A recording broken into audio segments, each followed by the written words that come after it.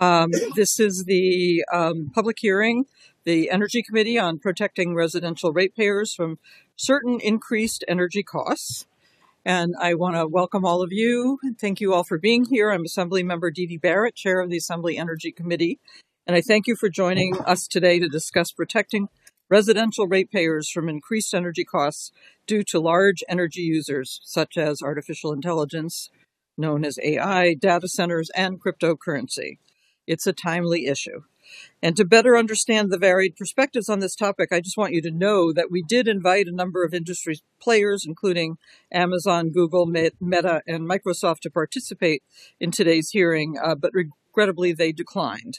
That said, we thank those of you who are here today and who are participating and look very much forward to hearing from you.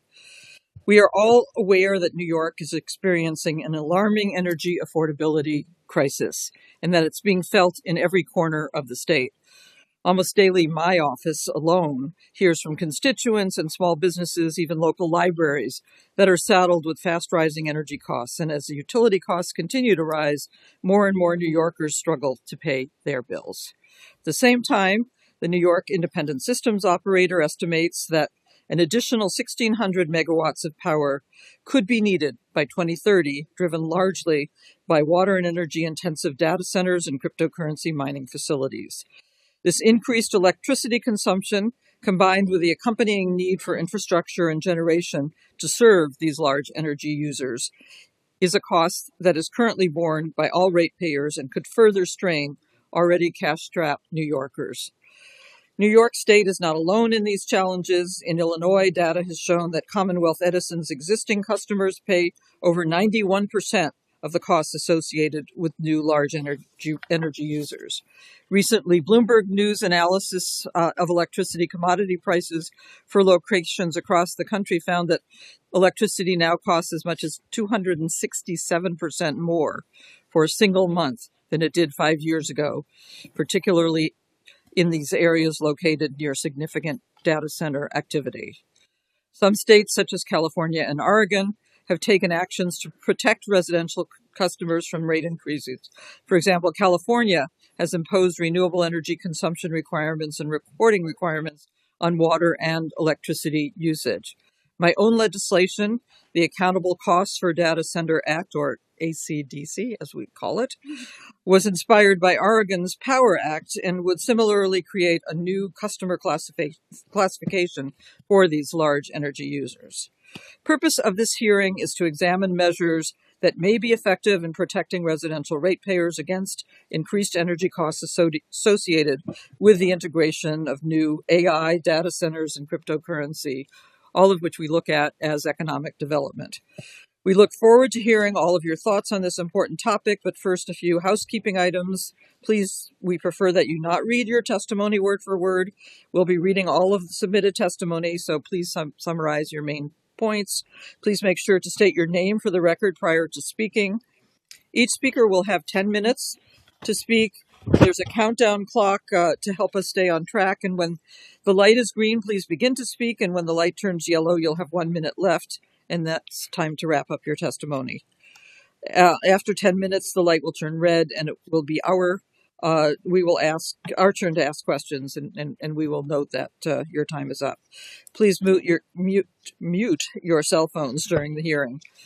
As a reminder for those who may be watching but are not scheduled to testify, please be aware that you can submit written testimony for up to 7 days from today. So if you hear something today that you want to comment about, please do that. We really welcome the testimony via email, fax, or mail, and all of the contact information is included on the hearing notice reply form that you got.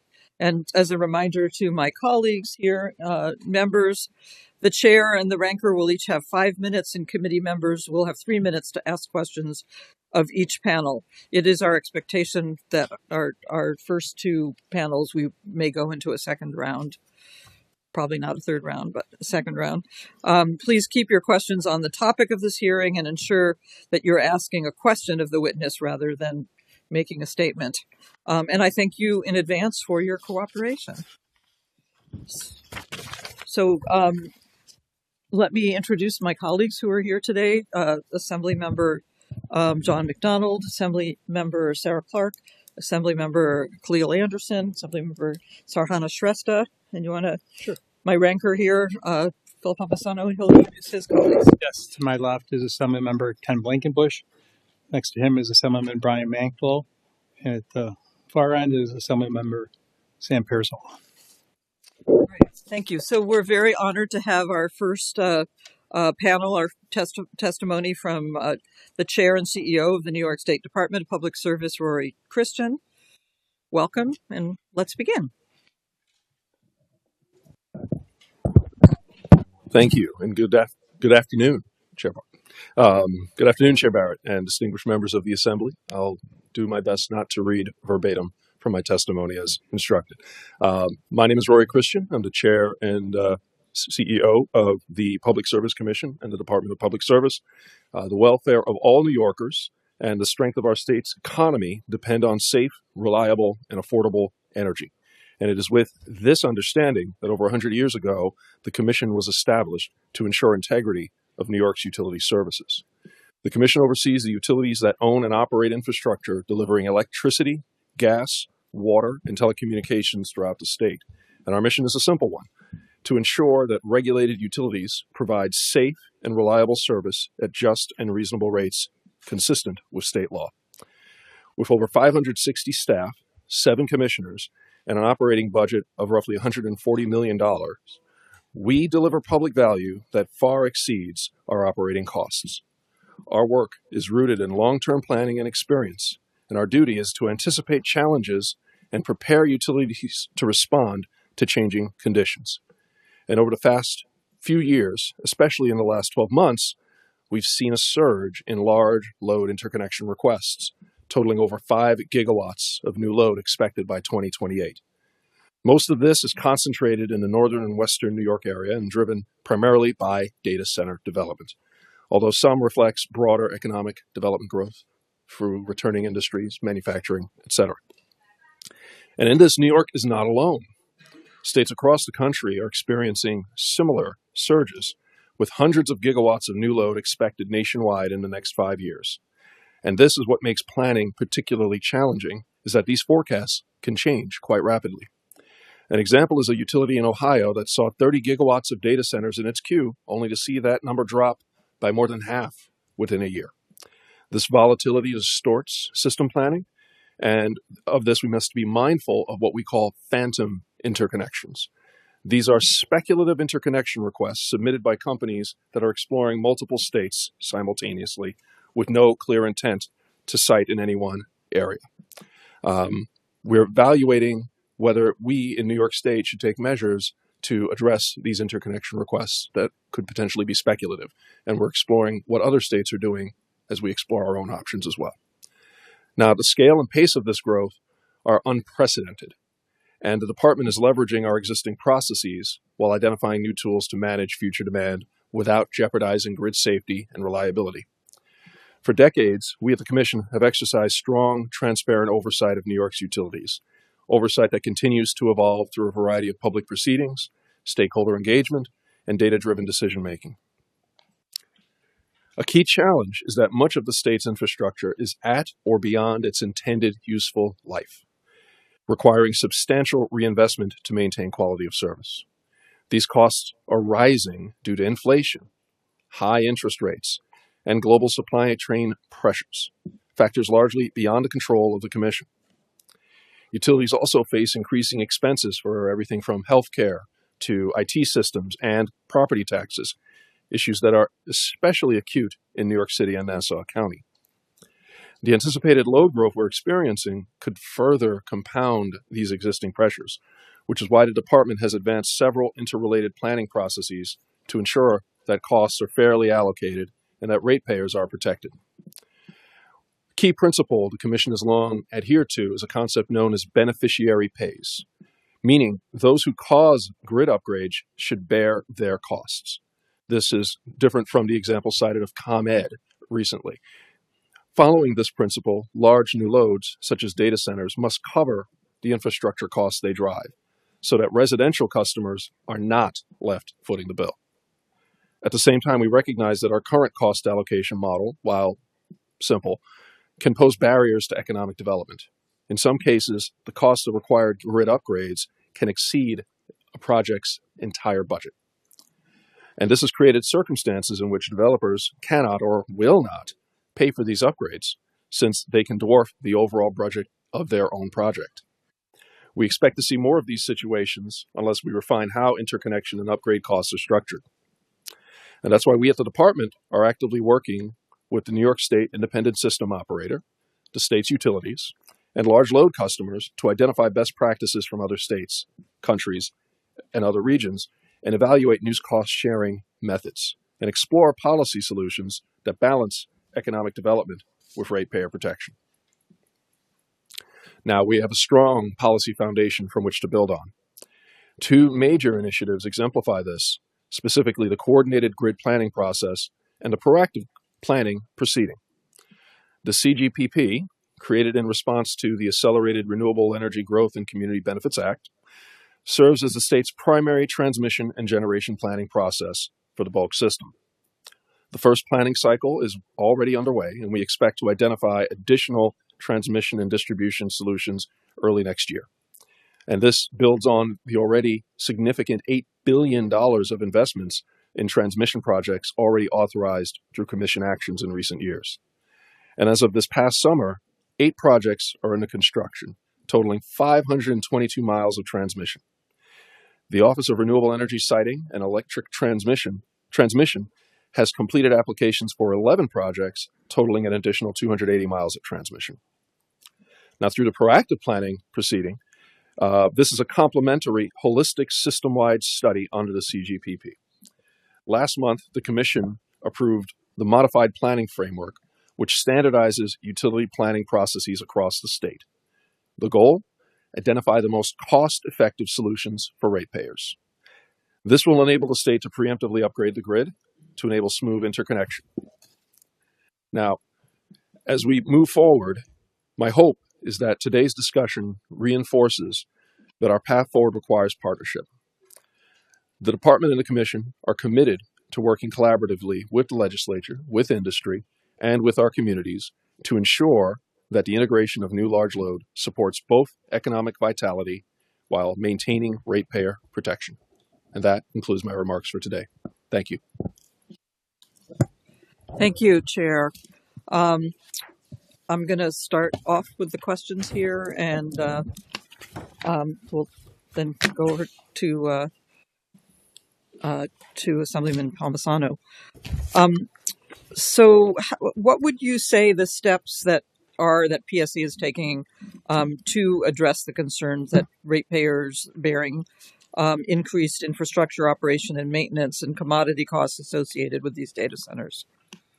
So one of the prime actions done through the Commission is the rate case process itself. 11-month process through which is initiated when a utility makes a request for funds necessary to maintain the system above and beyond what they currently have access to. This is reviewed through this 11-month process that, again, is a public process. Any number of stakeholders can engage. Some among you, I know, have participated in rate cases through comments and other actions.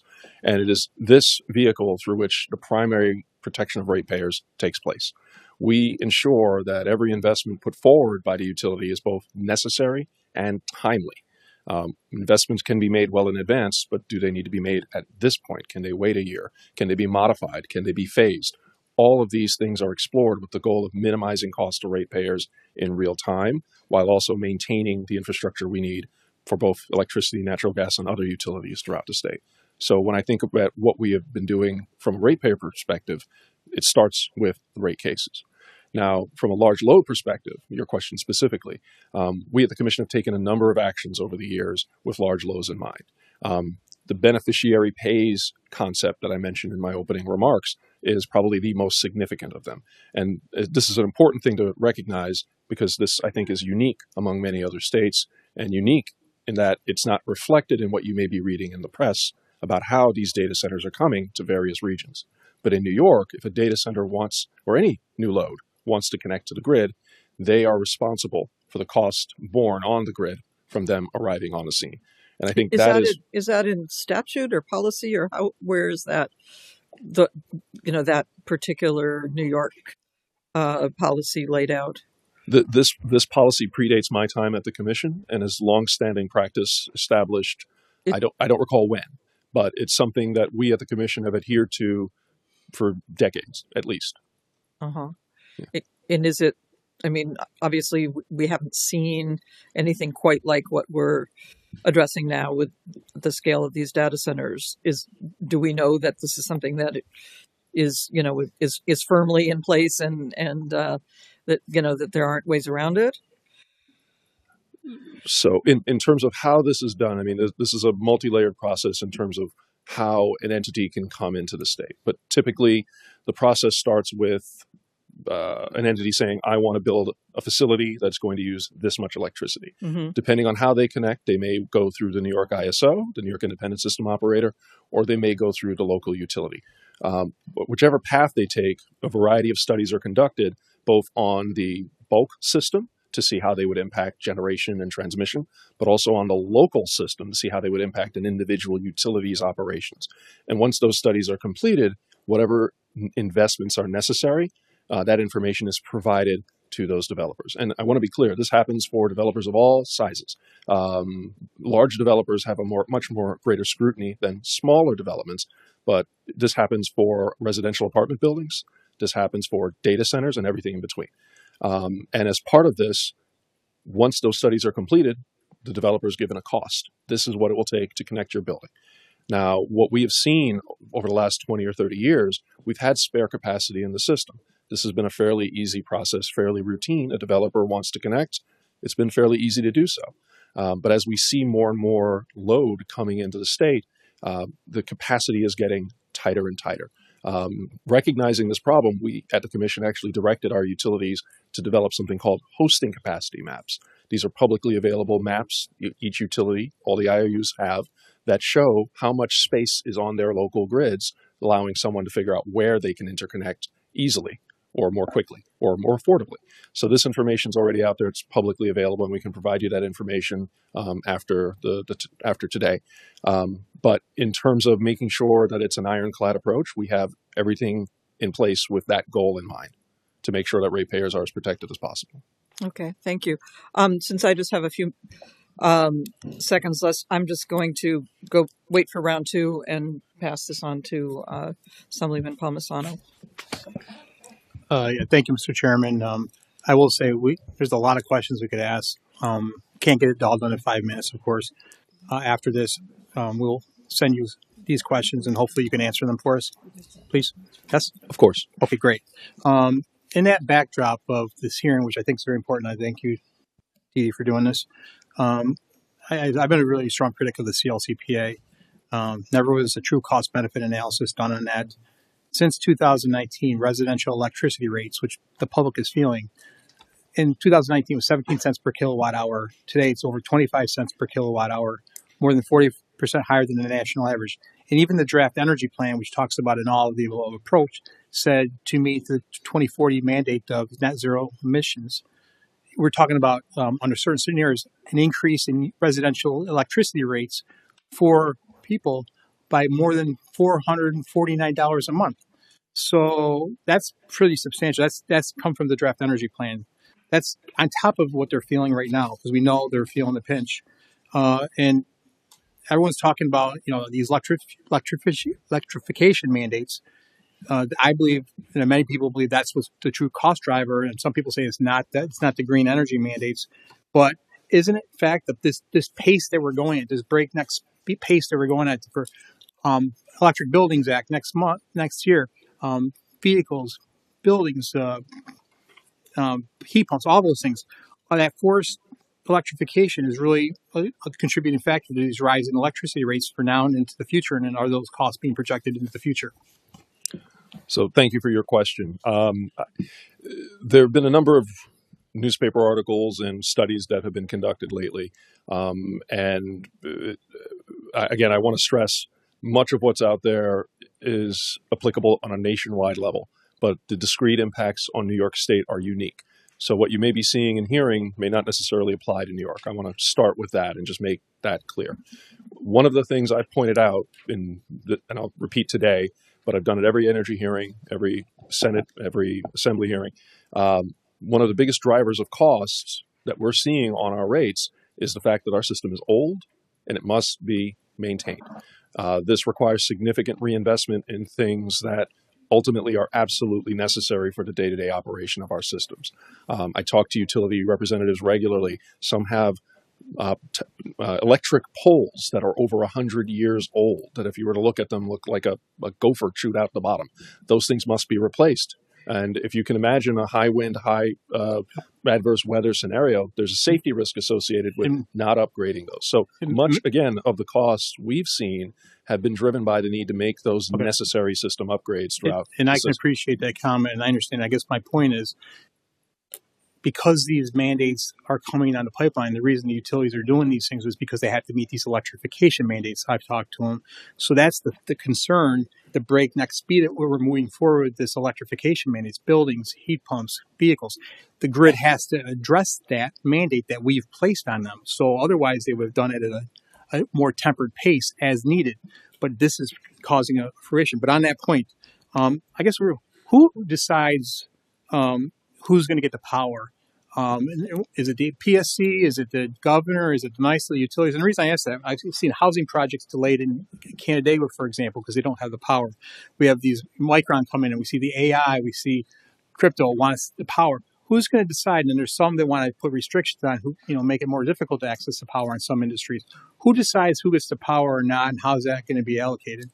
So traditionally, it's been first come, first serve. If there's room in the system and you can get connected and you're the first in the queue, your building will be provided service. But again, as we need to expand and grow the system, the way we have it set up is if you are incurring a cost, if we need to increase the amount of distribution lines, add a new substation to serve your facility, that individual has to pay for that. If they're not willing to pay for it, that project won't necessarily get done. So again, first come, first serve, and those who are willing to pay their way to connect based on the costs that they're going to incur. And one more question to get in quick.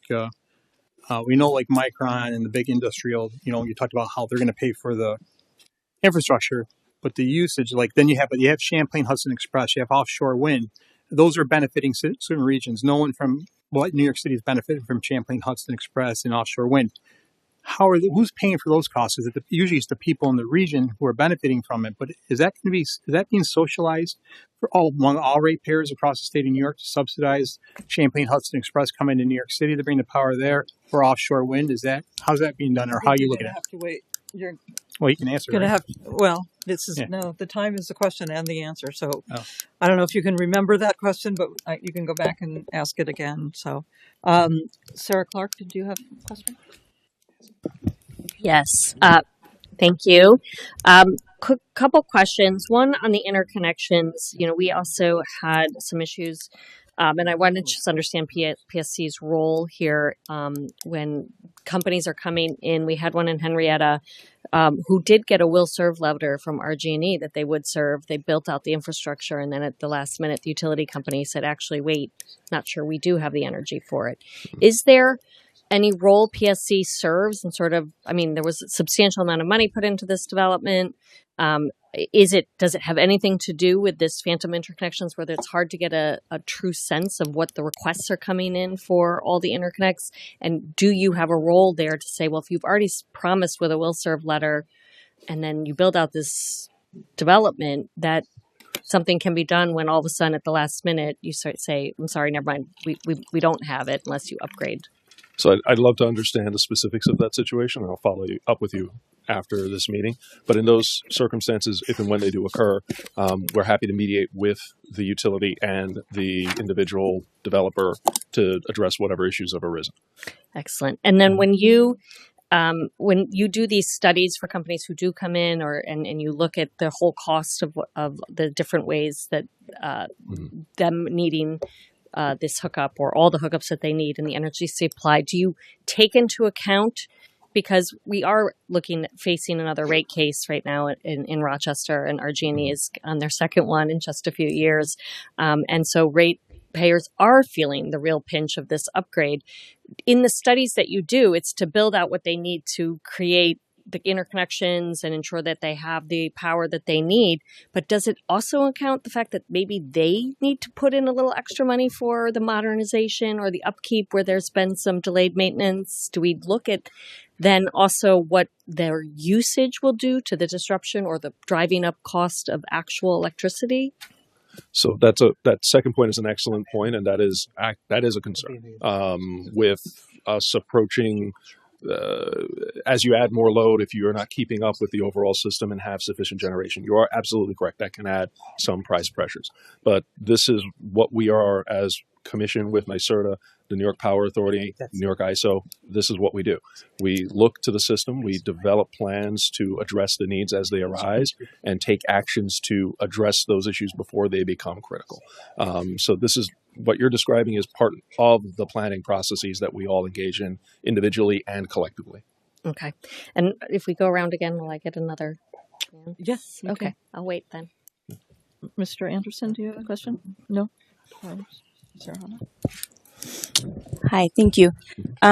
So it seems like what we're basically saying is, corporations like Google, Amazon, Meta, Microsoft, those are the types of users for whom we are going to have to restructure our energy system. And you have mentioned in your testimony, we're looking at an unprecedented acceleration in this energy demand. And what's been expressed that I have seen is the sentiment that grid reliability should not be the barrier to slowing down economic growth. So my question to you is, one, before this explosion of demand, how would you have rated where we were with grid reliability, excellent, fair, poor?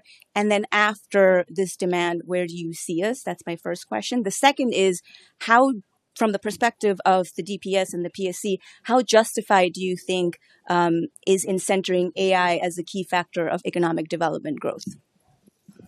Okay, so I'll try to answer your first question on the subject of reliability and how things have changed. So the loads we're looking at with data centers are of the ballpark several hundred megawatts, 2, 3, 4, 500 megawatts. And these are large industrial type loads. In the past, when we would encounter these loads, it would be a factory coming into the state. It would take many, many years, and having an interconnection process, everything could kind of work along at the same time as construction and other siting would be needed for the factory. But again, multiple years to get a factory up and running. Data centers are looking at 12 to 24 months.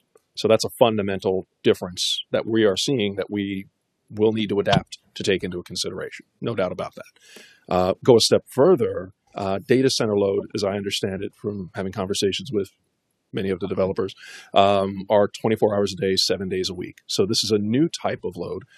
Base load type generation would be suitable to me. This is a different type of demand on the system than we've experienced in recent memory. And we'll have to think of new ways to address that. How flexible can they be is a question we'll need to understand of the operators. Can they curtail their load during peak? So there's a lot of answers of operations that we need to work out with the individual developers and the community as a whole. And there's events and seminars and lots of different discussions happening with that in mind right now.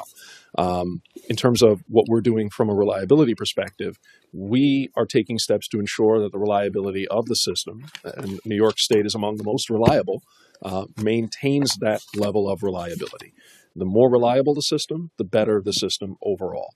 And so that is not something we seek to have as a sacrifice in any way for new growth. You have 10 seconds for the other question. How justified do you think AI is as a key factor of economic development?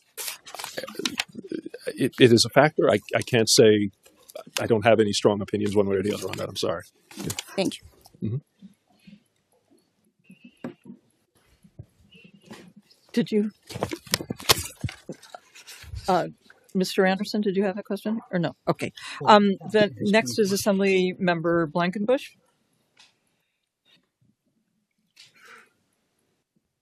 Okay, thank you.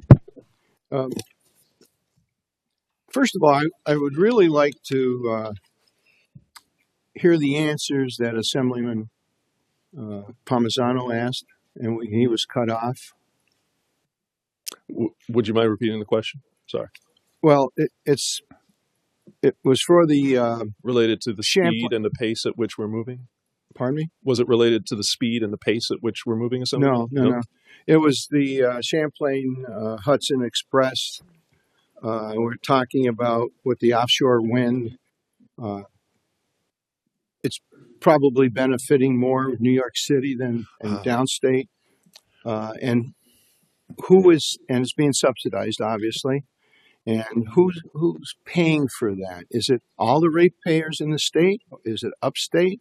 Is it the downstate area that is being serviced by that? So it's important to understand with Chippy, with offshore wind, and all the other projects that I believe you're citing that are connected to the downstate region. It's important to recognize that this is part of an overall state plan. This is not, we're doing this for the Southern Tier, we're doing this for the North Country, we're doing this for Long Island, we're doing all these projects to achieve a goal set by the state, passed by the governor, signed by the legislature. This is something that's state law. We're trying to do all these investments with those goals in mind. And as such, the beneficiaries are the state of New York and its residents. And thus, for all these investments and many others that have been made throughout the state, the ZEC program, the Clean Energy Standard, the Clean Energy Fund, the RPS program, all these various programs that we have that have benefited upstate and downstate New York, all ratepayers are contributing to those programs. So yes, all of the rate players in the state of New York will be paying for that. That's For those and all the other related programs, yes, sir. Okay. So let me get. Excuse me for a minute. I had a question written down until I got sidetracked there.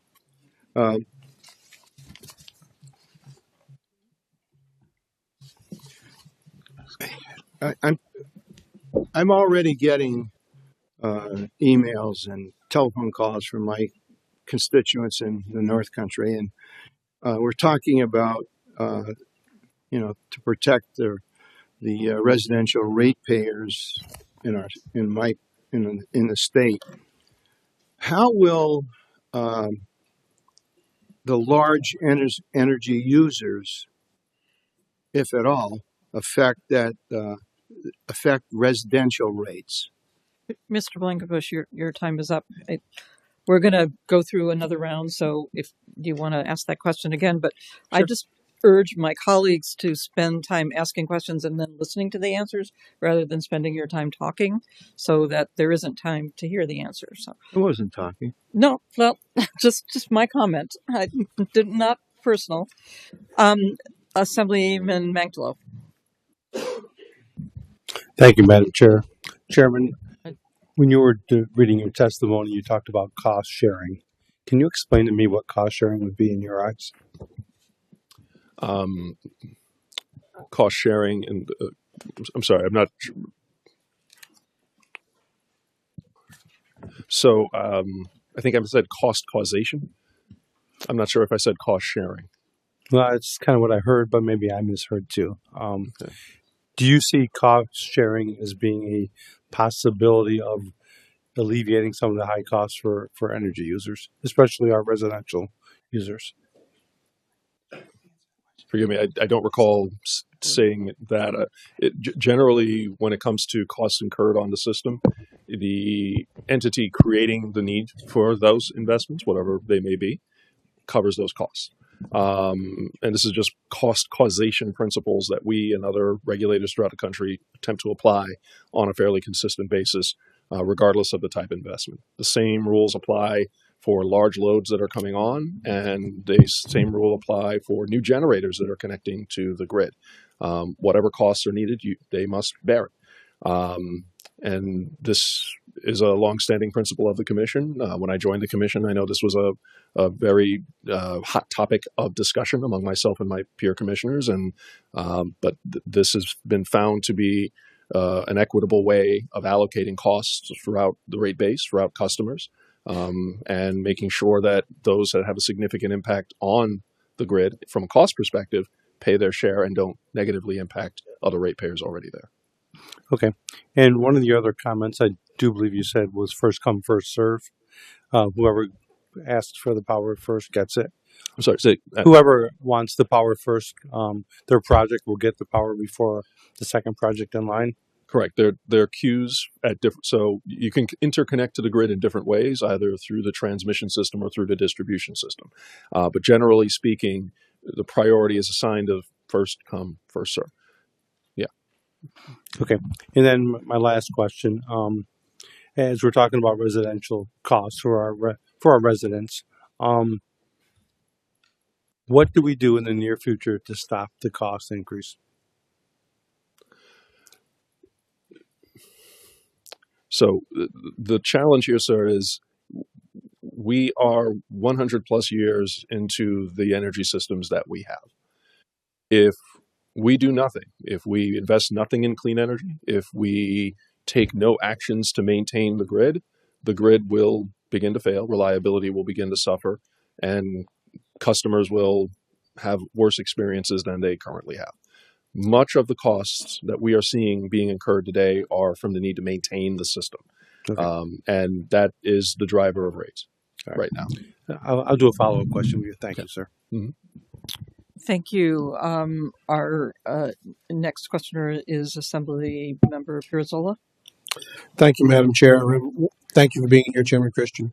Before I get started, I just want to let you know that I had the opportunity last session to work with two members from the PSC, and you do have good people working for you. Today turned up roses for me. Maybe that doesn't always happen, but thank you so much. In your speaking, you spoke about protections and minimizing costs. So let's just assume a data center could come to Albany and there are no problems with city restrictions or anything like that. Where is the power going to come from for that data center? It will come from the generator assets that we have available within the state and any imports that we need that are available at that time. Okay, so that's very similar to when a business goes into a new building or new construction or something like that. Most localities put the burden on them to pay for what it is that they need. If a data center did not come to Albany, in this example, would residents of Albany be paying more for their upgrades than they would be if the data center weren't coming in?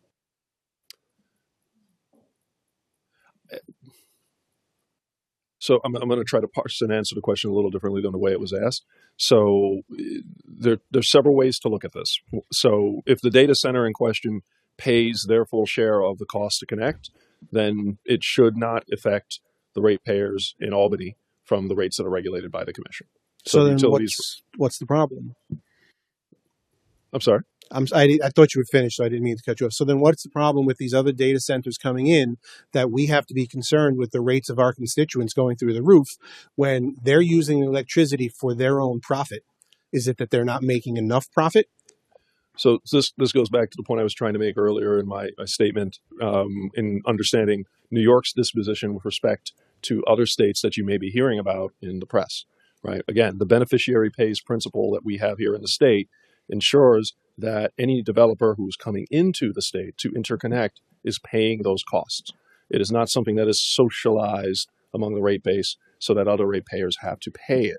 So if Google, Microsoft, Amazon, any of the other developers that you mentioned earlier were to come and set up shop, whatever the cost for the substation, the transmission, the distribution system upgrades needed to operate that facility, that entity would be responsible for those costs, not the ratepayers. So if I may, because my time is limited. So can we require them to generate their own electricity, to come in and bring their own sort of electricity generation, whether it's through an SMR or some other means? Why do we have to do it? So this is a valid question. This is something of an approach that's being explored by many other states and many regions throughout the country. Our counterparts to PJM are exploring something similar, as are in the Midwest and the Southern Power Pool. We at the Commission are working with the New York ISO, who you'll likely hear from later this afternoon. We're exploring a lot of different ways with which to handle this. What you propose may very well be one of the solutions, but at this point in time, we're looking at the complete solution set that is available. We're looking at what our neighbors are doing, and we're trying to come up with what works best to maintain reliability and maintain economic development in the state. Thank you very much. I appreciate your time, and always feel possible to stop by my office. Thank you. I think we're going to go through a quick-ish, whatever we need, second round. I don't want to, I know your feelings about that we are one state and not, looking at these regionally, but recent Times Union article mentioned that researchers from Berkeley, Cal, and University of Chicago found that upstate New York ratepayers pay an extra $88 annually due to large-scale energy-intensive crypto mining, particularly. It also stated that, quote, residential energy users pay around 3 times more for electricity than industrial users. In the case of TeraWulf, the company is paying 6 times less than residential customers, according to its website. Could you respond to those claims, and what customer classification do large energy users like AI, data centers, and crypto mining currently fall under, and how does this compare to what residential ratepayers are paying? I recognize what you're saying is that there's, the intent is that they cover their costs, but that doesn't seem like that's the only outcome that we're seeing here. Residential customers seem to be getting more, being responsible for more. Okay. So thank you. I'm not familiar with the specific Times Union article you're talking about. I've read a lot of different articles over the last few months on this very topic. What I can speak is, generally speaking, again, and this goes back to the cost causation beneficiary pays principle that I've been talking about throughout. The costs incurred on the system are paid by those who benefit from it. So if you imagine for a moment an industrial customer, from a utilities perspective, they're a single customer. They use a significant amount of electricity. You bill them once, one bill.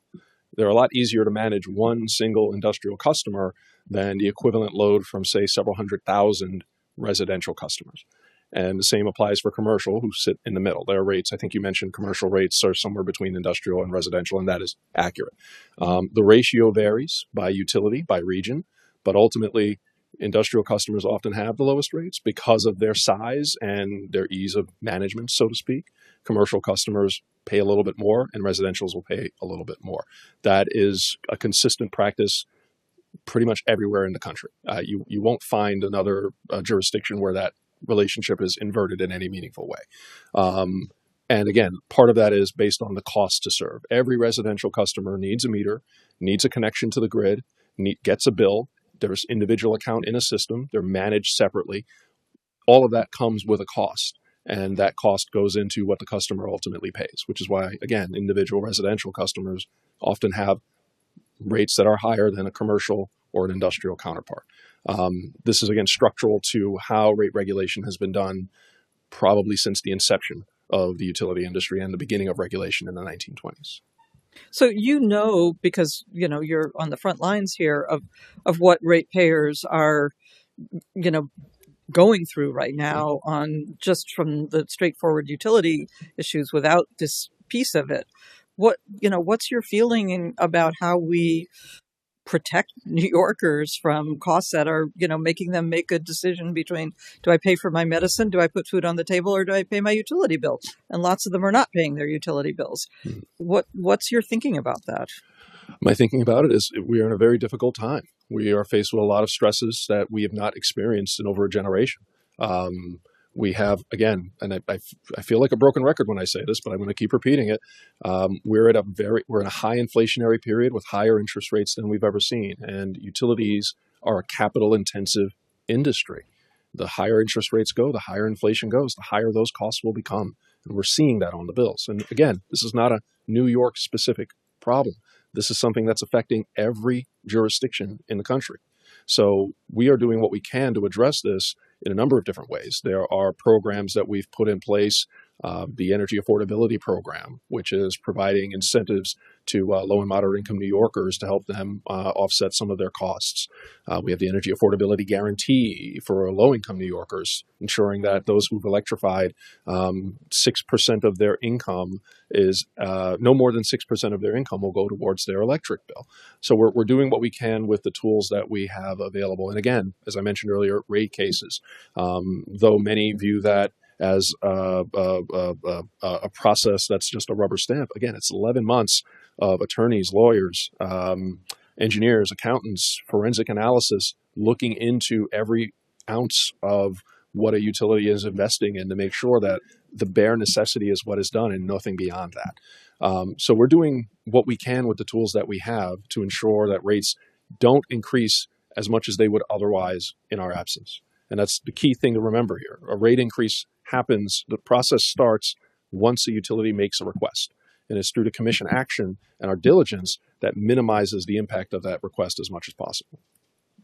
Thank you very much. My time's up. Ranker? Thank you.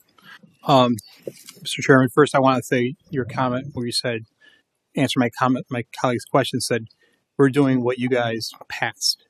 That's why we're doing Champlain Hudson Express subsidies. That's why we're doing offshore wind subsidies. So thank you for clarifying. It's the policies we passed that are causing this. On that point, I know RECs and ZECs are part of the equation. Sometimes nuclear groups brought up, and quite frankly, nuclear is far superior to wind and solar because one, it's reliable, two, it's dispatchable, and three, from the land use requirement. So I think that's part of it. But on that question about reliability, because affordability and feasibility don't seem to be part of the equation. Reliability, there is an off-ramp on CLCPA if safe and reliable service, I'm paraphrasing, but that's just if it can't be provided. The NYSO who's testifying, they've put up the red flag on the short term and also on the long term.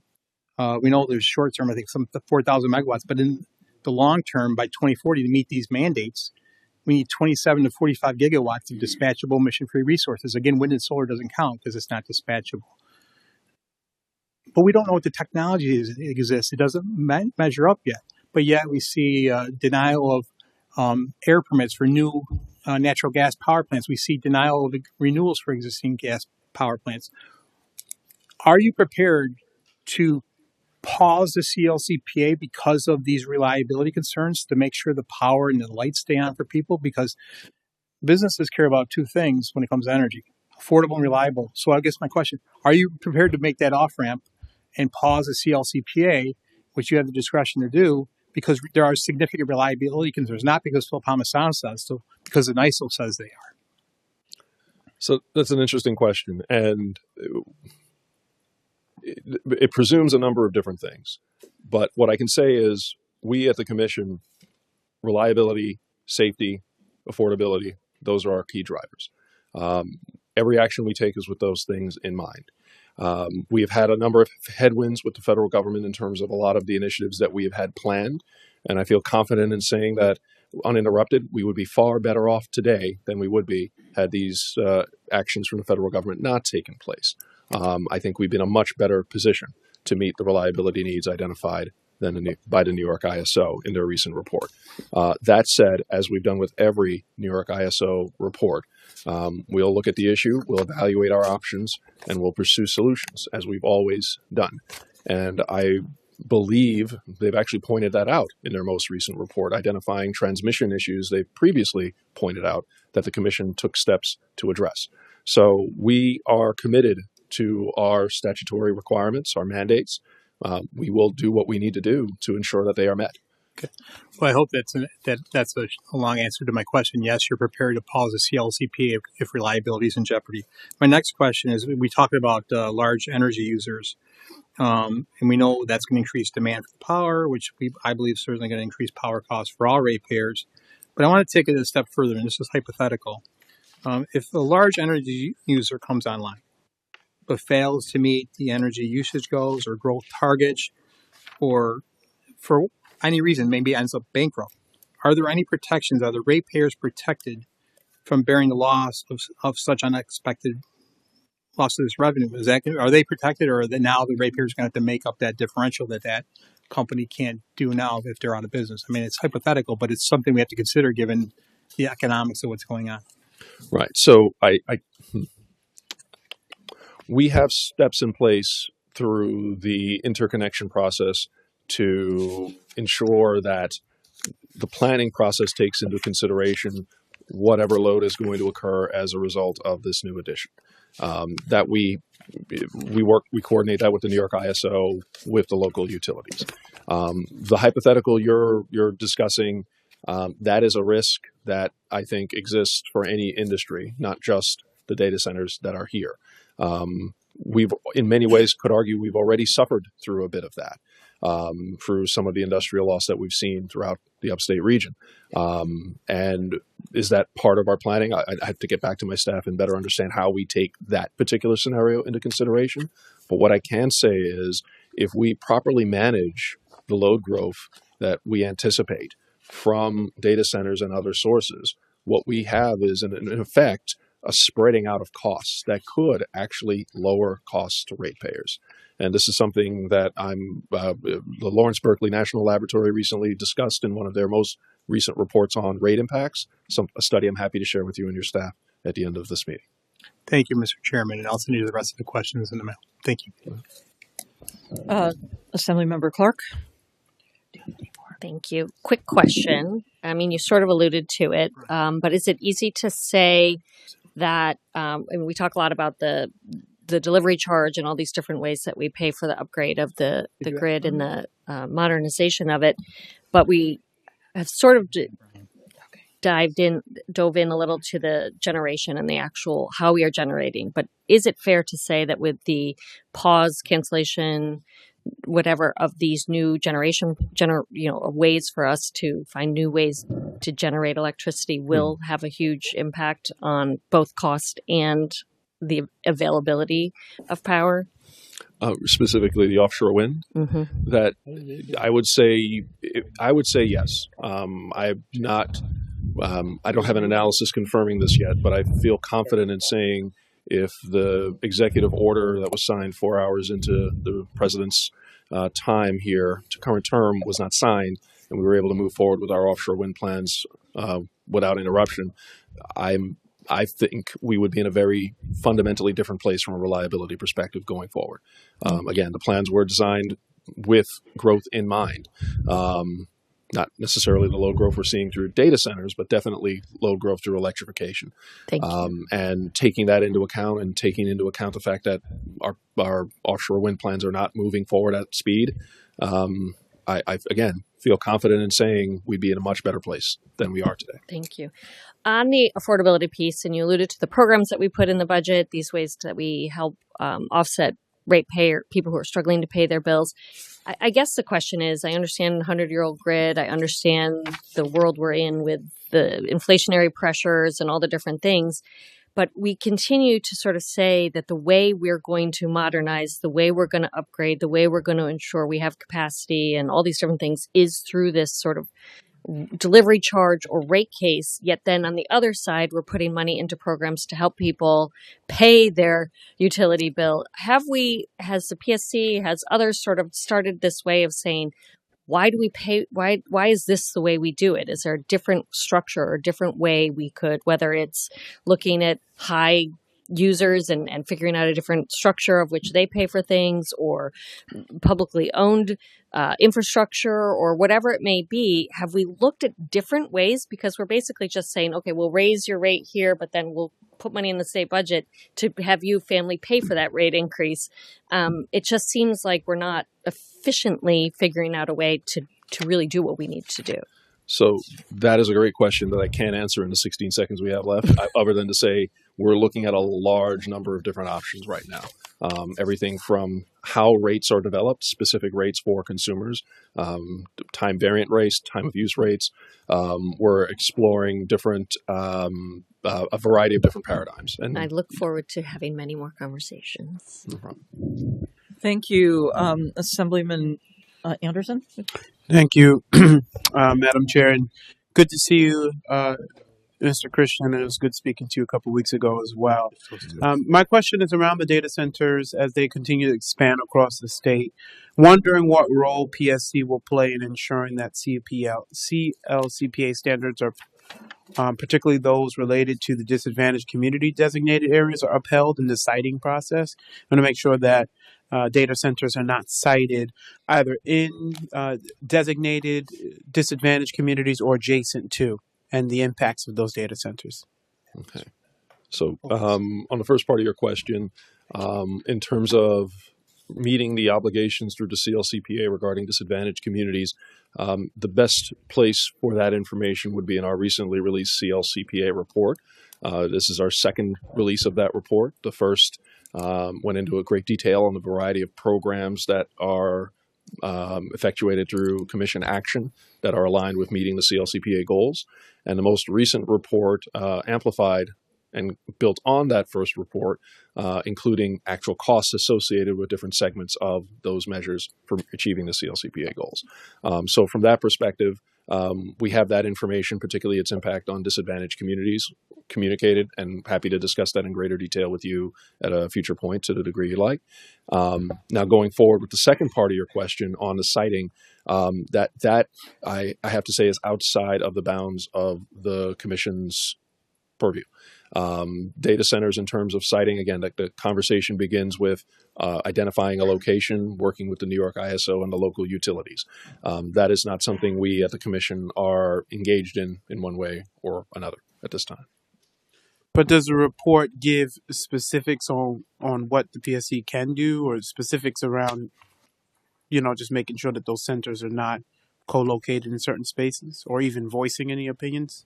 So there are a variety of agencies engaged in making the CLCPA and having its various rules and regulations occur and manifest.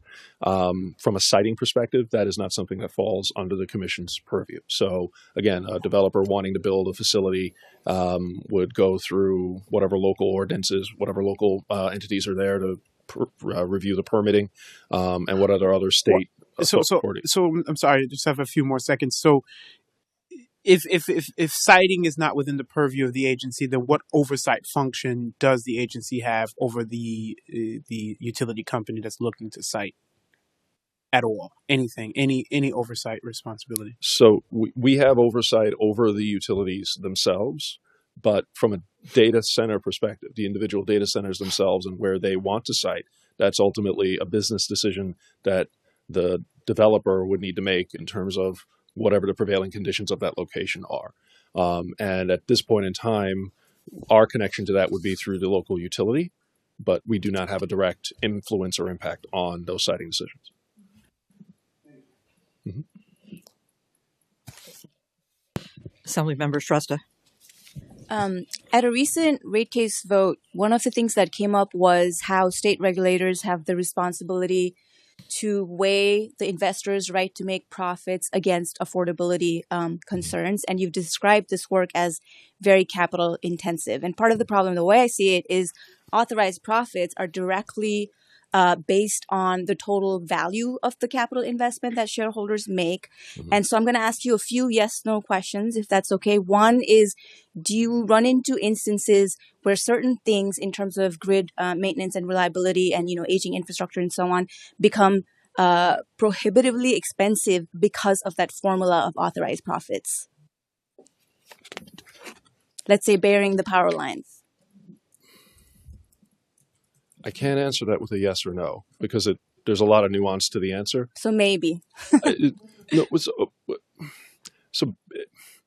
I want to be conscious of your time. This is a I'll little bit meatier move on to the next one. Yeah. We've heard about this claim that CLCPA is the reason for driving up rates, and every time I look at rate case filings, I find that to be false. Would you agree that most of the majority of the driver tends to be because a lot of this infrastructure is aging? Yes. And do you find that there are increased costs responding to extreme weather events? Yes. Okay, and a few clarifications, hopefully yes, no. Isn't it true that these speculative data centers are the justification for building more pipelines and power plants? No. Okay.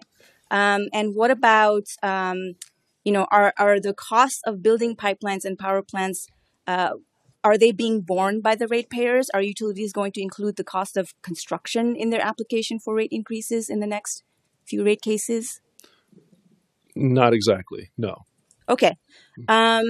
So you wouldn't say that ratepayer costs will go up to build pipelines and power plants to generate electricity for the build out of data centers? So I have to say more than yes or no on this one. Sure. So the way the question is framed, yes. So New York State is a deregulated state. Power plants are generally owned by independent power producers. And the reason that is in part to de-risk ratepayers from the construction of new power plants. We went through a period where power plant construction costs were 200-300% of budget. We didn't like that. And so we felt let the market move forward with doing the work, and we've seen those costs moderate since. So power plant construction isn't directly going to Okay. be funded by ratepayers. And then last question, are you concerned about these data centers becoming stranded assets? Are you looking at, minimum length of contract, what happens after that, and so on? I cannot speculate on that. Again, it's a relatively recent industry in its current use, but we've seen data centers since the 90s and early aughts. It's just now the scope is much bigger than it has been in the past. It could be bigger. It could not. I can't speculate on which direction it'll go. Okay, thank you. Thank you, Assembly Member Blankenbush. Thank you. In the hearing notice, it says that some states, such as Georgia and Oregon, have taken some steps to protect residential consumers from rate increases. Do you know what those actions are? And some of those actions, can they be translated back here to New York State? So I can't speak to the specific actions in Oregon and Georgia, but I can speak to the actions that we've taken here in New York State, both in terms of dealing with arrears that were accrued during the COVID pandemic. Forgetting the exact number, but over $1 billion was ultimately used towards helping customers who had experienced significant arrears during that time lower their bills. And this was seen as a net benefit to all involved, because ultimately, if those bills remained unpaid, there would be the remaining ratepayers would ultimately have to bear that burden. And we saw that as a net positive benefit, the way we structured that. And in addition to that effort, we also have, again, our energy affordability guarantee, which I mentioned earlier, and our energy affordability programs. So in New York State, those programs are what we currently have available for helping individuals. I can't say to what degree they emulate what's happening in Oregon or Georgia, but again, we welcome learning new things from our neighboring states and jurisdictions, and would take best practices to heart as needed. Okay. I have another question, like on the implementing of the smart meters, and it seems that with the smart meters coming in, the rising gas and electric and water bills actually too. It seems that it's happening like at the same time. Is there a correlation between the two? So this has happened a lot. We've gotten a lot of reporting. It's unfortunate that this coincides with some billing issues that have occurred with some of the larger utilities in the state, that the two have been coincident. But what we've been able to determine through our own investigations internally, that ultimately the problems with the meters, when they are identified, there have been some, and we've identified some and addressed those. But typically, the meters are not the cause of increased bills. That's what we found through our own internal investigation. Okay, thank you. Mm-hmm.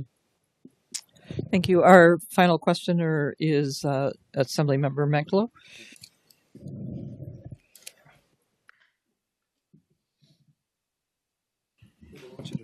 There we go.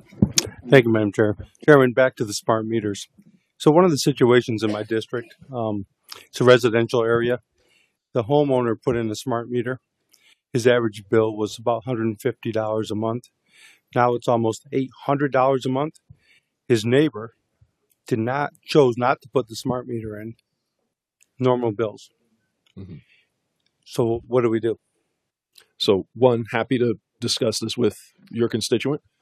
We have an Office of Consumer Services that takes these issues to heart. If the remedy cannot be addressed through the utility, we have an entire department of people happy to help and figure out what's going on and get to the bottom of it. And I want to be clear. What we found is the majority of the time, the meters are not the problem. But there have been times the meters have been the problem. But it is not a common occurrence where it's a wide scale issue from our perspective based on the information we have. But again, every issue we are happy to address and work with the constituent to figure out what's actually going on. So the smart meters that did have an issue, what was the issue with them? I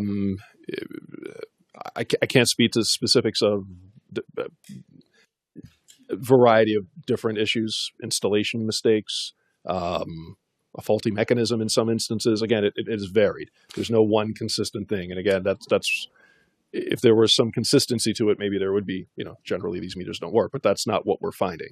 So again, if there's a specific problem that an individual is having with their meter, and they're not able to get the issue addressed through their utility, we at the department are more than willing to work with that constituent to address the issue and work with the utility to make sure it gets resolved.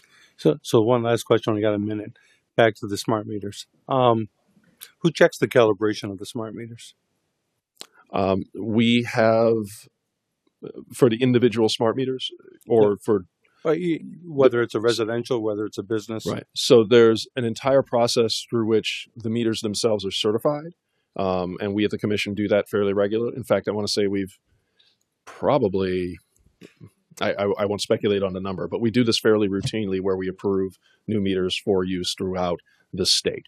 So there's a general process through which the meter is reviewed and approved.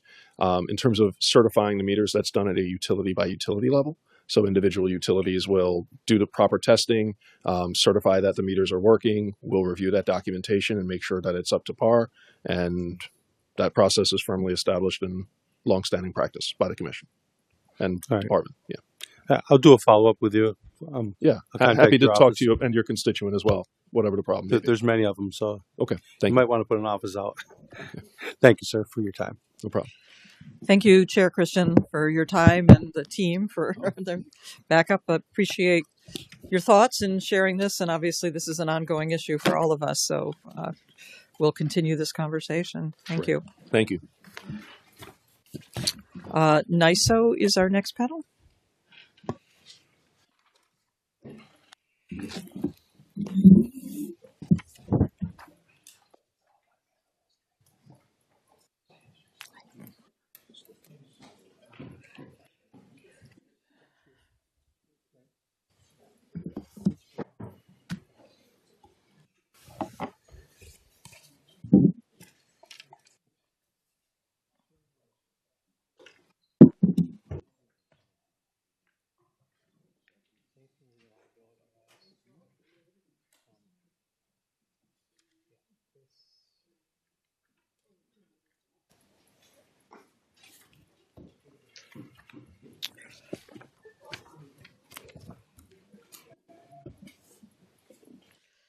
Good afternoon, and please introduce yourself and start your testimony. Thank you.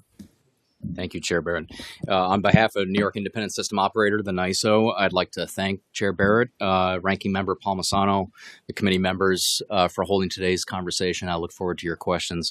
My name is Zach Smith. I'm the Senior Vice President of System and Resource Planning at the NYSO. Zach, can you move your mic a little bit closer to you? Yeah, to your mouth. Yeah, there. Is that better? That would be great. Thank you. Thank you, Chair. Just to build on the conversation so far, I want to start with acknowledging some of the work that we've recently done and put out. And just to say it very simply, I think as has already been summarized, the grid is at an inflection point. And with that inflection point, we're facing a number of different forces that are driving concerns on the grid. First of all, with older fossil-based generation, it's aging, it's becoming less reliable just in terms of availability on the system. It's reaching at the end of its useful life. And with that alone, we are losing firm capacity and operational flexibility on the system. That is then coupled with the subject of today's hearing, new demand from data centers, industrial facilities, electrification, really just in general demand, growing demand on the New York grid. And so when we have growing demand and shrinking supply, that's where our concerns crop up. We recently issued 2 reports. One is the short-term assessment of reliability. It's a quarterly report that we put out. And in our recent quarterly report, we identified near-term reliability needs. One in New York City starting the summer of 2026, the other in Long Island starting in summer of 2027 and continuing on from there. These deficiencies are primarily driven by generator deactivations in those areas. It is our responsibility to assess when a power plant wants to deactivate what impact it has on reliability. And through that assessment, we identified that there are potential shortfalls in New York City and Long Island. The issue is coupled with demand forecasts based on expected weather, expected generator availability, transmission limitations, and importantly, the availability of key future planned projects. As required by our federally regulated open access transmission tariff, the NYSO will now initiate a process to identify solutions. Those solutions could be generation, it could be transmission, and it could be demand response. Again, it's getting to having the right supply mix to serve demand and having enough wire to move all of that around to serve the demand. The second report that we issued gets more to the theme of supply and demand, and that is our comprehensive reliability plan. It's currently in its draft form under review with our stakeholder process, but it covers the next 10 years. And in that report, we identify that, to put it succinctly, we're in an era of profound reliability challenges. And it really is a convergence of three key trends, and I've mentioned them briefly. The aging of the generation fleet, the increasing difficulty in developing new resources for a variety of reasons, whether it's permitting restrictions, supply chain constraints, costs. Those have all been identified already today, along with, again, the rapid growth of large loads. And it's not just data centers, it's also semiconductor manufacturing plants, industrial customers. Again, what we're concerned about is demand on the grid. So amidst these challenges, we remain focused on our mission to maintain grid reliability. And our job is to assess both new generators coming on the system and large loads to assist in that process. Through our interconnection process, proposals in the interconnection queue are studied to assess reliability impact that they may have on the electric system and to identify upgrades necessary to maintain reliability. Again, these proposals can be of the type of generation, transmission, demand. So for large loads, we have seen the number of these requests for large loads increase substantially over the last few years. In 2022, we had only 6 projects in our interconnection queue, totaling roughly 1,000 megawatts. As of the end of September, we now have 36 projects totaling greater than 10,000 megawatts. So a substantial increase, and one that we have to take seriously.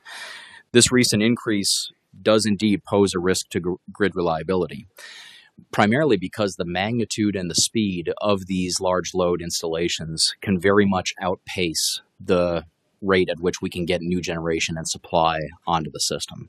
So it's not that we have concern directly about the load or the demand. It's the pace at which the demand can change relative to the pace at which we can meet supply. Our federal tariffs obligate us to study all valid interconnection requests from new large load developers. This includes projects greater than 10 megawatts on the bulk electric system. To differentiate between our interconnection processes, there is a significant difference between our generator interconnection process and our load interconnection process. The generator interconnection process, it's regulated by the Federal Energy Regulatory Commission, FERC. It's very detailed. We have recently overhauled that process to make it as efficient as we can in collaboration with generator developers and utilities to work through the pipeline of getting those generators available to the system. In that process, the NYSOs, under our tariff, we are responsible for identifying upgrades and cost allocating those upgrades, those costs of which are paid for by the generators. To contrast, for load interconnection requests, our role is to evaluate the impact of reliability to the grid, but really it ends there. So we collaborate with the utilities, with the developers to provide information as to the potential reliability impact that the project may have, the load project may have, but then it's handed over. That information is handed over to the utilities and the developer for them to then solve from there. And you heard a lot about that from Chair Christian this morning or this afternoon. As is the case with generators, multiple factors outside of our control can impact whether a project elects to move forward. And that includes siting, investment risks, supply chain concerns. With all of that, one of our biggest challenges is actually forecasting this. And there's a lot of uncertainty with that right now. It's a dynamic situation. It's not simply a matter of assuming that everything that comes to us in form of a request that we just start planning for. It's not that. Instead, it's we take into consideration all of the details around each given load project to determine whether or not it is something that indeed we should start planning for on the grid. Again, our role in the interconnection process proper is to identify any potential impacts. But then ultimately, at some point, we have to start planning for these large load projects. For example, I've already mentioned one number. We have now 10,000 megawatts of large load requests in our interconnection queue. However, in our assessment of those projects and direct conversations with each developer, we assess that right now we're planning for about 3,000 megawatts on the grid. So any findings that I'm describing in terms of a concern about shortfall of supply relative to demand sometime in the future, it's relative to that smaller number, that we are assessing that 3,000 of the 10,000 are likely to move forward, but of course not certain. I'll jump forward to my conclusions so that I can leave time for people's questions. In conclusion, I think you heard partly from Chair Christian today that we're seeing this on a national level. So the concerns that I'm raising, while they may gain extra attention because we are New York, on a national level, I can tell you, talking with my colleagues, talking with my counterparts across the industry, we are all facing the same challenge. And it is concerning. It's concerning that the pace of demand growth can outpace the ability to provide supply to the grid. And this, is, of course, is advanced with the surge in large semiconductor manufacturing plants, data projects. That all is reshaping our demand outlook, and we have to take that very seriously. Not every project will materialize, but the speed and scale of these requests far outpace the development of supply. So this imbalance creates a significant reliability risk. Large loads can come online quickly, but the resources needed to serve them require years to plan, permit, and build. Without proactive measures, this dynamic could erode reliability margins well by the end of this decade. So with that comment, the end of this decade, yes. So with that, thank you, and I look forward to the discussion. Thank you very much. Thanks for being here, and thanks for that. I want to kind of go back to what the comments that you made about the national dynamic, and that you're hearing this from similar concerns from your equivalents in other states. I mean, I know other states don't necessarily have a single nice ISO for themselves they share. That's but correct. Can you share some sort of thoughts about what could be done on a either regional or multi-state basis that could be approaching this and start addressing it? Yeah, there's a number of answers I can provide to that. First of all, as I noted, this is a major issue in the industry right now, one with almost more questions than answers at this point. It's something that I can tell you the Federal Energy Regulatory Commission is very much wrestling with as to what could they be doing at the federal regulatory level about any of these issues. Some of my counterparts in other regions, as you noted, Chair Barrett, that many of them, they are not single state ISOs or RTOs, and so they face their own complications dealing with multiple state regions. But they are looking at solutions as to how you could pair demand with generation. Your question is more on the interregional side, it sounds like. Certainly, or if there's another approach that's better solutions. than that, I'm open to So hearing. one question that came up already that I heard was the idea of co-location. So that certainly is being explored by FERC, and what ability there would be from regulatory standpoint to allow for co-location of generation at the same site as the demand.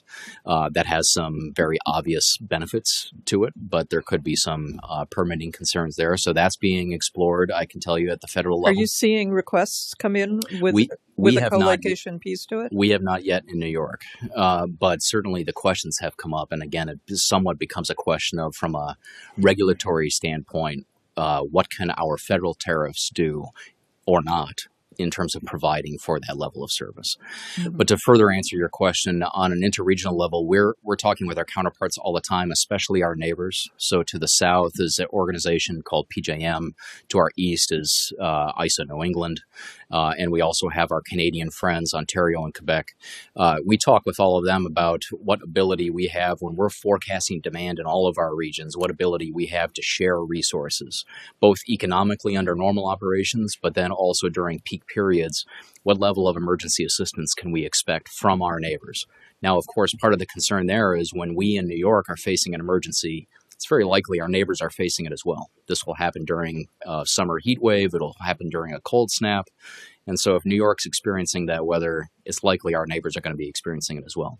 So when you think about on an interregional basis, our options may be limited. It's not, the door isn't closed to it, that's for sure. It's something that I talk with my counterparts quite often about. But I will say I will be much more comfortable about it if we have resources available to us within New York. Within New York. So Within you'd New rather feel solidly that we can do. Your NISO recently updated the interconnection queue requirements on the generation side to try to move projects through the queue more quickly and filter out projects that were falling behind and not meeting the deadlines. Does NISO have plans to update the interconnection queue requirements for new load requests? And are there any specific requirements that you're looking to update in that area?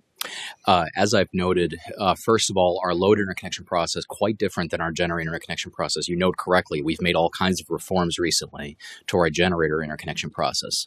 The load process is primarily owned by the utilities, and you heard Chair Christian talk about that. Our role is to assist the utilities in understanding what reliability impacts may result from a given load interconnection.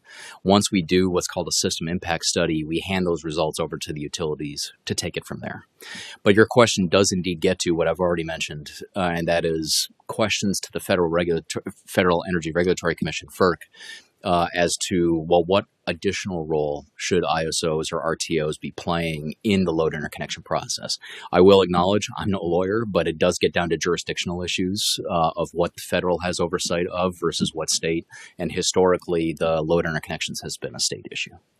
So when you were saying before that you would be more comfortable with New York having, more sort of solid base, what would that look like to you?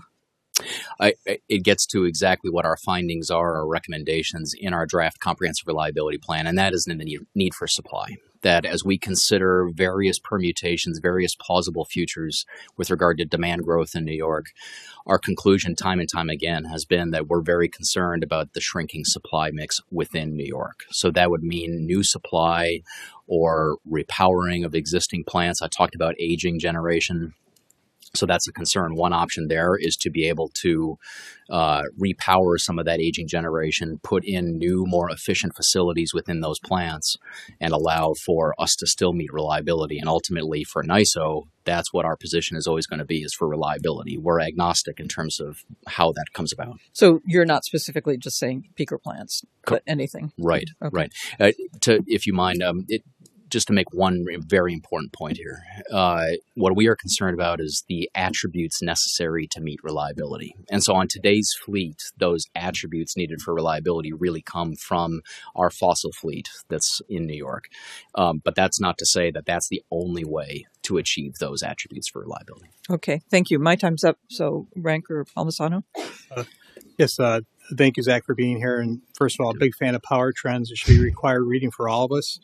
I say, but I want to kind of get into reliability. I saw the report that came out, two reports, short-term and long-term, where you talked about significant reliability shortfalls in the next 10 years and reliability violations in the short term. And your comment was, taken together, these two reports show that the grid is at a significant inflection point. I agree.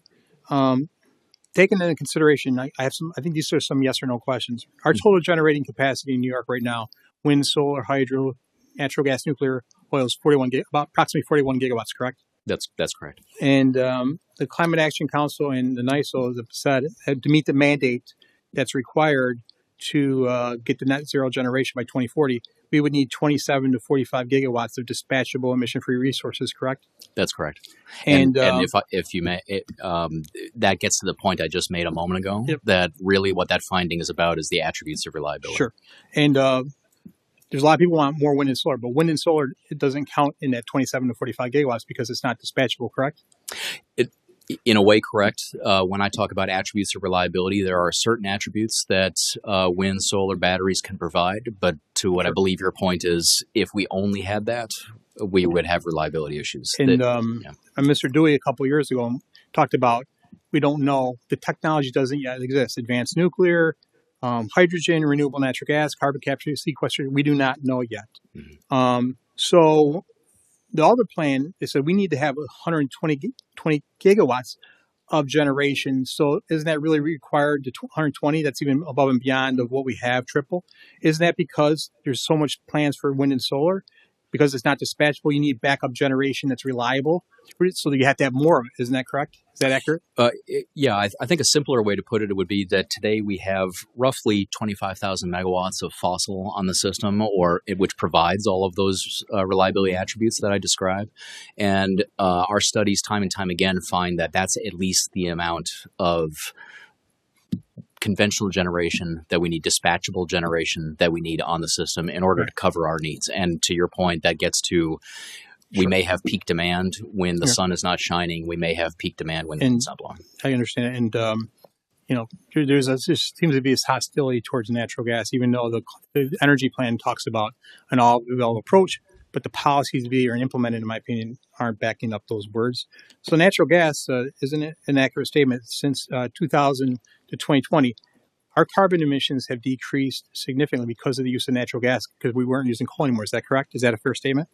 I think what would be fair is, yes, our emissions have gone down. I think it's in part because of the addition of renewables on the system. I would also offer that it's in part because of our wholesale markets and the incentives that our wholesale markets provide.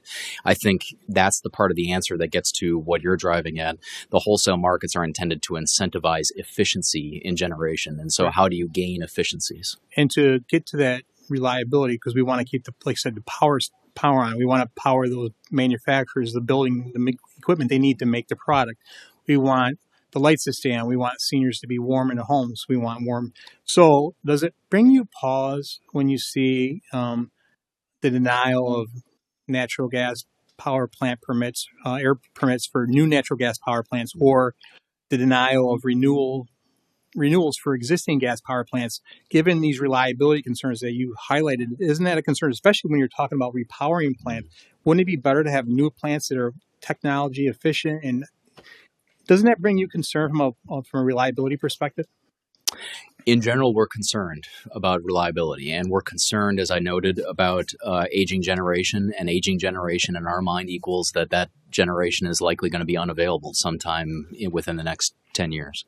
And so with that, we need either those generating resources to be refurbished, repowered, or we need a replacement to come in. And that's what we care about. And it's a concern that when the numbers don't add up and we don't have sufficient supply to serve demand. Sure, and I appreciate it. And I do appreciate the NISO being here. As you know, your team, I want you to be speaking up more. You do your reports, which that should speak loud enough, but I think you being here is important. I said this to the chairman.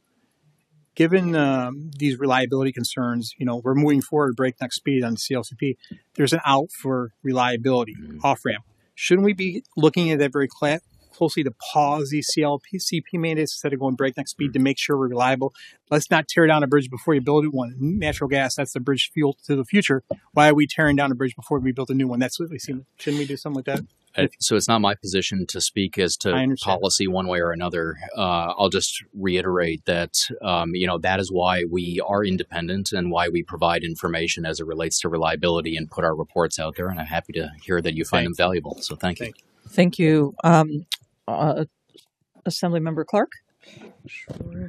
Thank you. And I had the opportunity to tour NISO a month or so ago, and it was wonderful. Overwhelming and awe-inspiring, but wonderful to be there, and I got a lot of questions answered. But a couple things to follow up on as we're sort of looking at where policy or how we could start doing things in a way that made sense.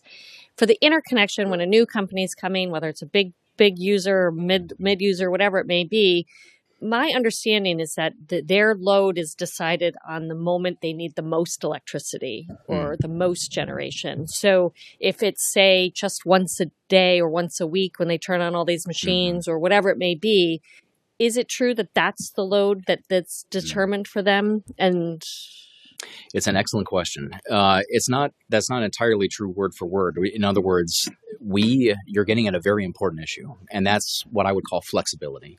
So you heard me describe when we work directly with all of these large load customers, what is the nature of their facility? So first of all, what is their development plan? So they might have an in-service date of one given month and year, but their full demand level may not be until many years later. So that's important information to us. And then along the way, what's their ability to modify their demand? So especially during peak demand periods, if we're at peak demand, is theirs of the nature that they could reduce their demand in response to that? And so we have our distributed energy resource market, or DER market, that provides those kind of signals that if these loads participate in that market, then they would be sent a price signal to be incentivized to reduce during high demand periods. That's just one example. From a planning perspective, my job is just simply to understand the nature of the technology, the nature of the business case that the developer is looking at, and that to take that into consideration in our plans. And is it something that you sort of see NISO as adding to when we look at reliability, of saying if we can take that one moment in time down to a more manageable load, then we free up some usage for others, or their load isn't as certainly high. As you heard me describe, it's a supply and demand issue. So the less demand that you have on the system, the less supply you would need. So where do we see those more flexible? I mean, we've heard that batteries can take a peak, just so that, say, like turning on your hairdryer as an example, but like that moment that it's really high. But if you didn't have that real high, you just had the constant, and batteries are a big piece of where you could just generate that quick and then go to your normal load. Where do we see that line in terms of a state to make that part of the conversation, so that if it's twice a year that you have to do it, is there something that we could do twice a year and then we've sort of managed you? Yeah. What agency would sort of oversee that? So again, NISO doesn't set policy, and we don't set any kind of resource mix target or anything like that. Rather, we assess what comes to us. So I can't answer directly part of your question, but I will say, yes, I mean, battery storage, we have to take that into consideration. We already have some interesting storage on the system. We don't have that many batteries yet, but we do have pump storage, and it's used in exactly the way that you just described, so that you can avoid those worst peak periods in terms of what supply is available to you. I will say a concern, if there's an overprevalence of storage on the system, you do have to charge that storage at some point so that it's available to discharge when you need it. And so you can't run a grid entirely on batteries. You still need the supply to have charged it in the first place. Thank you, Assemblyman Anderson. Thank you so much. My questions, and thank you, Madam Chair. My question would be similar to my colleague's question with regard to battery energy storage systems. So I thank you for your work at ISO. I had an opportunity to tour a few years ago with our chair and a few That's other great. folks. So I'm happy to come back out. So if you can, Mr. Smith, explain the official position of ISO with regard to battery energy storage infrastructure. We've seen a large expansion or larger expansions of BESS or battery energy storage facilities increase across the city to help sort of provide that additional support for the electric grid. Can you just state what your official position is as an agency or entity, rather, with regard to BESS? Sure. We don't take any position as it relates to any single technology, but I think a way to answer your question is our position is that we have concerns about the reliability of the grid going forward, and it really is what you might call an all-of-the-above solution that's necessary. In other words, we welcome battery storage, we welcome wind, we welcome solar, and we welcome any generation as is being discussed here. It does get to the concern that I just mentioned, that you can't solve it solely with batteries, because you need to be Right. able to charge them at some point so that they're available to discharge when you need them. Certainly. And let me just follow up with that question with regard to something you said earlier. You mentioned that by, I think you said the end of this decade or within a decade, we're in for a major energy issue. So I'm wondering what proposals ISO has put out with regard to emergency preparedness for such an event? Sure. Let me clarify first of all. So in our comprehensive reliability plan, which will be, I expect, finalized in the next month, we lay out a number of different futures, basically, that, what ifs. But we see them as plausible, if not probable, what ifs. And so for a number of those, we see that our statewide margins, our availability of supply to serve demand, may very well go negative by the end of this decade. And then for almost all of those futures, we see that for the summer and winter periods, we may have negative margins, meaning that we do not have sufficient supply. And so our job is not to put forward solutions per se. It's to get that message out there, be an authoritative source of information, and then, if absolutely need be, determine that we have a reliability need, as we recently did for New York City and Long Island, and then to take action accordingly. Again, that action is not for us to come up with the solutions, but rather to seek solutions and then to select solutions from that solicitation. I'll save the remainder of my questions for the second round. Thank you, Mr. Smith. Thank you. Yeah. Yes, there will. Assemblymember Shrestha. No.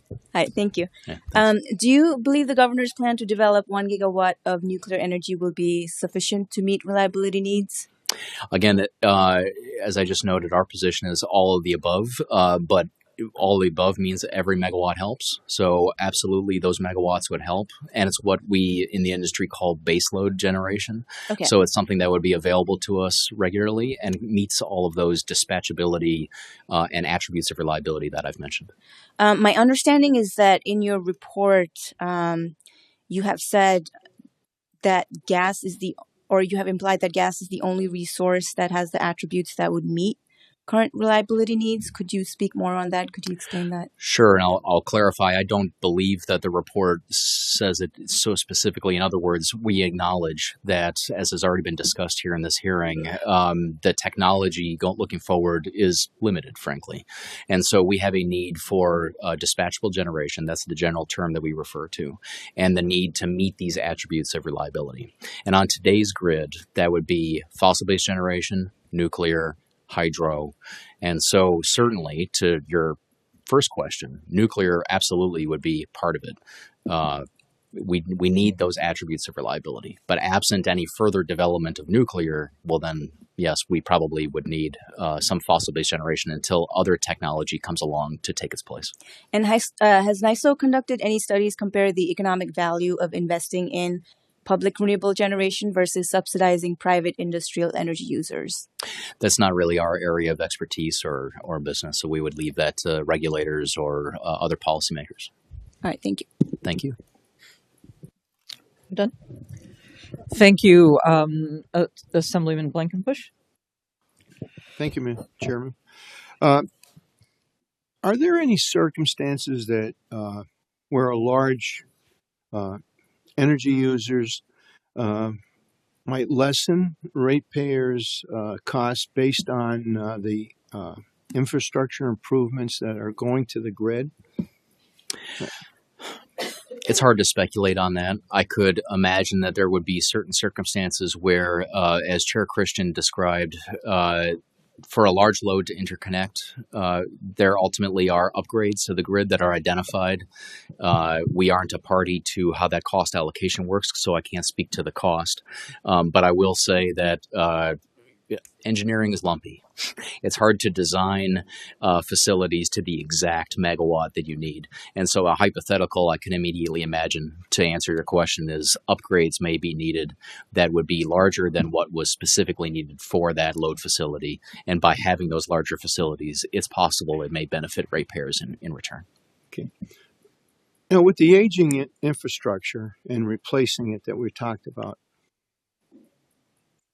the CLCPA, hasn't that got to the point where it's a faster pace now to do that rather than replacing the infrastructure gradually over the next few years, rather than just saying, here's the date and this is what we've got to do, Isn't it a faster pace now than utilities would really be doing at this time? As I mentioned in some of my opening statement, I think part of the concern is the pace that counteracting forces are moving. So, the CLCPA, for example, was very much about on the supply side and what the supply mix would be. And now, number of years later, now we're facing these large loads. And so you have increasing demand. And meanwhile, we have the grid transitioning from the mix that we have today to some mix in the future. And I've mentioned in other venues before that it's almost if you could, close your eyes and then wake up again and everything is new and you've now brought yourself into the future, it might actually be easier. It's the transition that's the challenge, to move from one type of grid to the next. And that's really what the issue is. Okay. That's all. Thank you. Thank you, Assemblyman Mangelo. Thank you, Madam Chair. Thank you, Zach, for coming in today. One of the questions I have, at the end of this year, December 31st, 2025, all new residential builds, house builds, will be required to use electricity 100%. If we were able to cut that back and let the homeowner, the property owner, decide whether they want all electric or partial electric, along with natural gas for heating, for cooking. That's one of the things I'm hearing. If we were able to do that, allowing natural gas to go into these new builds, would that help the system overload? So, and again, I can't speak to the policy Sure. itself, but I do understand your question. So in our forecast that I described, our forecasts are getting more and more challenging. And part of that challenge is to anticipate the level of electrification of the entire New York State, no matter what sector it's in. And with those forecasts, we don't take, just as I said, we don't take interconnection requests as a given. We also don't take necessarily policy as a given. We're forecasting what we expect the behavior is going to be of the entire economy. When we do, to answer your question, we are taking into account a certain level of electrification. The more urgent concerns that we have at this time are about summer peak. So the needs that we've identified for New York City and Long Island, for example, in the near term, those are summer peak issues. In the longer term, we are projecting that we would move towards more of a winter peaking system. And it's the winter peaking that would be more affected by any change in behavior as it relates to electrification. And so it may not have that much of an impact in the near term in terms of our reliability findings, but any change in demand in the winter could have a significant impact on our findings in the future. Yeah, with the mini splits coming in and everything's driven electrically now, we're wanting to do that. My second question is, I've been to your facility. I've seen the big board where the power moves. It's awesome to look at. How much of the electricity in New York State comes from out of state? Comes from out of state? Yes, sir. I don't have that number handy at my fingertips. Yeah. I will say that, let me put it this way as it relates to reliability. In our recent experience, like June, we experienced a heat wave. As I noted to an earlier question, we saw that our neighbors were also facing similar constraints during that period of time. So on an overall annual energy basis, that's the number I don't know off the top of my head. But during the reliability concern periods, peak demand periods, the number we have seen can be strained. That when we ask our neighbors for help, that help may not always be there. I'll comment in the second round. I got one more question, but thank you, Zach, for your answer. Thank you, Assemblymember Pirozzolo. Thank you, Mrs. Smith. How are you today? Good. How are you? All right. I just want to clarify what I think I heard when you were speaking to Ranker Palmisano. Did you say that natural gas had zero effect in reducing carbon emissions? No, I didn't say anything. Okay. So do you have any idea what percentage that might be that it is reducing carbon emissions? I don't know that, but here I'll refine my answer. So what I was getting to is the efficiency of the grid. And so when I speak of efficiency of mechanical operation efficiency of converting any type of fuel into electricity, the more efficient it is. Often that coincides with reduced emissions. Okay, so I am not an expert in that I area, get but it. I do know that there's that correlation. Is natural gas fairly efficient compared to what the other methods we're using today? Certainly a reduction that we've seen in past years. New York used to have a number of coal plants, and as we saw those retire, then the supply mix in terms of energy usage shifted to our existing natural gas fleet. And so with that trade-off, certainly natural gas tends to have lower emissions than a coal plant, for example. So then we could, in theory, reduce emissions immediately by continuing or increasing our use of natural gas. I think that's where the rest of the supply mix matters. So we've also seen emissions reduced because of the growth of wind and solar, especially behind the meter solar. Yeah, but those are not really reliable. And just for the record, battery storage facilities are not generation whatsoever. And they really have nothing to do with green energy, because a lot of times these companies come into our neighborhoods and try to say it's good for the environment, when basically all it's doing is taking the energy from fossil fuel burning plants or whatever and just storing it. But as far as new supply and large load uses, would it be nice if a large load organization or company came in and they generated their own electricity? It's certainly an option worth considering. And to what I noted earlier, it's something that FERC is taking under consideration, I know, as well, as what rules could there be around what they're calling co-location of generation and demand centers. Even if it's not co-located, I believe it's California. I'm not sure if it was Microsoft, Google, or Facebook. They've taken over the operation of a nuclear power plant, and they're absorbing 100% of that power. So that's a prime example of an organization being able to generate, and I don't know about creating its new locations, but the benefit of generating that. So the burden isn't really being put on the taxpayer. They're the ones that are using this electricity, and they're the ones that are going to be generating it. And I'm sure that, something more coexisting with the ratepayers can happen. I know that's not your particular territory, but we've certainly seen it. And as far as conversations with other states, I think if we all said the same thing to all of these large power users, that you have to generate your own, then there's not going to be this back and forth of, can they do it? They say no to us. If they just have to do it, they will, no matter where it is. The only clarification I would add to what you describe is, again, our concern about supply and demand. And so if an existing resource, so it's one thing if a new load brings along with it a new generator. That's one thing where we're talking about co-location. It's yet another where you're taking an existing resource on the grid and now coupling it directly with a large load. While ultimately, you think about the simple math on it, supply versus demand, but there may be concerns that an existing resource of ours is taken off of the grid and subjected solely to a large load. There could be operational concerns about that. And again, that's some of what I know FERC is looking into. Thank you. I appreciate your testimony. Thank you. Thank you. I think we'll do a brief round two to the extent that people have questions, and I do. So, for the record, could you explain NYSO's demand response program? We hear a lot about that, and research has shown that requiring certain large loads to modestly curtail their operations during times of peak demand can enable these loads to connect with less expensive infrastructure. Does NYSO currently have the ability to mandate participation in demand reduction programs for large loads? If not, what steps would need to be taken to impose such a requirement? So we don't mandate per se. Ultimately, in the interest of the reliability of the grid, if you go through all of our emergency steps, ultimately a step of ours would be to shed load, but no one wants to ever do that. And so really, to answer your question, we don't have the ability to mandate it. Instead, we have market designs that are intended to incentivize participation in those markets. And I was mentioning that earlier. You mentioned demand response. I'll turn it into highlighting our distributed energy resource program. It's a new market, very much similar to what has historically been called demand response. What do you call distributed energy resource? Distributed energy resource. Yeah, DER. Okay. You'll hear me say DER. So we have a DER market.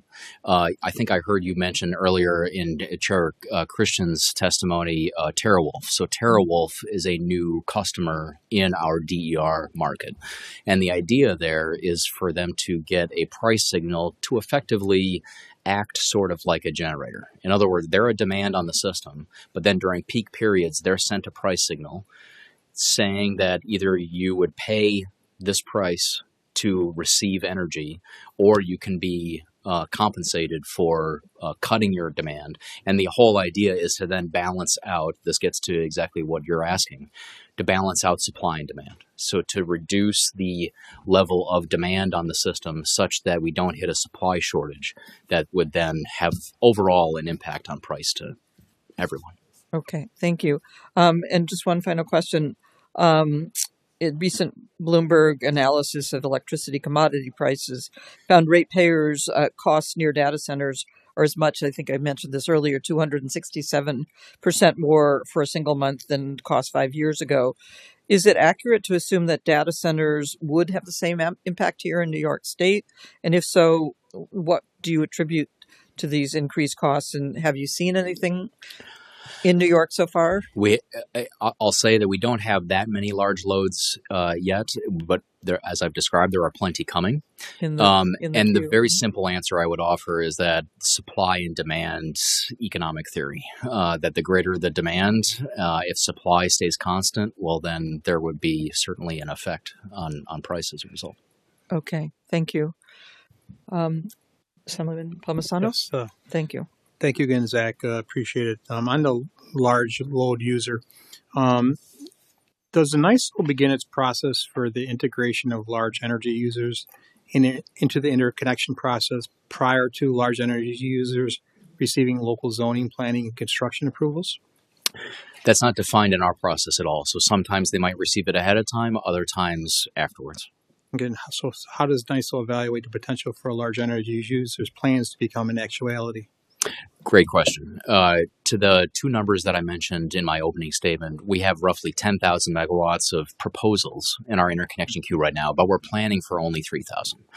And that's where the sequence of the steps that you asked first may not be relevant to the interconnection process proper.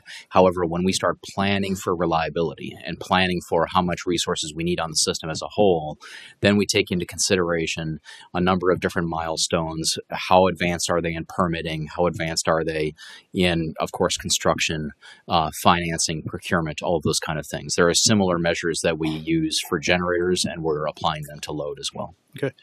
Given the projects that are in the queue, what is the current time frame for a large load users interconnection, and what impact does these large load users have on the interconnection times for other projects, like a housing project that we talked about in Canada with its city now? The housing project that you gave an example of, that would be outside our purview. So our coordination, our collaboration on loads starts at 10 megawatts and above, and that's only if it's connecting to the bulk electric grid. And so currently, I believe the time frame for large load interconnections is in the time frame of 6 to 9 months. But that, again, to emphasize this is solely just to get through the step in our process. After they get through that initial system impact study, it's handed off to the utilities for the utilities to work with the developer from there. And I can't speak to how long that timeline is. That's okay. One thing, your comprehensive reliability plan recommended planning for installation of dynamic voltage control devices. Mm-hmm. Is there any really cost-benefit analysis available on how that would impact potential ratepayer costs and savings from this technology? Sure. No cost-benefit analysis, certainly, that NYSO has, but let me describe what the issue is. That as the resource mix on the system has changed and that the demand level has grown, our ability to efficiently operate the grid and to maintain voltage levels where they have to be, we're challenged to be able to do that. And so what we found is, going forward, there needs to be a concerted effort to install what are called dynamic reactive power devices. These are referred to as STATCOMs, synchronous condensers. I can go on from there. Basically, the idea is devices that provide voltage support in a dynamic manner. And with those across the system, the result would be reduced transfer constraints to move power from one part of the state to the next. The less the constraints, the lower the price. Okay. And then I just want to go back to the whole nuclear versus wind and solar. I mean, we talked about nuclear, whether it's building a nuclear power plant, or an advanced nuclear. that's nuclear is dispatchable, reliable, when the solar isn't, and unless you have battery storage. And on a land use perspective, isn't nuclear much more advantageous? If you look at Indian Point was 2,000 megawatts, 2 gigawatts on 240 acres. Fitzpatrick up in the North Country, 800 megawatts on 900 acres. Versus solar, you need 8 acres per megawatt. So you're talking about a tremendous amount of land use on that front. But then you have to add the battery storage to make it even effective.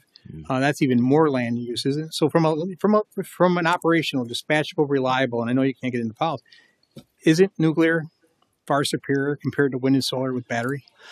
I would say, so I can't speak to siting and I can't right? speak to megawatt density, that type of thing. But I mentioned before, nuclear is baseload. It's what we call baseload generation. It's available to you. It's predictable. Sure.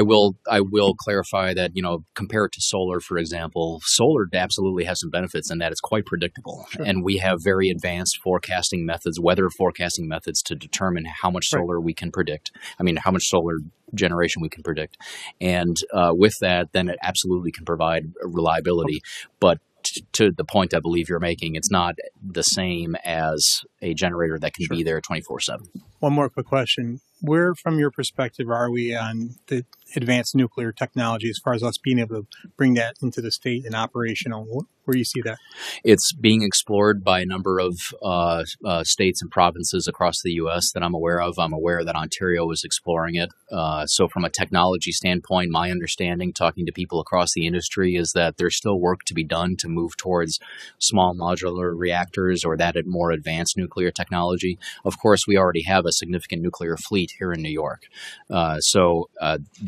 That fleet, the conventional nuclear, if you will, that's a proven technology. But I'm not here to say what's appropriate in terms of resource mix or investment. Thank you.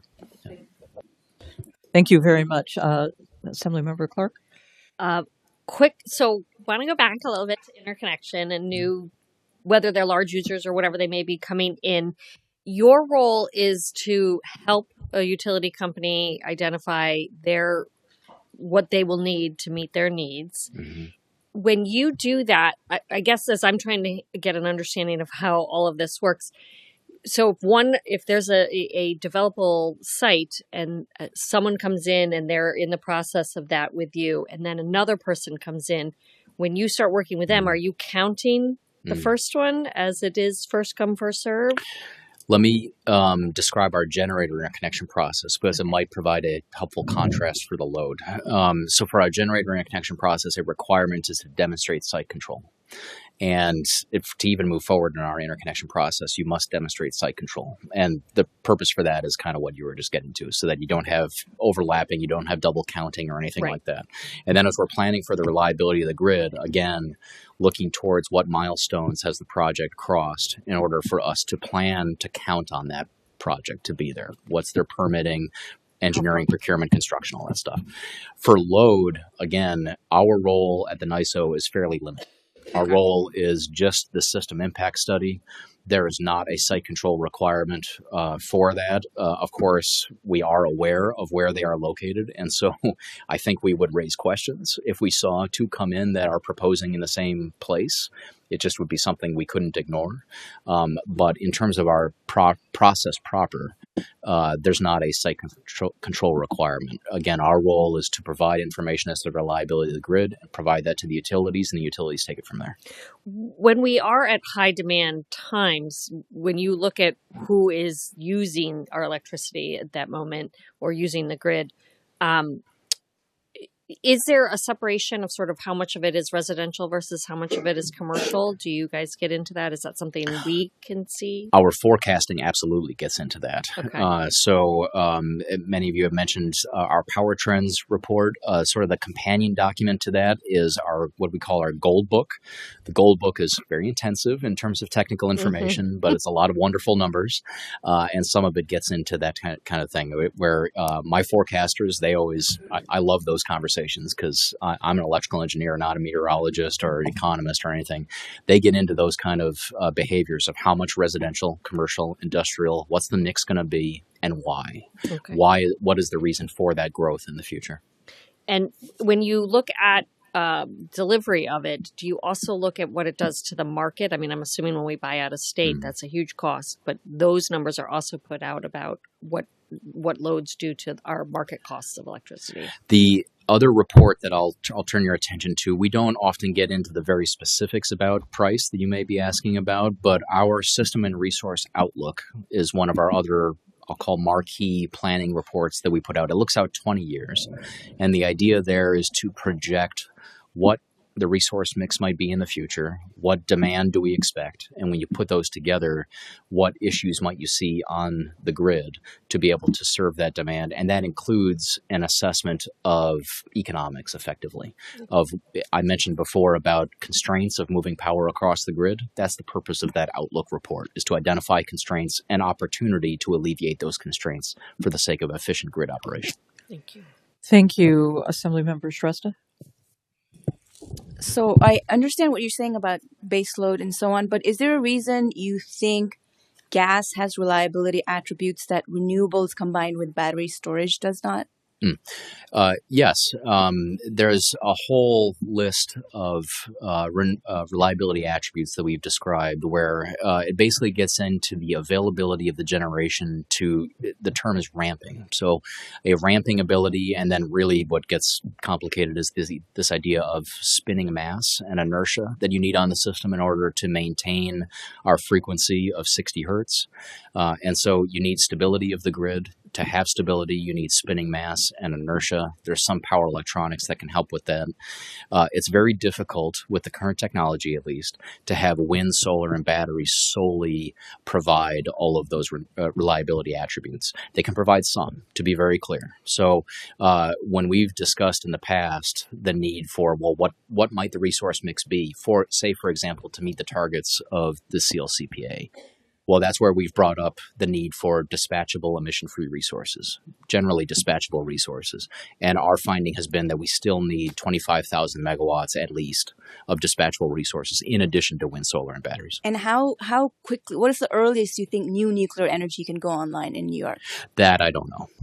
Okay, just considering that, nuclear can take a long time, and we're talking about reliability, but also affordability, and the fact that we don't have much choice in addressing the reality of climate change and so on.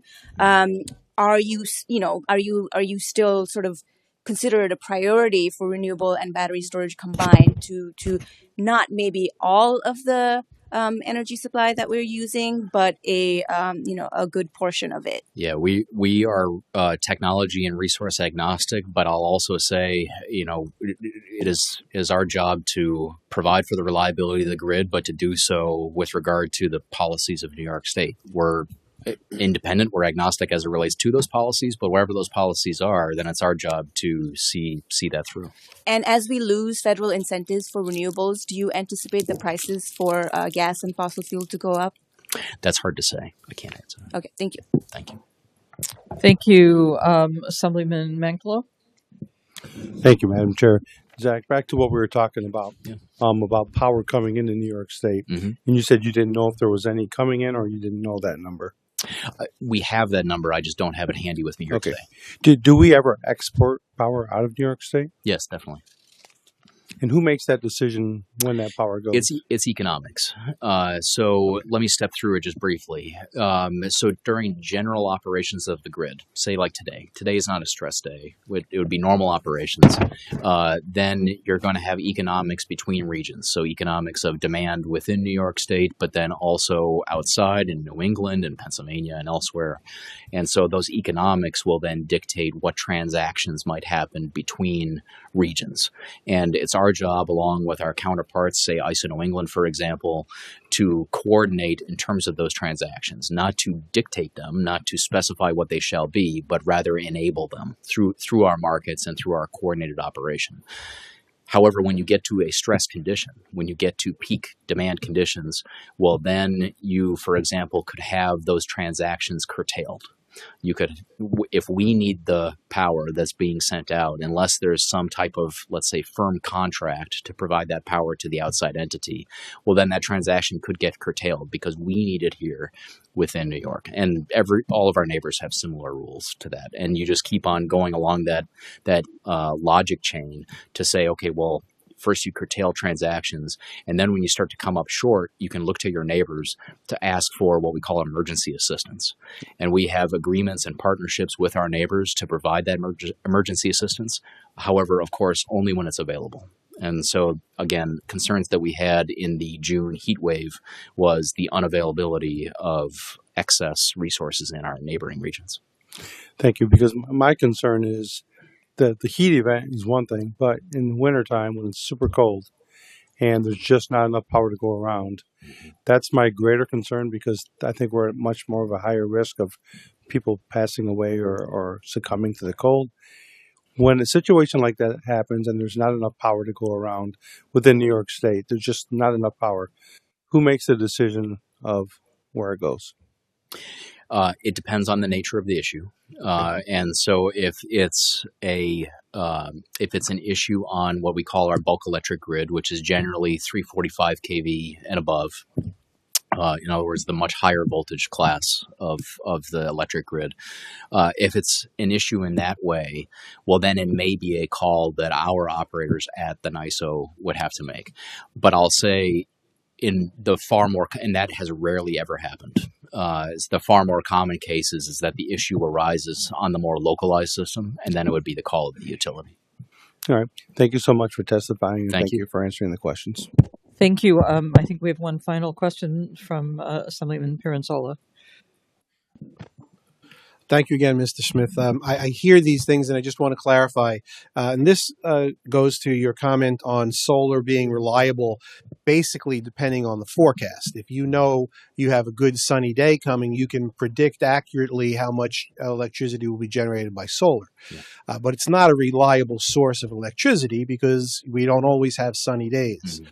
So the statement would be that solar is really not reliable unless you can predict whether we're going to have sunny days or not. I think it's a matter of defining, the context of reliability here. And you said it correctly. It's reliable in the sense that we know what to expect. We know when the sun is going to shine, other than clouds, and we have forecasting methods to forecast for cloud cover. To your point, to your question, the concern is the coincidence of demand relative to the resources that are available to us. So if things were different, if our peak demand was, say, at noon, well, then solar could be a huge contribution to the reliability of the grid. However, that's not the case. Well, I'm not debating whether it's a huge contribution or not. I'm just saying the reliability. So natural gas, fossil fuels, nuclear are 100% reliable because you have them, you can do them. Solar is not reliable. Solar is convenient, and because we can predict when the sun shines, we can estimate about how much juice we're going to get out of it. I think what you're getting to is the intermittent nature of it, and also the weather dependency. I think your point is that for natural gas, for nuclear, they are independent from weather for the most part. My point is really that solar is not reliable. That's really what my point is. Thank you. Thank you so much, Mr. Smith, and thank you for the Team NYISO. We really appreciate your continuing information and for being here today. Thank you again for the invite. Thank you. Appreciate it. Thank you. Our next testimony is is virtual. I guess that's what to say. So I don't know what we have to do to set that up. Anything? It's just going to happen. Oh, okay, great. Just hold on one second here. I just want to make sure everyone gets, and I can stretch my leg. Okay, great. Please begin and please introduce yourself when you start. Can you hear us? We can't hear you. This is Tyler Norris from Duke University, and do we have keep talking? Okay, there's a problem here.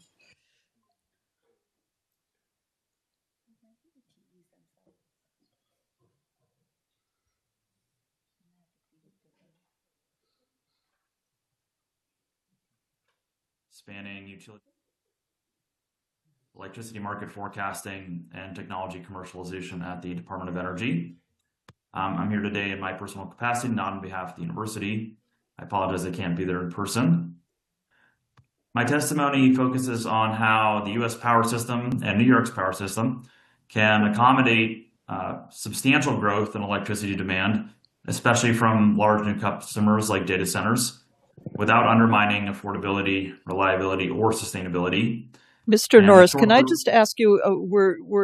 We hear you now, but we're not hearing loud enough. So, can we get that audio up and then can you start over, please, just so we can hear you from the top? Sure.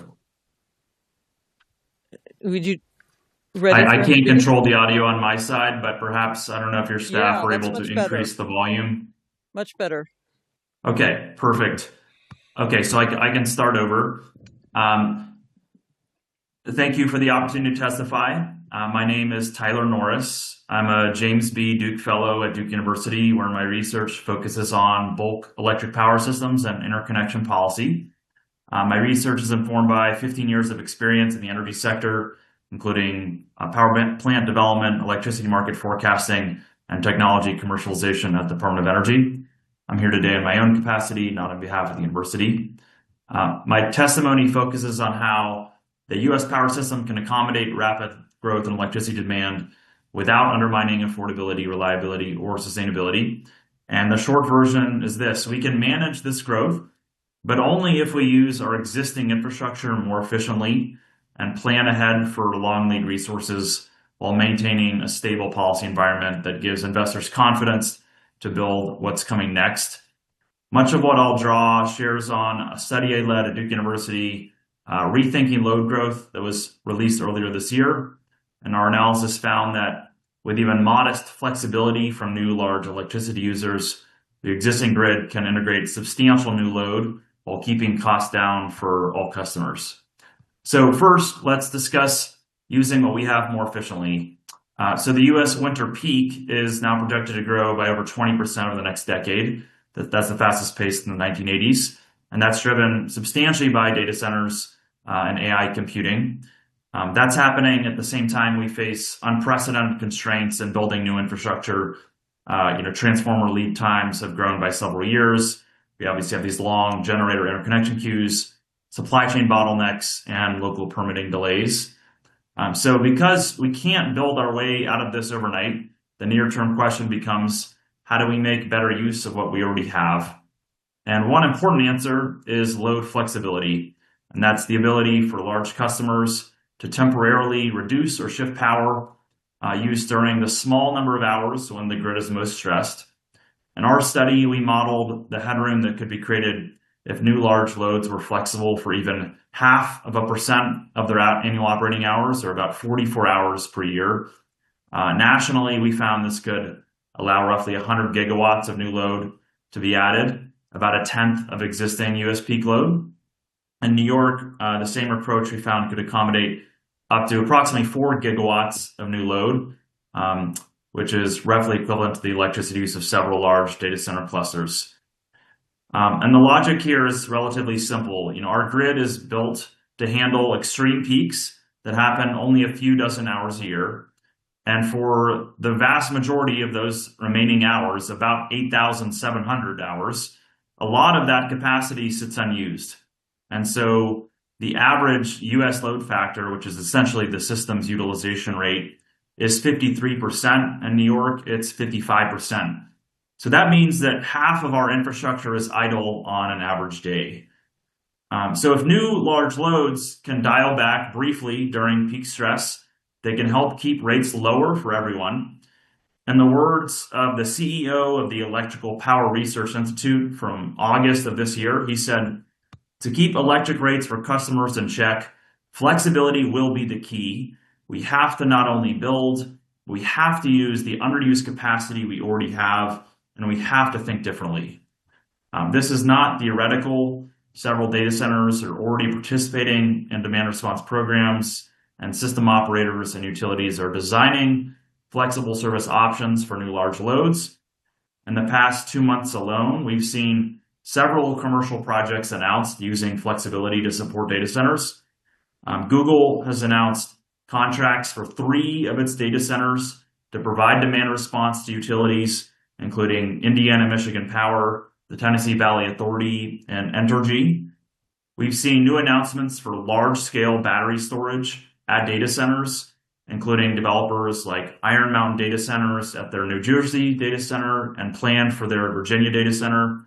Just yesterday, we saw a major project announced by Aligned Data Centers with a battery developer called Calibrant in the Pacific Northwest at 31 megawatts, that will actually enable a data center to get online several years faster than it could have otherwise.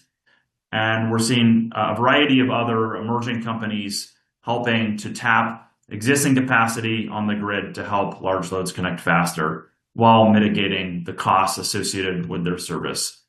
And so if we plan these arrangements smartly, the same facilities driving new demand could become one of our best defenses against higher bills. And also say that, if new data centers or other large loads find it impractical or uneconomical to be flexible, they could also procure that flexibility from other large loads, from other loads, not necessarily large loads, via virtual power plants. And so we're seeing emerging models like that allow these new large loads to procure flexibility from existing smaller customers. And I would be remiss if I didn't also mention that there is significant potential to get more utilization out of the existing grid via grid enhancing technologies. The second piece of the puzzle here, right, is getting new generation onto the grid faster. And so we know, right, there's a lot of capacity stuck in interconnection queues. It exceeds 2,000 gigawatts nationally. But there is one electricity market in the U.S. that really stands out. That is the Texas grid operator ERCOT. And despite serving only half of the load of PJM, which is the country's largest electricity market serving the Mid-Atlantic, Texas has been interconnecting more new generation than any other region and doing it in about half the time. And the key difference is that ERCOT uses what we call a connect and manage model. And so instead of requiring every new generator to wait for costly transmission upgrades before connecting, ERCOT lets them connect sooner and manages their impacts through advanced operational tools. And so transmission upgrades can proceed later through a planning process rather than holding up every project at the starting line. Other regions can't necessarily copy ERCOT wholesale, but they can adopt aspects of this approach. For example, making more use of energy resource interconnection service, which FERC originally designed as a more flexible option for generators, allowing new generators to share unused transmission rights with existing generators through what's called surplus interconnection service, and providing clear upfront cost information so developers can proceed quickly and confidently. These steps won't eliminate the need for new transmission investment by any means, but they can help unlock many gigawatts of ready-to-build clean energy that's currently waiting in line.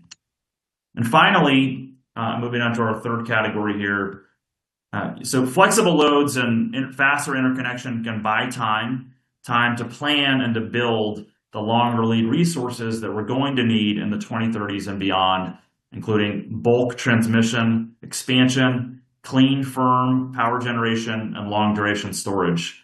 And these are big capital intensive projects that can take a decade or more to develop. They're essential for long-term reliability and decarbonization, but they can't respond overnight to new demand surges. And so that's why in the near term, flexibility is so key. But because these long lead investments are so capital heavy, they do depend on a stable policy environment. Certainly more stability on the federal side would help, but also at the state level. I also note that, if we rush to overbuild new natural gas capacity in response to short-term demand, it could actually crowd out private investment into cleaner, firm technologies like advanced nuclear, while potentially locking in higher fuel price risk for ratepayers over the longer term. So in short, near-term flexibility and interconnection form are not substitutes for that longer-term investment, but they're what can allow us to reach that long-term affordably. So finally, in conclusion, the U.S. power system and New York's within it has the tools to meet rising demand by leveraging load flexibility to use existing capacity more efficiently, streamlining generator interconnection to get those power plants online faster, and maintaining policy stability to enable that long-term investment. And so thank you for your time and for your leadership on behalf of all New York's ratepayers. And I look forward to any questions you may have.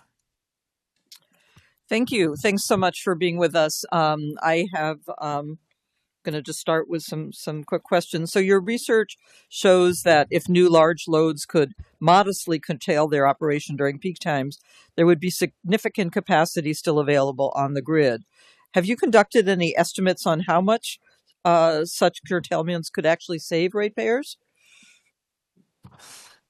That's an excellent question. And of course, it would depend on the cost of the new resource that would be expected to be required if that load is inflexible.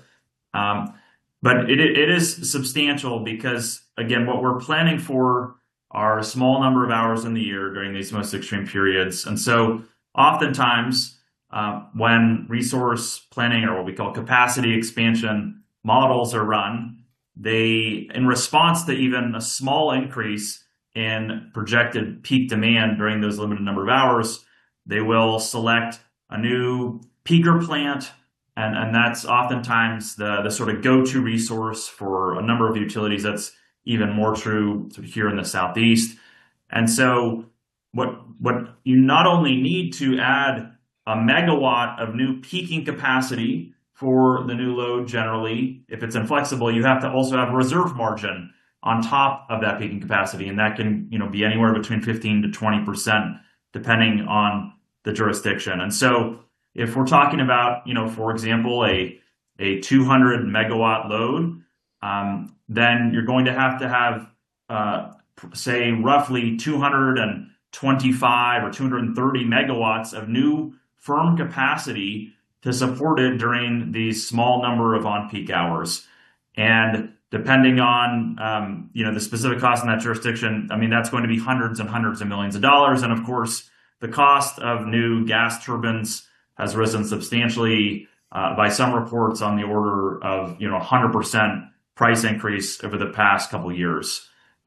So the potential cost savings are substantial, and let alone, right now what's occurring in PJM, for example, is that the independent market monitor has concluded that one of the primary drivers of the near order of magnitude spike in the capacity market clearing price is being driven by an influx of new large loads, including data centers. And that's partly a function of the way their capacity market is designed for all generation to receive the market clearing price. And so there's exploration onto how to mitigate those impacts. But we haven't run a study specific to any one jurisdiction or to New York on the potential cost savings. But I think as a rough metric, you just take the number of megawatts of the new load, add 15 to 20% reserve margin, and multiply it by on the range of $2 million per megawatt, which is sort of what we're now kind of looking at for gas turbines if you can access them. Okay, thank you. Obviously we're looking at ways to benefit ratepayers here, and you talked briefly in your paper about the fact that ratepayers benefit when there's more load on the grid. And can you talk more specifically about how more load actually does reduce ratepayers' bills? Yeah, I think it's so important to understand both sides of this, because on one hand, new large loads could be a significant driver of new costs if they trigger the need for substantial amounts of new generation capacity, as well as the associated transmission delivery capacity. But at the same time, to the extent that those new costs can be mitigated, then we can actually take the existing system fixed costs and spread it across more kilowatt hours if we have new demand coming in. And so that's really the key opportunity. And of course, there are going to be other drivers on electricity rates. And of course, we have other sources of load growth, and we have other supply side pressures right now from tariffs to other constraints. And so the ability to harness the new load actually as a way to offset those other drivers of electricity rate spikes, I think is a really significant opportunity. And so just to give you, this is just like a nationalized figure to give you a sense of scale. If you take the current forecast for U.S. data center electricity load growth between now and the early 2030s from Lawrence Berkeley Labs Data Center Energy Usage Report, and you assume the average retail electricity price, and you make a reasonable assumption about how much of our existing electricity costs go towards the existing fixed costs of the power system. Nationally, that new electricity load growth could contribute $50 billion a year towards reducing our collective rates going towards the existing cost of the fixed assets. And so we could do that kind of analysis too, looking specifically at a system like New York's. But that to give you a sense of scale, it is quite large. And so I think there is this opportunity, if we can mitigate the cost impact from the new load, we can hopefully actually offset these pressures on rate spikes. Thank you. My time is up, so Assemblyman Palmisano was going to be the next questioner. Hey, Tyler, thanks. I appreciate your testimony. I was looking forward to reading your paper, and I'd love to talk to you offline sometime just because I appreciate your intuitiveness into this. I do have some questions. So you said that you were talking about how we have, with load flexibility, we can work with our existing infrastructure. To deal with the load flexibility, that would be the purview of the NYISO, correct? So I won't speak on behalf of NYISO, but I can speak to my general understanding of the jurisdictional dynamics. So I think as the previous representative from New York ISO articulated, they will only have jurisdiction over the large load service requests if they are transmission interconnected. So if they are transmission interconnected, there is a New York ISO jurisdiction. There's also simultaneously, to my understanding, a jurisdiction from the load serving entity, most likely one of the utilities. And to be honest, this is a very complex set of jurisdictional questions. And I do think, at least from my perspective, that in most jurisdictions would benefit from more clarity. And I can't speak exactly to what the considerations that have been occurring in New York ISO are, but there are some analogies that I think are important to highlight. So in PJM, for example, PJM has been trying to encourage the development of some of these flexible interconnection service tiers. And I wouldn't say it's by any means perfect what PJM has proposed, but they have been attempting to encourage this. And at the same time, they're getting pushback from certain stakeholders claiming that they don't have the legal jurisdiction because the load is supposed to be only state jurisdictional. Now, in New York, with a single state ISO, you unfortunately, I think, have a way of sort of sidestepping some of that. Right. But what I'll say is that I think what's necessary to make this happen is you need collaboration between the ISO and the load serving entities if you want to introduce this kind of flexible service tier. Tyler, and because ultimately, Tyler, I don't mean to cut you off. I'm sorry. I only got a couple more minutes, but I appreciate it. I agree. We need collaboration. And I know you talked about using our existing infrastructure, but we've heard the utilities, they're going to talk about that they have aging infrastructure. The PSC chairman said we had aging infrastructure. And we're talking about, and you mentioned that we can get 4 gigawatts, but we're looking at needing just 27 to 45 gigawatts of dispatchable emission-free resources, but we're going to need a massive build-out of 120 gigawatts. And with those numbers, and I appreciate you talking about affordability and rates because everyone's seen it. Unfortunately, the policies that we're implementing here really shies away from affordability, reliability, and feasibility because when we started the CLCPA in 2019, our residential electricity was 17 cents a kilowatt hour. Now it's 25 cents a kilowatt hour. The draft energy plan says if we implement the net zero generation, it's going to increase homeowners $449 a month on top of everything else they're paying. Now you said, did I hear you say you said about $2 million per megawatt? Is that correct? You said it would cost us about $2 million per megawatt. Is that right? For new gas turbines, that's approximately right. It's not. It's in the range of where the new prices appear to be coming into most jurisdictions. Okay. You said, say that one more time, just so I heard you. You said $2 million per megawatt for what exactly? For turbines? For a new gas turbine to put in a new gas peaker plant, essentially. Okay. And then, given the fact that we have to, technically by the New York State law, we have to have net zero generation by 2040. We need 27 to 45 gigawatts of dispatchable emission-free resources, and wind and solar does not count because it's intermittent. So you need to back that up with battery. And wind and solar has a tremendous footprint. The Climate Action Council plan calls for 60 gigawatts of solar. That's 480,000 acres of land, which is going to be all upstate New York. Isn't that? And then on top of that, you're going to need battery storage to make it effective. Aren't you correct? So isn't it going to be a tremendous land use input to do the type of development they're talking about here, or does your plan or suggestions kind of counter that a little bit? Well, I will say what I've suggested here is relatively indifferent to the specific plan for generation expansion. That is a very important topic. I'm not dismissing the importance of the considerations on generation expansion, but that also takes time, right? To expand generation capacity and the transmission delivery capacity. So what we're really talking about is how can we get more out of the existing system?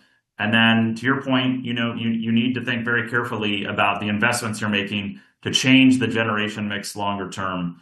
So I won't opine too much on the land. I will say, and to be transparent, I used to develop large scale solar power plants and battery storage. And I will note that, one of the benefits that we saw is that this actually allowed, multi-generational farming families in many cases to monetize the land in a way that they couldn't have done otherwise, and actually in some cases preserve part of the land for farming. So I know that this is getting into another topic, I know, but our plan with respect to load flexibility is relatively indifferent to the generation expansion plan. Thank you very much. We have questions from Assemblymember Clark next. Hi, thank you. So, question. So, it seems so much of what you're sort of saying here is that the current generation we have could help us. We could meet the need based on this balancing and curtailment, correct? I mean, that's generally a very simplified, but that's basically it. Yeah, I think you can say that the existing system is relatively underutilized and that there's an opportunity to get more use out of the infrastructure that the ratepayers have already paid for or that they're still paying for. Exactly. So, one of the things that NYSO even put out in a report in June when we had a really big heat wave and had a huge load issue across the state is that it was sort of, it's not just curtailing, it was also behind the utility or behind the meter individual homeowners or properties or businesses that had solar generation or wind that actually helped save our load capacity.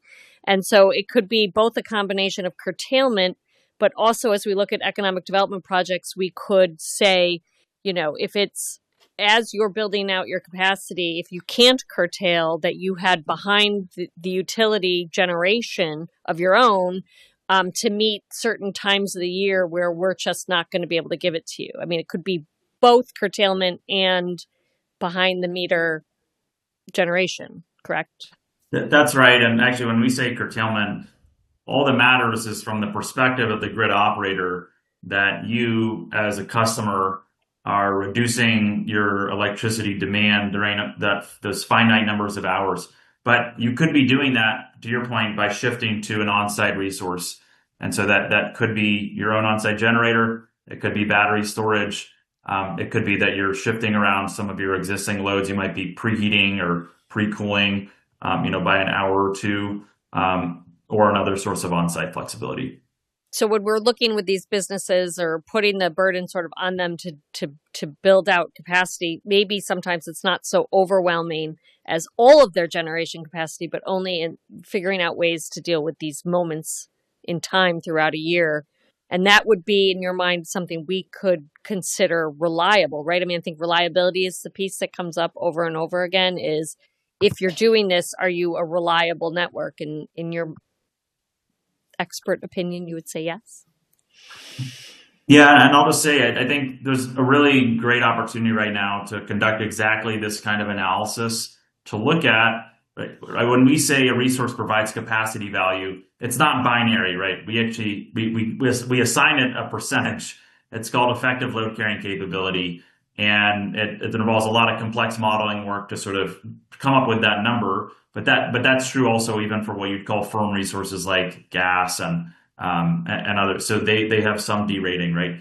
So there was actually a great, and I point, all our colleagues in the room, they're in the electric power system, to look at a new study by E3 Environmental Energy and Environmental Economics that came out just a couple weeks ago. It's focused on demand response in Southwest Power Pool. And what they found is that, modeling hundreds of weather and outage simulations, the system only needed about 10 total event hours of demand response per year on average to deliver capacity value of up to 83% in the summer and 55% in the winter. So the point is that there's actually a lot of potential capacity value you can get out of a relatively limited amount of demand response. And I think part of what we need to do is better quantify that to understand its full value to the system. Thank you.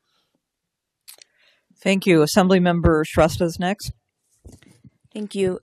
So in your testimony, you have said that a hasty overbuild of natural gas infrastructure in response to load growth could undermine investments in clean energy, but also you have said it could expose ratepayers to the risk of rising gas prices and market volatility. Could you explain that more, how that dynamic works?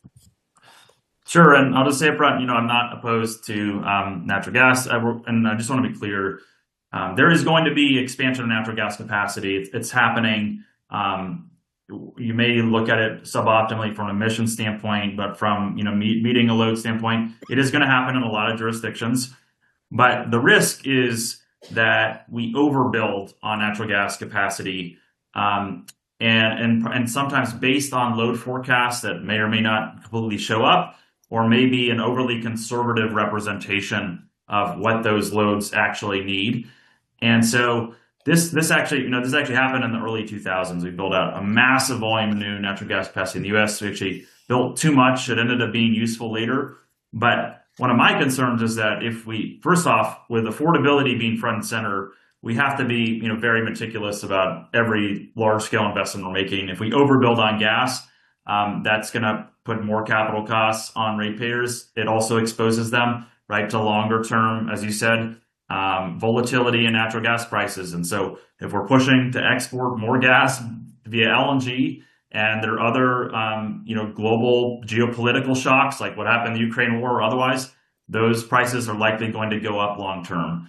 And then the third risk for those of us that do think that we need clean, firm resources long term, likely including nuclear, that if we overbuild on gas, we actually undermine the economics of those new resources that will hopefully need to scale in the 2030s. Thank you. Thank you. Our final questions are from Assemblyman Pirzzolla. Thank you for your testimony, Mr. Norris. If I could, I'd like to bring you to, I guess, what we consider paragraph 3 of your testimony, where you're talking about strategic use of existing infrastructure. So a lot of times when we talk about infrastructure, we kind of think about poles, wires, we say the grid. But I guess infrastructure could actually be considered the generation plants themselves. Would that be correct? Yes, that's reasonable. Okay. So then we could be protecting our ratepayers if we used you see, here in New York, we have this thing called the CLCPA, which is cramming down our throats all these mandates for reducing carbon emissions and energy-based things at a rate that we obviously cannot sustain. And because we're trying to live up to the CLCPA, our rates for our ratepayers are going through the roof.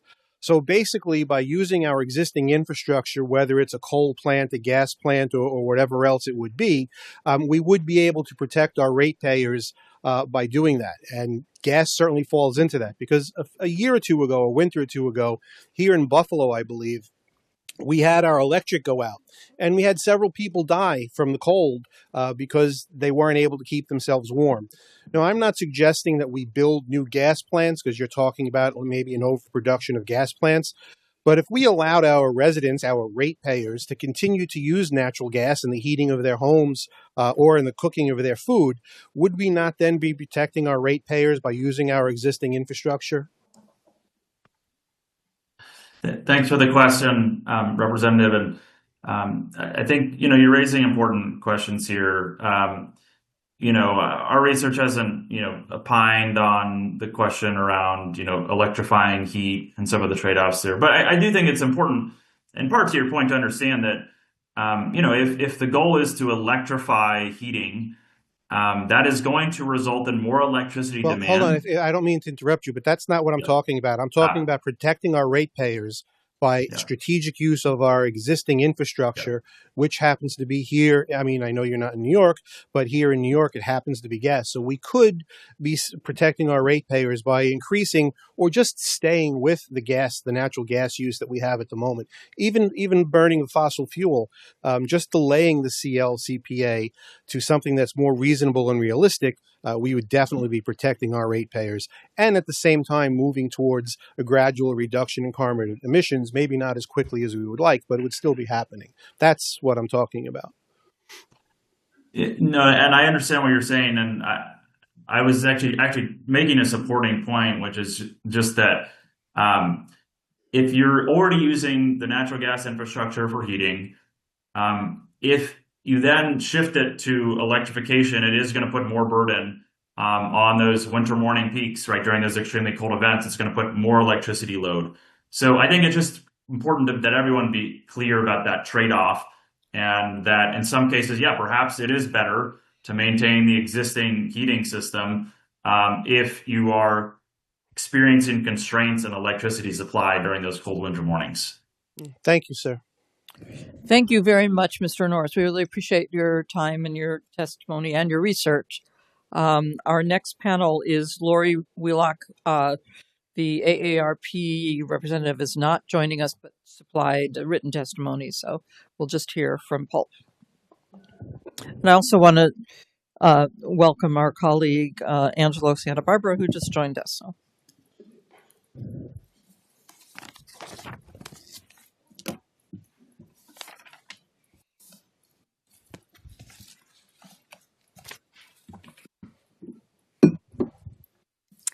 Good afternoon. My name is Lori Wheelock. I go by she, hers pronouns. I'm the executive director and counsel of the Public Utility Law Project. We go by PULP for short. Our organization has been around for 40 years, and we advocate, educate, and litigate on behalf of New York's low-income utility customers. We do that in a few different ways. So we're involved in rate cases. Last year, we were in 8 rate cases. Thankfully, this year, only 4. We also do generic policy proceedings, and we do direct service. So when low-income utility customers have an issue, for instance, with smart meters, they can contact us, and we actually help them navigate the process with the utilities and the Department of Public Service. And so we get to see, the way the system works from that viewpoint, and then work through the rate cases and the generic proceedings to try and help ratepayers. We appreciate the ability to be here today to talk about what is going on in not only New York, but looking to our fellow states and across the world when it comes to the race to develop AI. It's really fueling a wave of energy intensity in data centers, but also crypto mining, which causes great concerns with the grid, a lot of which we've already heard today. 3 of the components we felt were important to raise, though, when it comes to this type of system and these types of facilities, are really elements that set them apart from other high energy users. So high rack density, it's essentially that high need. When they process and use these models, there's often a significant surge, which if you're not being careful, can cause damage to the grid and also increase costs. There's also increased heat output and a need for significant amount of cooling. And as we've heard earlier, grid planning and siting are really fundamental. But we can look to other states from Georgia, Oregon, Texas, and Virginia, even Pennsylvania. Yesterday, they had a hearing very similar to today's. And Pennsylvania is the only other state with a pulp. So their PA pulp, we're going to reach out to and get their testimony and share with New York as well. So some of the concerns that we see percolating across the country are ratepayer costs, both on the wholesale side and the delivery side and the rates, reliability, resiliency, but also health concerns, water quality, air quality as well. Pulp's testimony covers a number of these topics in greater detail, but I'm going to focus on 5 in my verbal comments. The first being, again, when you look at New York, we have the NYSEG RG&E rate case happening right now. And we think that is the perfect test case for the state to be aware of what's going on and then to monitor it, not just this year, but once there is a rate plan, what's going on, and then come back and visit that in 2 to 3 years whenever the next rate case happens. And why is that? Well, NYSEG RG&E is a very unique service territory. Every utility is, and I know they're going to testify after me, but NYSEG has service, in parts of Westchester, all the way up to parts of Malta, over to Binghamton, Oneonta, Elmira, and even Erie County. It is an older infrastructure system, and they've had struggles. In the last 6 years, they failed their frequency outage metrics those 6 years in a row, but they are trying. They are putting more money into the system, but they're still struggling. A lot of the outages, though, seem to be interruptions, tree failures, equipment failures. So again, there's something going on with the company that we hope to learn more in the rate case. Then you overlap the NYSO map. And zones A and C have some of those tremendous requests for load growth. And zones A and C are Western New York and Central New York, which overlay with the NYSEG RG&E service territories to a great degree. So we feel that that is a perfect example of what could potentially happen. And so coming to the second point, which is affordability, there are supply rate concerns. The wholesale market prices seem to go up in sounds like maybe even the Times Union story talked about this. But when potentially there are usage spikes and some of the AI models are running, it can cause, again, great strain, large amounts of draw on the grid, and then other ratepayers may be affected through that cost. On the delivery side, it's the need for more capital costs and new infrastructure. So what can we do? Our number one recommendation is to do similar to what Oregon did, which is create a specific service class for these high energy users. The pro will be by setting them in that rate class, we can monitor them, and we can also set the rates to go along with that cost of service, which is the way we do rates here in New York. Oregon, very similar to Assemblymember Barrett's AC/DC bill, looks to be very careful with the definitions. The definitions are really important. Having, at least a 20 megawatt draw up to, higher, focusing again on what the type of industry or facility is we're worried about, and being explicit that it's not manufacturing. Another step we like is what George is doing, and this might create some more tools in the toolbox for the Department of Public Service and the Commission, is to create language in the statute that would allow for protections when it's cost to the infrastructure, and then give the department that deference to set regulations, again, specifically for this type of industry. Now, service class, again, I think is an extremely important step, especially, again, with the rate cases moving right now and giving us that chance to kind of use time to monitor.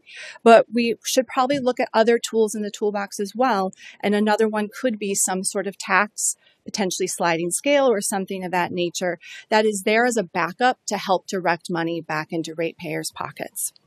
The third point I want to raise is the relationship between the utilities and the AI data centers themselves. This is an area we need more transparency with. And I have to laugh because my colleagues will probably think this is, a little ironic, but we want more paper in the rate cases. Often when the utilities file, it can be 35, 40 different technical panels.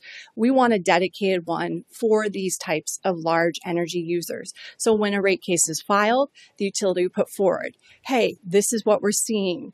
This is what might be coming. Here are what the costs are that we think might be coming. And that'll give us the rate case process to work through with them. Now, the other piece of this, though, is that process can be very weedy and difficult. So we like the idea of having annual reporting.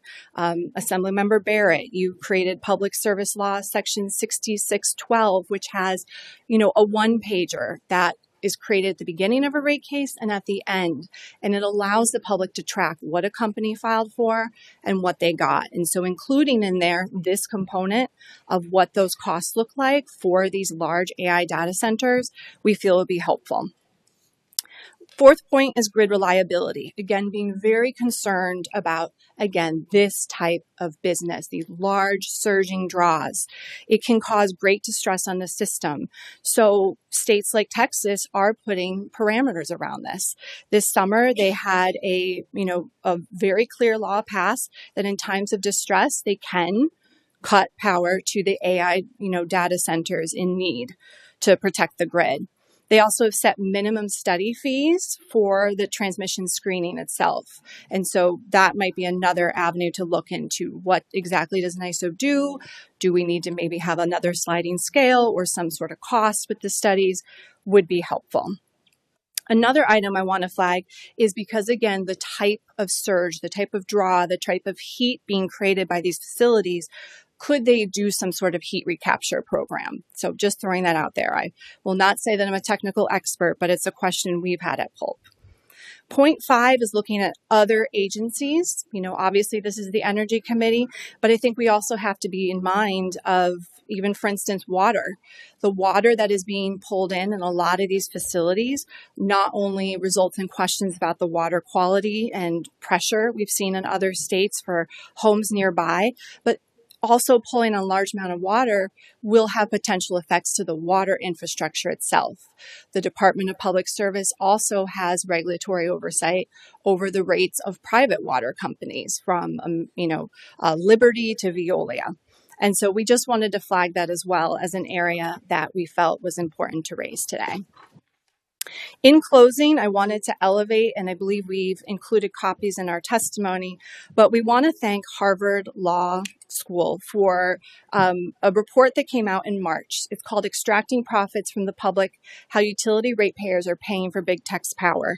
It's by Eliza Martin and Ari Pesco, and we found it tremendously helpful. It looks at over 50 Public Service Commission dockets from across the country and looks at different things that have happened in other places while making really detailed recommendations in the report. So again, we appreciate the ability to be here today and look forward to engaging in conversation with you all. Thank you. Thank you for for a thorough look at this issue and the suggestions and highlights. I just have one question at this point, and I'd like to get your perspective on the PSC, which is charged with balancing the prevention of developer discrimination and managing ratepayer costs and helping negotiate or helping lead us through what's currently going on, but also what's ahead. What is your take on how they're managing the balance, and is there any recommendations and any things you would wish you could see more of or less of? Absolutely. And if we haven't shared it with you already, we testified a few weeks ago at the Senate Energy and Telecommunications hearing. And in general, we thank the commission, we thank the department, but being very honest, we think that they, like many of us, are stretched thin. There's a lot happening in this space. This issue alone is a very big deal, but cybersecurity, whole other aspect. And we are seeing, more happening.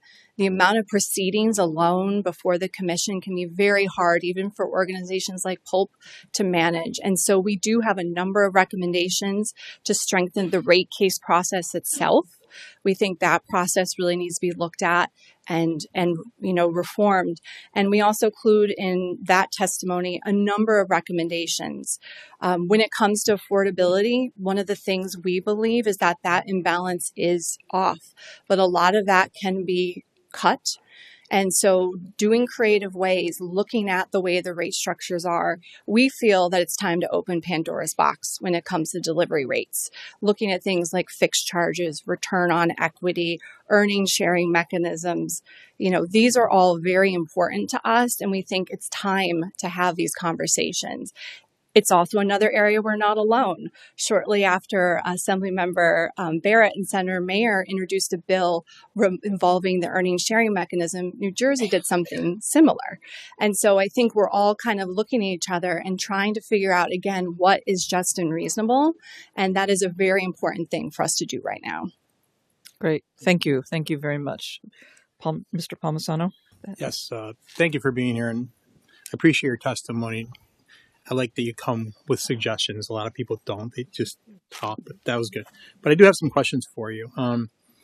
Obviously, I think you probably testified at the draft energy plan hearings, right? You were author testimony. We did. Okay, and obviously, one of the scenarios in that plan to meet the mandate by 2040 of 35, was talking about a projected rate increase per month or by 35%. Basically, used a $449 increase to meet up to $449 for ratepayers based on the draft plan in that scenario. That's got to be alarming to hear those numbers. That's on top of the rate increases we're seeing right now too. So that's a concern when you hear something like that, isn't it? So, I mean, Pulp goes into every one of these proceedings, and we always appreciate having a seat at the table. We try to offer recommendations in the moment to really help the state think creatively. Right. So with the draft state energy plan, a lot of our recommendations do fall into three specific buckets. The first being something that Assemblymember Clark mentioned earlier, which are subsidies and the need to help people right now pay their utility bills. And New York State is being very creative about that. The second is energy efficiency and lowering the amount of energy that households are using.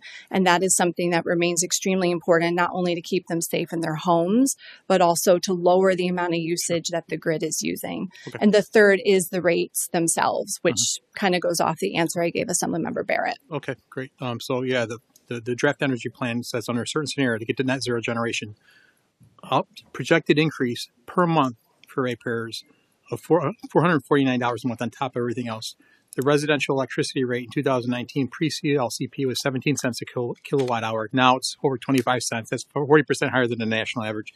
There was never a true cost-benefit analysis done in this plan. Estimates even the Comptroller, Climate Action Council plan said over $250 billion, some as high as $500 billion. And on that front, and the bill is broken on supply, delivery, and taxes, and all of those have components of these green energy mandates built into them, whether it's the REX, ZEX, offshore wind, Champlain Hudson Express, with the PSC chairman mentioned, those are going to be subsidized by everyone in the supply side. Then you have the delivery, what they're going for the poles, the substations, and the taxes on the green energy programs. Shouldn't we have more bill transparency? I have a bill on, my colleague Dee Dee has a bill on. We have this very similar name, but the goal, I think, is to put these green energy mandates, put them on the bill so people can see it. If this is such a good idea, let people know, because people are outraged when they see these utility proposals, but don't recognize that these green energy mandates are helping to drive up these costs. You can't run away from that. It's just true. So shouldn't that transparency on the bill be a good thing to do? And I have another thing to follow up on after that. Yeah. So really quickly, and again, we would love to come in and speak with you further.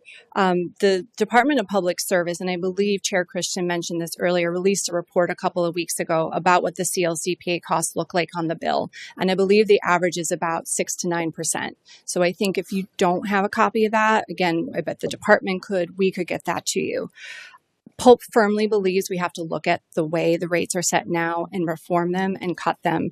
And for an example, not to bring up smart meters again, this is a perfect example of a cost that we feel run amok. In the rate cases years ago, Pulp said, can we do smart meter rollouts? First wave opt-in. And we lost.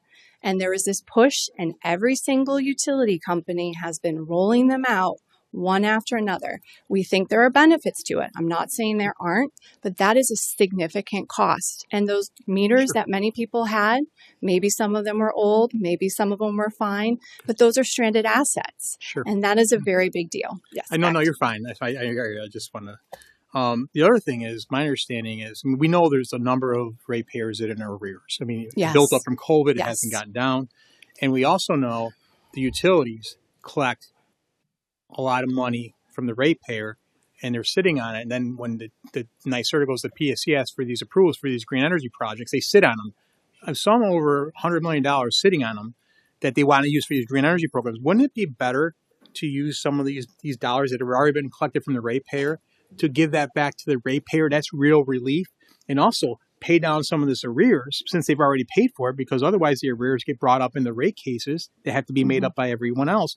Wouldn't it be a better idea to use some of these funds in that context? Let's use, I mean, I know it's for green energy and that's a priority, but some of these people, they can't help, they're hurting.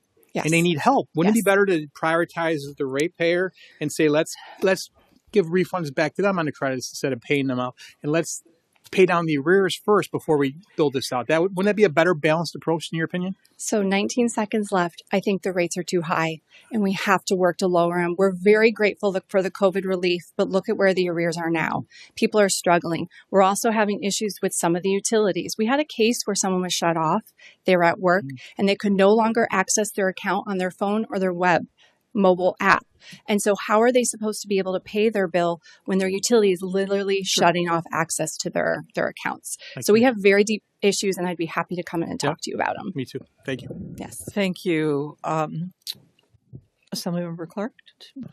Excellent. And I know you've been here all day, so you did hear some of our previous questions. And I think one of these is this idea, that we have these rate cases, they come before us, we decide, PSC, it's a very arduous, long process, but then ultimately the very most of the time are granted some sort of increase. Yes.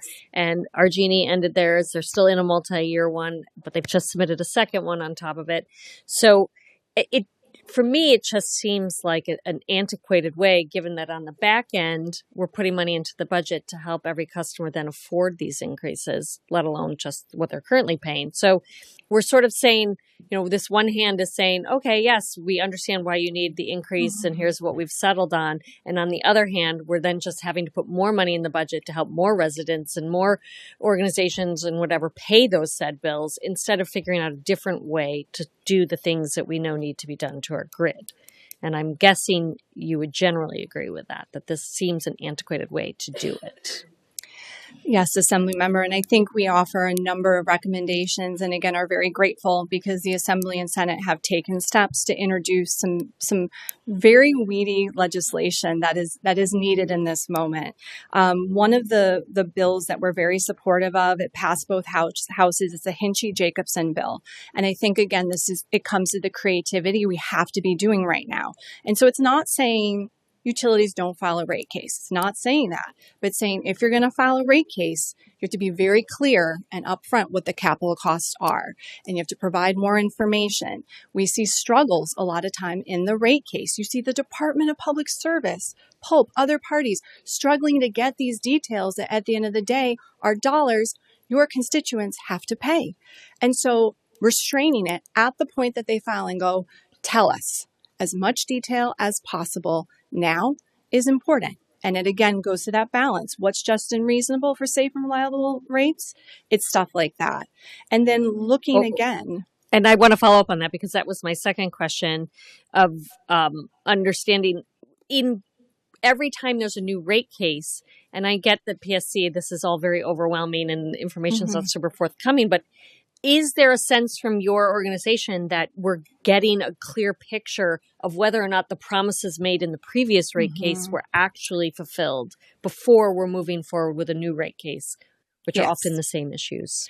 Yes. And again, the rate cases, you can get down to the penny in a lot of this, but things can be very messy. And we have seen that in the histories of NYSEG Argini, and we've seen it in the past with Central Hudson. Things are, progressing. But one of the things that we do worry about is when there are active rate cases and there are investigations. And so how we're being careful proceeding through that process is extremely important. And so this is where a lot of the reports, oversight hearings, having some difficult conversations are important. We are again very grateful. Some of the work the department has done on some of these investigations have been outstanding. They've also gotten auditors involved, and it's a conversation we just have to keep having. Thank you. Thank you, Lori. This is it. But thank you so much for the work that you do and for the people at PULP and for being here today to help us negotiate this complicated issue here. So Thank you all so much. thank you.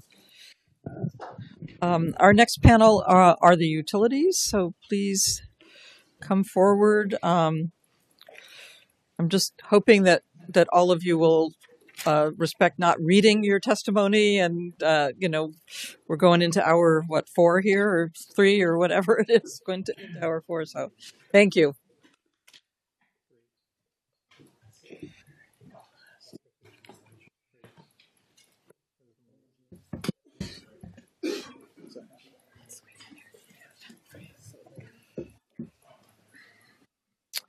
So you can start whatever order you want, but ask you just to introduce yourselves first. Do you want to begin? Yeah. Okay, go ahead.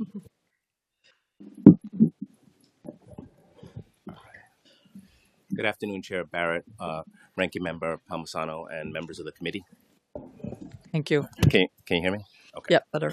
My name is Javier Bucobo. I am the Vice President of Markets and Regulatory Affairs at Avangrid, here for New York State Electric and Gas and Rochester Gas and Electric.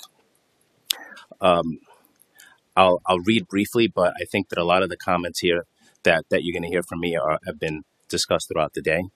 Namely, the main thing that I'd like to state is that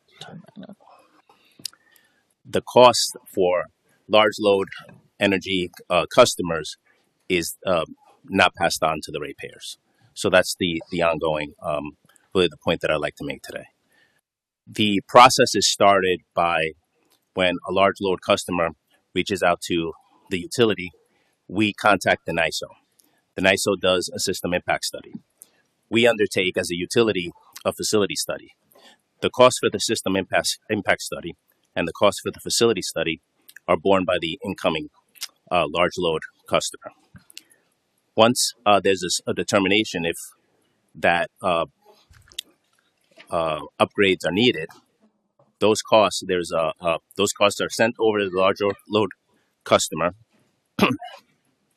and they pay for these costs.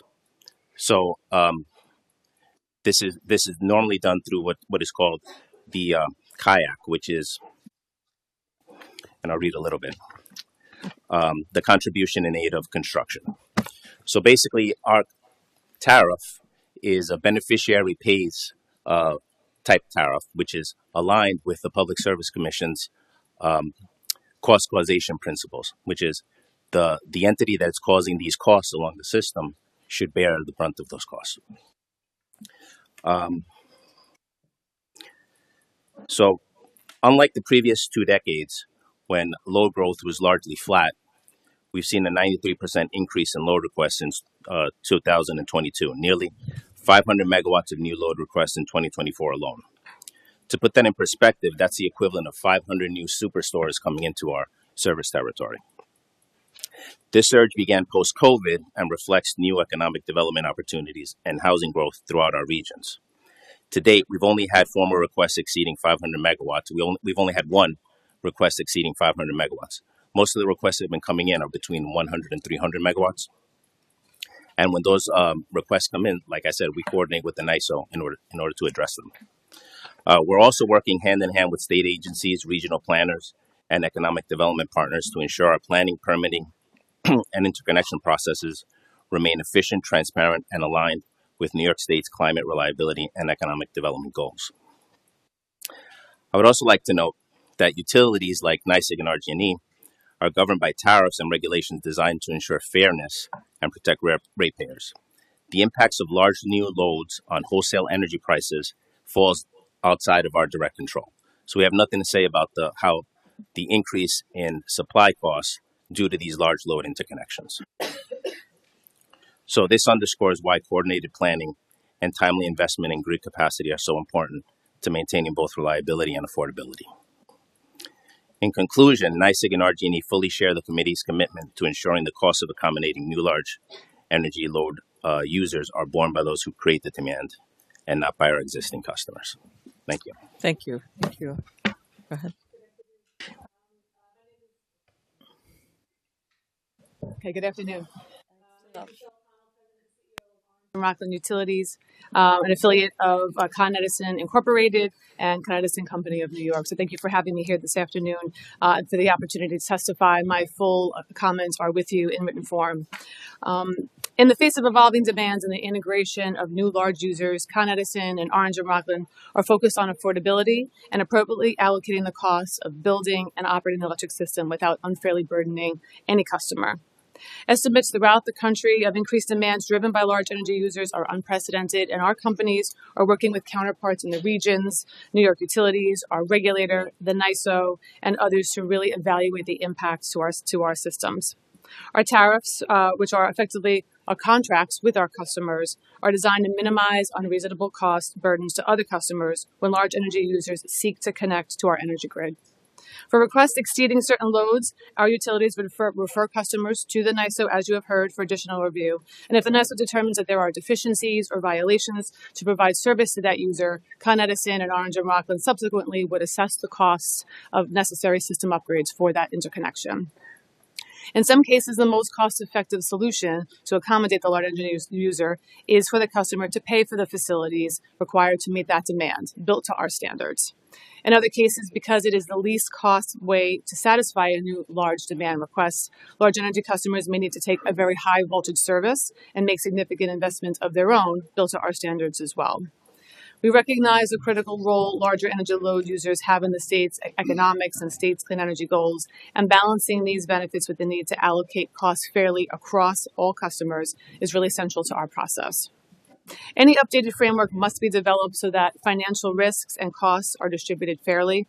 And this means carefully evaluating both causation and benefits. That is, identifying who is triggering the need for the upgrade, and also evaluating who stands to benefit from the investment. Discussions with this topic are ongoing between the NYSO, the state utilities, and DPS staff, really motivated by this rapid growth. We really appreciate the attention to this issue that the legislature has given it.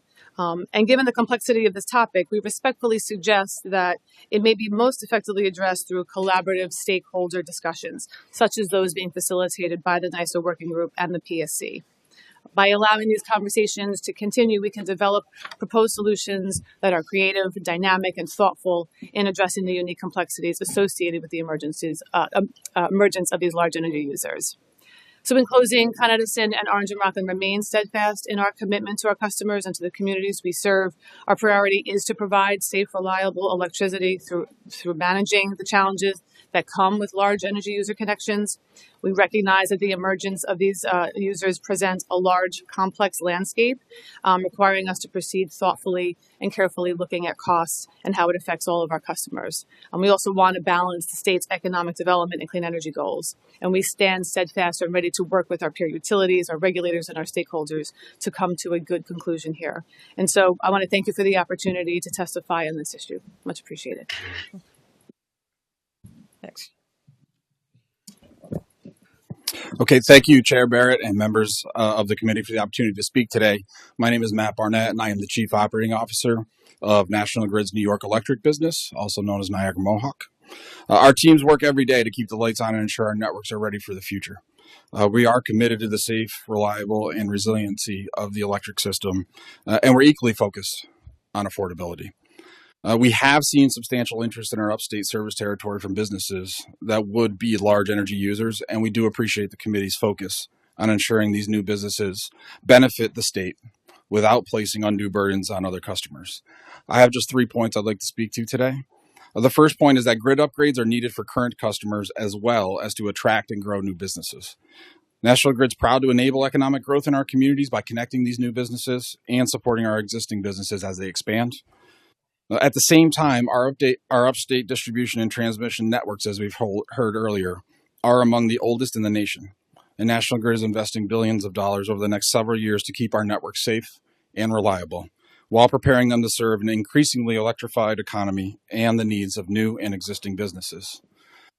Point 2 is that economic development is good for communities and can be good for utility customers. New and expanded businesses bring jobs and tax revenues that strengthen our communities. We're proud to help advance the state's economic development goals. Load growth can also benefit our customers directly. When a new large business takes service, its revenues help spread the fixed network cost over a larger base, which can reduce cost to other customers. This is important in National Grid's case because most of our capital investment plan is needed for investments to serve existing customers. Thoughtfully managed growth can therefore support both community prosperity and customer affordability. Point 3 is that existing utility regulation is designed to allocate costs fairly. Fair cost allocation is at the heart of the New York regulatory framework. Our terms of service are structured so that different customer classes pay based on what it costs to serve them. We've also heard a lot about beneficiary pays throughout the day today. When that investment serves only one customer, that customer pays those costs, either upfront or over long-term contracts that guarantee the payments. When an investment benefits a broader group, these costs are allocated to the relevant classes on a cost of service basis. That said, we recognize the increased demands on the electric system from electrifying heat and transport, as well as the addition of new large energy users, does warrant looking at whether adjustments are needed so rates continue to deliver just and reasonable cost allocation. We meet with the DPS staff regularly to provide visibility into large customer requests and to discuss any novel issues they may present. We also recognize the New York ISO's vital role in planning for the bulk power system and managing energy supply to meet the state's growing load. Continued coordination amongst utilities, regulators, and the ISO is essential to deliver reliable and affordable service while also supporting sustainable economic growth. Thank you for your attention and leadership on these issues, and I do look forward to answering your questions. Thank you. Good afternoon.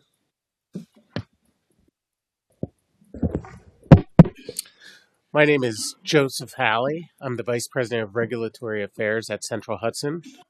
I appreciate the opportunity to speak with you today, and I promise I will keep my comments brief. So we've heard earlier today and on this panel about cost causation. I'll touch on that very briefly. Talked about supply and demand and how demand is increasing across New York. Importantly, though, I think it should be noted that that demand growth that we're hearing about is generally electrification, data centers, manufacturing, but we haven't heard significant influx of residential customers into our service territories as one of the major drivers of that demand growth. And that's important, and I'll touch on that in a minute as well.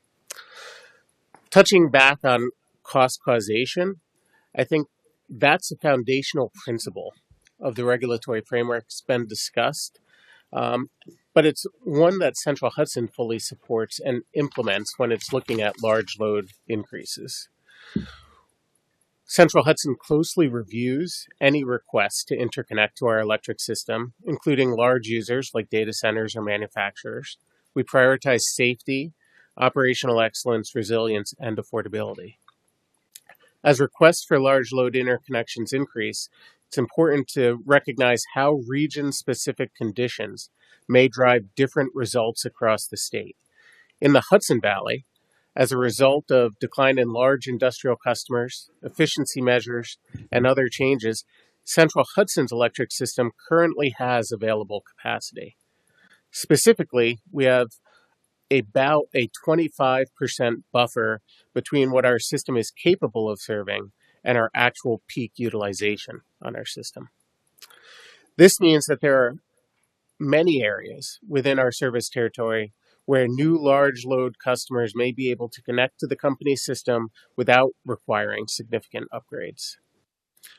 In those cases, it is likely that their interconnection and the new volume of electricity that's run across our system to serve them would spread that usage across our system and lower rates or reduce rates for other customers.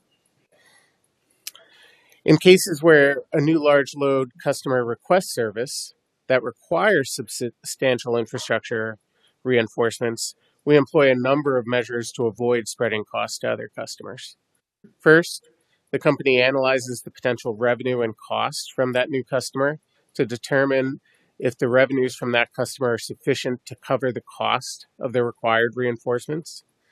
In most cases, the new revenues from the large load users are sufficient to cover the cost of the upgrades necessary. And notably, those new revenues may also provide a benefit to existing customers, as greater sales will moderate or reduce the required rate from other customers. To ensure that the customer connects and impacts the system the way that's been planned, we require a deposit from the customer that's roughly equal to the cost of the infrastructure upgrades that is then returned when conditions are met, unless their revenues are not sufficient to cover the cost. Then they provide a kayak, as was already discussed, a contribution in aid of construction. A final note, it's essential to scrutinize the potential and economic and financial impacts of new large loads and recognize that while new energy supply will be needed to meet growing demand, there are also potential benefits to electric customers as well as our communities.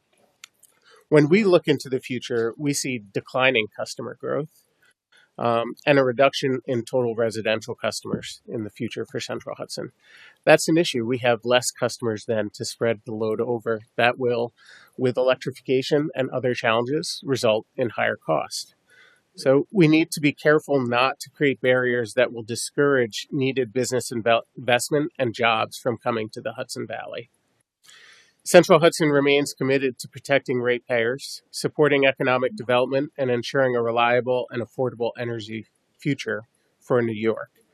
Thank you for the opportunity to speak with you today, and I'm available to take any questions as you'd like.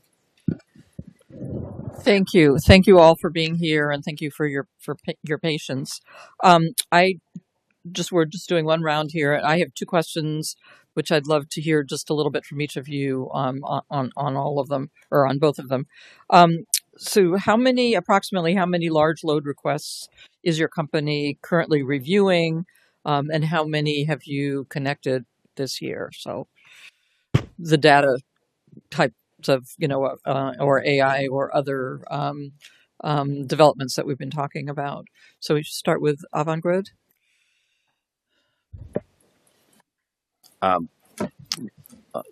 Chair Barrett, I don't have that information available. We can get that back to you in regards to the number of actual load requests and the numbers that we're reviewing right now at this time. Okay, we would love to have that information. Okay. Yes.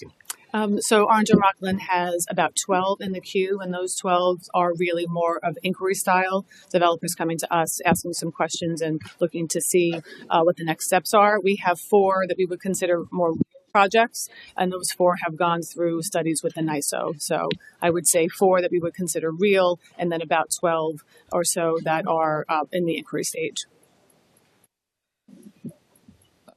Yes. Yeah. So for National Grid, we have 10 requests that are actually actively in the NYSO queue, where we are the connecting transmission owner for 2.28 gigawatts of potential load. And we actually, I would say we haven't connected any of those yet this year from a data center perspective. Interestingly, the 2.28 gigawatts, and of those 10 requests, actually 35% of that roughly is data center type requests. The other 65% is manufacturing and industrial load type of requests in our service territory. Okay. Central Hudson. And we can provide the exact numbers, but we do not have a significant number of new large load requests. We do have... So you have the IBM chip manufacturing coming, don't you? Is that something? You mean the quantum computing? IBM chip manufacturing, is that one that's in your area? No? I do not believe so. We do have other large loads. They are on the smaller end of the spectrum. When we use the term large load, it's a pretty large spectrum. And so if you slide the scale all the way over to the smaller end, those are the inquiries that we're receiving today. Okay. Thank you. My second question is, what do you see the impact if we were to create a new service class for these large users? What do you see the impact of that being, positive or negative, for your company? So let's start with Central Hudson on that one.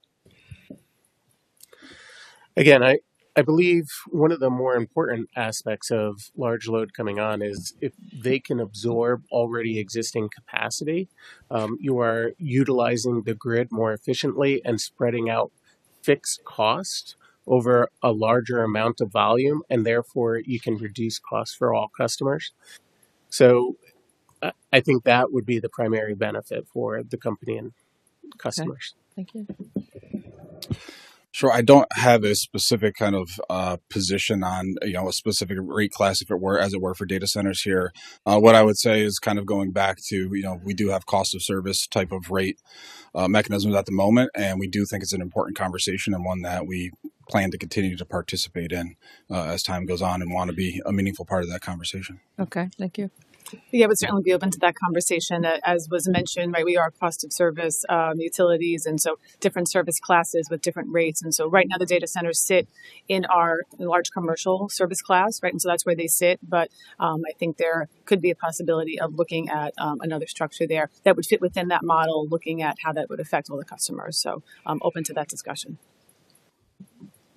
Similar to what's been said, we believe that the cost, there is an opportunity for these large load customers to absorb some of the costs when they come in under a cost of service process. But we are as well open to the opportunity to have a conversation on this matter further. Okay. Thank you. Mr. Palmisano? Yes, thank you all for being here. It's tough to do with 5 minutes to get to the details, but I think some of this I might be able to get hopefully a yes or acknowledgement. Right now, there's legislation we've proposed to say, put on the utility bill what these green energy mandates are costing. I know NYSEG-RG has done something to try to get more information out there, but it's my understanding you're prohibited from putting on your utility bill what the green energy mandates are. Is that correct? How much it's costing the ratepayer? Is that correct? The PSC doesn't allow you to do it. That's what I understand. Is that okay? Good. Thank you. That was good. My next question is, obviously you're going through rate hearings, and it brings up a lot of tension, and I get it. Can you, and you don't have to give it all now, but can you provide to us, when you go for those rate increases, and I've seen NYSEGs because it's in my territory, how much is going for your for each, like how much is going for the CLCPA? Because my understanding, there's a certain percentage of the rate increases for CLCPA, and then the next time there's going to be even more because it's going to be more socialized, like we were talking about with the chairman about Champlain Hudson Express, offshore wind, things of that nature. So, and I know you have your supply side. And yours is just on the delivery charge, your bill. That's when you go for the rate increases. But isn't in fact your supply portion of your bill? That's also paying for green energy mandates like the RECs. They're baked into the supply. And also the other part of your bill, the taxes, fees, and assessments, there are charges for that, like the systems benefit charge that are paying for green energy mandates that you're doing. So you're getting all three of your portions of the bill, even the delivery side, because your substations are all paying for these green energy mandates, correct? Is that yes? Fair? Yeah, good. We're doing good here. Sorry. On that front, so yeah, if you could send us, how your rates are and how they're improved, because that's my understanding. You got legacy costs like storm, arrears, debt, and then you also the CLCP, and then your operations. Also, it's my understanding that we know arrears are a problem, that you collect from the ratepayer at the urging of the PSC, approval of the PSC, and then NYSERDA calls the PSC up, then NYSERDA calls you up and says, "Okay, we're ready for that money." Aren't you guys sitting on? How much money are you all sitting on in waiting for the NYSERDA to call up to pay for these green energy mandates? Isn't it hundreds of millions of dollars between all four of you? And wouldn't that money better be used when we're here about rate increases? Wouldn't it be better, more efficient to use that money to provide it to the ratepayer so they can get some relief? Wouldn't it be better to use that money to pay down the arrears so they're not caught up in this vicious circle? Because if they're not paying down the arrears, it's just getting built into the next rate case, isn't it? What are your thoughts on that? I mean, I know you only have 2 minutes, but just quick thoughts on that. So, in regards to whether NYSERDA should have the money refunded to help customers pay their bills, I'll leave that all to you. And to decide that. But we do follow cost of service principles. We provided incredibly detailed information in our rate case regarding where the costs go, including the CLCPA costs, which and I could talk to the percentage if you like on year one. Okay. And then the other thing is, I've said, everyone criticizes utility when they go for rate increases. I do too. But my criticism of some of my colleagues is that they don't want to, even the governor, they don't want to acknowledge that it's their policies that are driving these policies, these green energy mandates. Some might think it's not. But the problem is you have to meet these mandates the pace at which these electrification mandates are going on the books, you have to meet those mandates in your planning and in your rate cases. So that's part of what you're dealing with as well to meet these green energy mandates, correct? Yeah, right. Part of the work that we do is to, we support the state and look to meet the goals of the state. And so looking at our infrastructure and the investments to provide safe, reliable service, that is our number one priority. And so whatever investments are needed to do that and help meet the state's goals, that is what goes into our rate case. And just real quick, I know I talked about it, about using that money that you're sitting on. I know it's hundreds of millions of dollars, but collectively with all our utilities, because they direct you to collect it. And then when NYSERDA calls it for these green programs, you have to provide it. So the ratepayers are paying for it. But then if we're not using it to help pay down the arrears, then you go for rate increases. Those arrears are put into your rate increases because you're eligible to request that. So then it's like a dog chasing his tail. They're not going to get ahead. Wouldn't it be better to give them the money to help lower those costs for them and provide that direct relief to the ratepayers and pause some of these green energy mandates? Because at the end of the day, New York's only 0.4% of all global emissions. China's 30%, has 1,000 coal plants and building more every week. Thank you. Thank you, Phil. Assemblymember Clark. Thank you, Chair. And it's going to be all RG&E for me, given that I am from Rochester. And I think we've had a lot of conversations about ratepayers and what we need to do. I guess for me, what I'm trying to get out of this, given sort of the subject matter, is sort of how electricity build out and usage and all of that is done for economic development, right? We're talking about large scale users of electricity, but even middle, economic development and how we bring in manufacturing plants or any new business is something that I think really need to get a handle on if we're going to figure out this whole system and how we're going to make it work for both those who need the power and those who are paying and who is paying for it. But my question is very specific to RG&E because I've asked this a couple times. I mean, when you have someone who has come looking to build out something, it sounds like it's first come, first serve. So there's nothing done on whether or not this is do you look at, is it bringing jobs? Is it housing? Is it providing a basic need? Is it filling something that, in terms of housing, like a huge shortage? None of that is really done. It's more just the look at their power needs. That's a great question. We treat everyone the same. So when a customer comes and asks to connect into our system, we do a study, and the study that's implemented is done the same across the board for whether it's a data center, a housing development, advanced manufacturing, anything of that nature. Okay. And from my understanding is that what these projects get when they start to move forward is something from you called a will serve letter that you can serve. Is that tried and true? Because, we've met with some folks who already have said that they did receive that. And then as they moved further along, were suddenly told that no longer could that substation provide the power needed.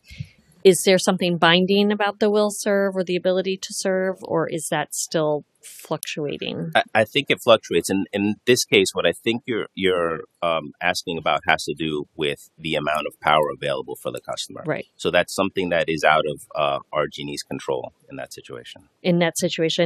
And then when we talk about this, we're talking about the build out costs. We're not talking, you guys aren't putting anything out to the news or consumers or ratepayers about what this new business will do to the market itself in terms of electricity costs. So we're only looking at the costs for build out, not the cost disruption to the market in terms of electricity usage or costs. That's correct. The only thing that RG&E in this example would take a look at would be the cost to interconnect this new load. So let's say, for example, there's an upgrade that's needed on the substation. We would study that, and if it's determined that an upgrade's needed, that's what we would look at, and that's charged back to the customer that's going to be the large load customer that's going to interconnect. But not the market. Okay, thank you. You're welcome. Assemblyman Santa Barbara. Yes, I want to thank you all for being here. I want to National Grid. Thank you for being here. I know we did a lot of work in Schenectady. I never met you personally, but I know your colleagues are doing some infrastructure improvements in Schenectady, which is in my district. Yep. I just want to circle back on some of the large coming into. Can you guys hear me? Amazon is Yes. coming into the. As an example, Amazon's coming into the town of Florida in Montgomery County, and I think they're just about approved on that. How would that work when a large company like that comes in? What is the steps taken to make sure there's shared responsibility there, and that cost is not going to drive up the rates for all my constituents that live in that area or from across the district? Yeah, sure, certainly, and without getting into a specific customer, type of conversation, broadly, it's aligned to the comments we've heard, earlier today, and from my peers here at the table, which is the process depends on the size of the load being requested. But let's say it's above 10 megawatts. That study request goes into the New York ISO, right, and then they will look for any sort of reliability concerns or upgrades that'll be needed in order to serve that load on the system. And then that package gets handed to us. We do our own study, a facility study, which is the detailed engineering study of what would need to be done with cost estimates, et cetera. And then if it's all, from that point forward, if the customer wants to move forward with that, there's interconnection agreements and they pay for the cost of the upgrades. So they pay for all the infrastructure, the Correct. hookup, the connections, all that is the company. Correct. Okay, and then the rates aren't affected with residential customers. Correct. Okay. A question about the Public Service Commission. I know that you guys just applied for one and got approved for one from the Public Service Commission. What do you think about the legislature having some say in that and not being the final stop at the Public Service Commission? I don't know that I'll opine on the legislature having a position, but I can say that, our experience with the process, the rate case process, and with the Public Service Commission is a robust process that we go through with that rate case. In the last rate case, I think we answered somewhere near 2,000 information requests. There were multiple parties, perhaps 14 or 15 parties in the room. We felt that process was robust and, there is good challenge in that and how we prioritize and how we try to handle and balance all of the things that have been talked about today. Has the Public Service Commission ever denied a rate request for National Grid? I couldn't speak to the entire history of National Grid. I couldn't think of one, so I wanted to ask you. Last question, because I got 20 seconds. National Grid is a for-profit company. A lot of people think it's a not-for-profit. It is for-profit, right? Correct. I'm not going to get into the details of the profits that were posted right now, but I will talk to you offline about that. Happy to. Thank you, Assemblymember Shrestha. My questions are for Central Hudson. What is your position on the need for battery storage in your service territory?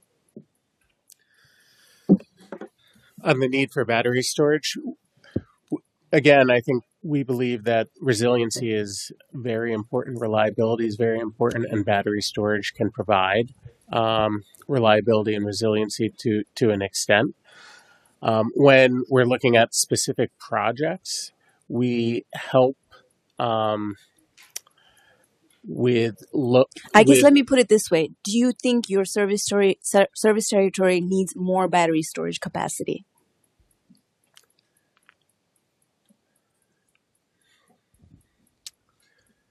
So I am not the individual that could answer that question to the extent that you're looking for it to be answered. We've been using this term economic development pretty blankly, and honestly, I feel like nobody really knows what it means. What do you see the role of AI in the state's economic development goals? How do you understand it? Because, obviously utilities are looking to be partners to the state, as you have said. But what do you think is the role of AI in this goal? How are people going to benefit from it? Again, I wish I could answer that question. AI is very broad, and I can't answer what the exact impact of AI will be for New York. And are you concerned about these data centers becoming stranded assets? We've seen that happening in other instances in other states. You build out the infrastructure, maybe you do all this work, but then it doesn't end up. Yeah, there's always a risk of that type of thing occurring. And I think I addressed some of that risk earlier in my comments, where we take a deposit that's equal to the cost of the infrastructure upgrade and then return it to them when certain milestones are met, such as their construction's complete, they're up and running for a number Do you of years after that anticipate, construction. if the data center goes out of commission, do you anticipate this infrastructure that was built for it to be reusable for other purposes? Again, that would be latent capacity on our system that we could then utilize for other customer additions in the future. And I know that utilities have been wanting the authorization to generate your own energy. Do you have a position on AI data centers being able to use their own generation assets? Do you think it should be regulated? I think to the extent there's an interconnection into the grid and will actually impact the grid, that definitely needs to be regulated. And to the extent that I've seen, most data centers or large energy users are looking for the grid to be at least an insurance backstop to provide reliability to their system. All right. Thank you so much. Thank you, Assembly Member Blankenbush. Thank you. I'm going to pick on National Grid because that's where I pay my bill, and that's what I've been hearing for this last couple of weeks in my territory. I can't go anywhere. I went to get my car serviced. Two people sitting there waiting for me. Nails me on their new electric bills that just came out. I go to lunch. I get electric bills. Actually, on Sunday, I was walking out of church and I got the electric. Now, in keeping that in mind, I know National Grid got 3 years of approval for rate increases. And then when I read the testimony that says we're committed to the safety, reliability, reliance of the electric system to advance CLCPA's clean energy goals and to enabling economic development across the state of New York. This is a sentence that we're equally focused on energy affordability. Now, what I see what's happening where I live, and then this statement, because everybody's going to be on electric now. People are now nailing me up there about this Clean Energy Act and what's going to happen in the North Country. And I just wonder, how in the hell are you going to keep it affordable for the ratepayers? Now, it might not be your fault. I'm not saying that, but I'm getting nailed up there right now. Well, we have something in common because, most folks know what I do, and they also, are asking questions as well. And they're good questions and they're appropriate questions. I think to your comment and question around, how do we keep it affordable?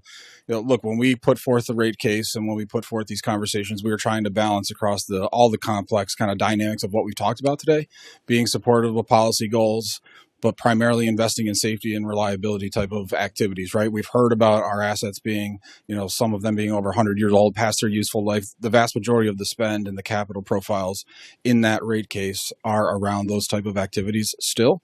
But there is no denial that affordability is absolutely a challenge, and we try to find the right balance across all of those demands and taking care of our system and making sure it's reliable and safe, supporting policy goals, supporting economic development and load growth, and what is the most economical and efficient and affordable way to do that. That notwithstanding, it is a concern. Bills are going up, and we do the best we can to do that and to look at the way we do our work. How can we do it more efficiently? How can we bring that cost down to deliver what we have to deliver as effectively as possible? That is absolutely a core commitment.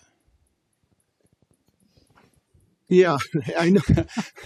But you understand my position when people, I can't answer that question like that. I mean, you have 3 points here. Grid upgrades that are needed for the current customers as well as to attract and grow new business. And economic development is good for communities and can be good for utility customers. And your third point was existing utility regulations is designed to allocate costs fairly. So if I hand this to somebody who's in my conference room whose bill just went to $600 a month, they don't care about this. They want to know what in the hell is going on and how are they going to keep. I've had people tell me they don't know how they're going to pay their bills. So I think there's, I don't know. I don't know is it the infrastructure? The cost of the new infrastructure because of the Clean Energy Act causing some of this inflation along with inflation and interest rates? Part of the investments we're making are around the CLCPA and the policy goals. But as I stated, a good majority of our investments are around, traditional, if you will, safe and reliable service, replacing those aged assets, et cetera. I think your time's up, Mr. Blankenbush. Next, Assemblyman Mangtalo. Thank you, Madam Chair. Matt, back to you, National Grid. I'm not a customer, but I got a question. Sure. When you were reading some of your testimony, did you say at a point of new upgrades or new services that the customer needs to upfront the money? Or sometimes in certain cases, you do a long-term payment plan? Did I hear you right? Yeah, so there is, they can pay for those costs up front, right? And we also get letters of credit, et cetera, in case there's any sort of abandonment, during the project. There's also an option to do like a 10-year contract where they pay back those costs over a 10-year time frame. 10 years on a new service or whatever they're putting in or whatever. It can be on a portion of those capital costs, costs up front. Something called revenue assurance, and it's a 10-year contract on how their revenues will pay that back. Does anyone else do that as well at the table?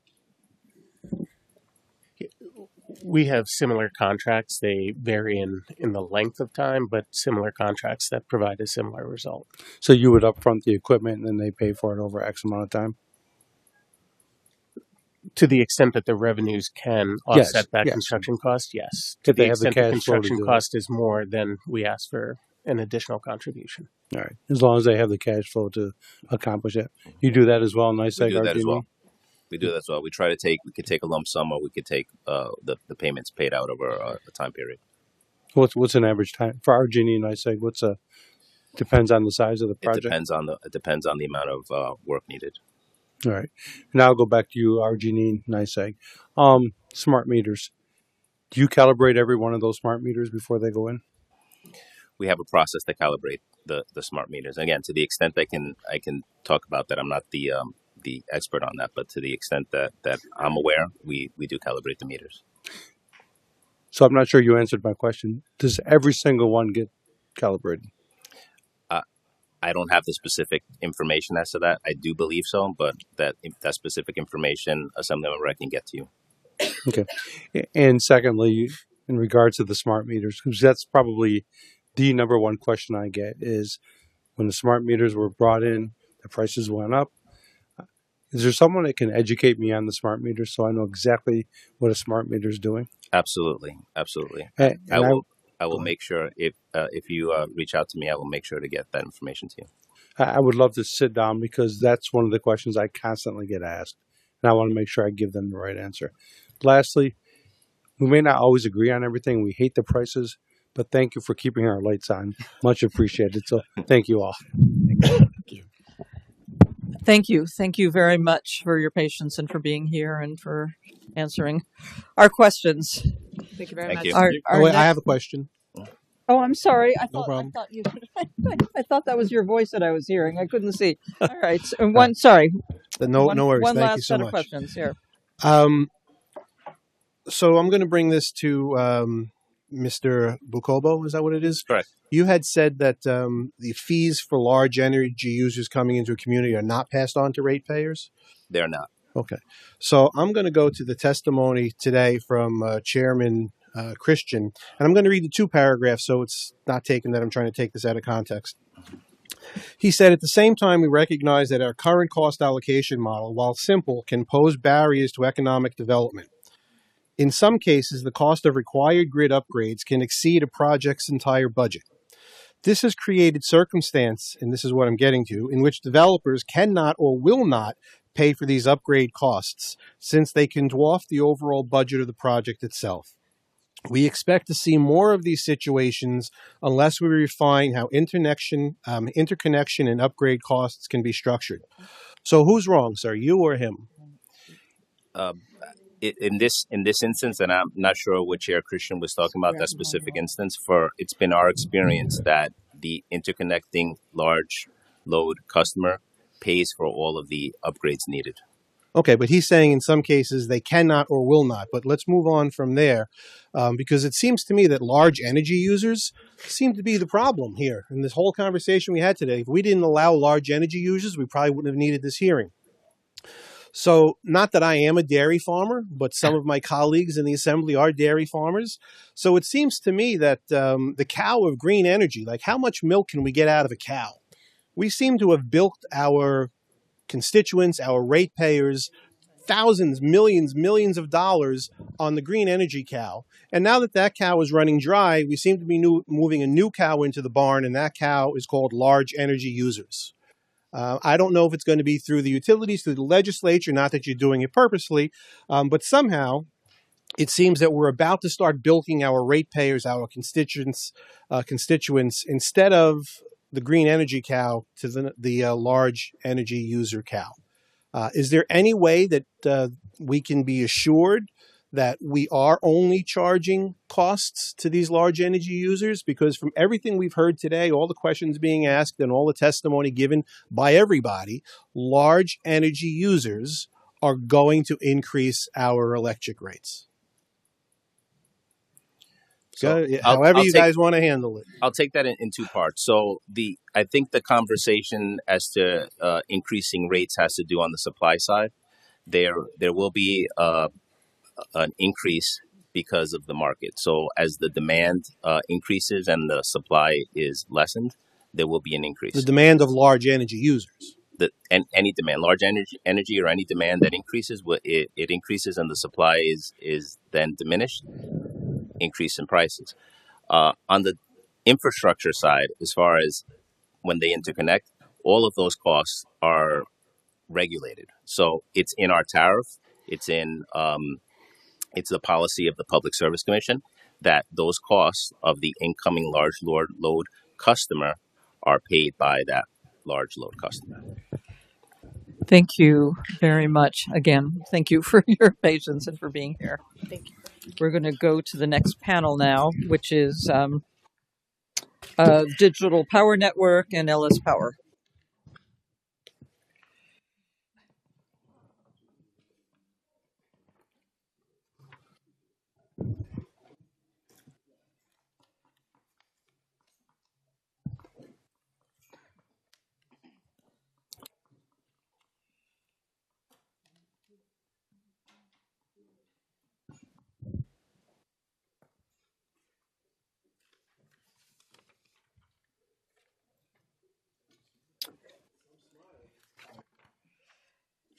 Haley, you want to start? Please introduce yourself and begin.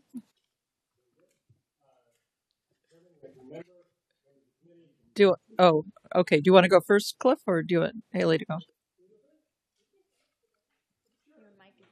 Turn your mics on, both of you. That probably helps. That does. Hi, everybody. Yes, Chairman, go ahead. Ranking member, members of the committee, thank you so much for having me today. My name is Clint Plummer.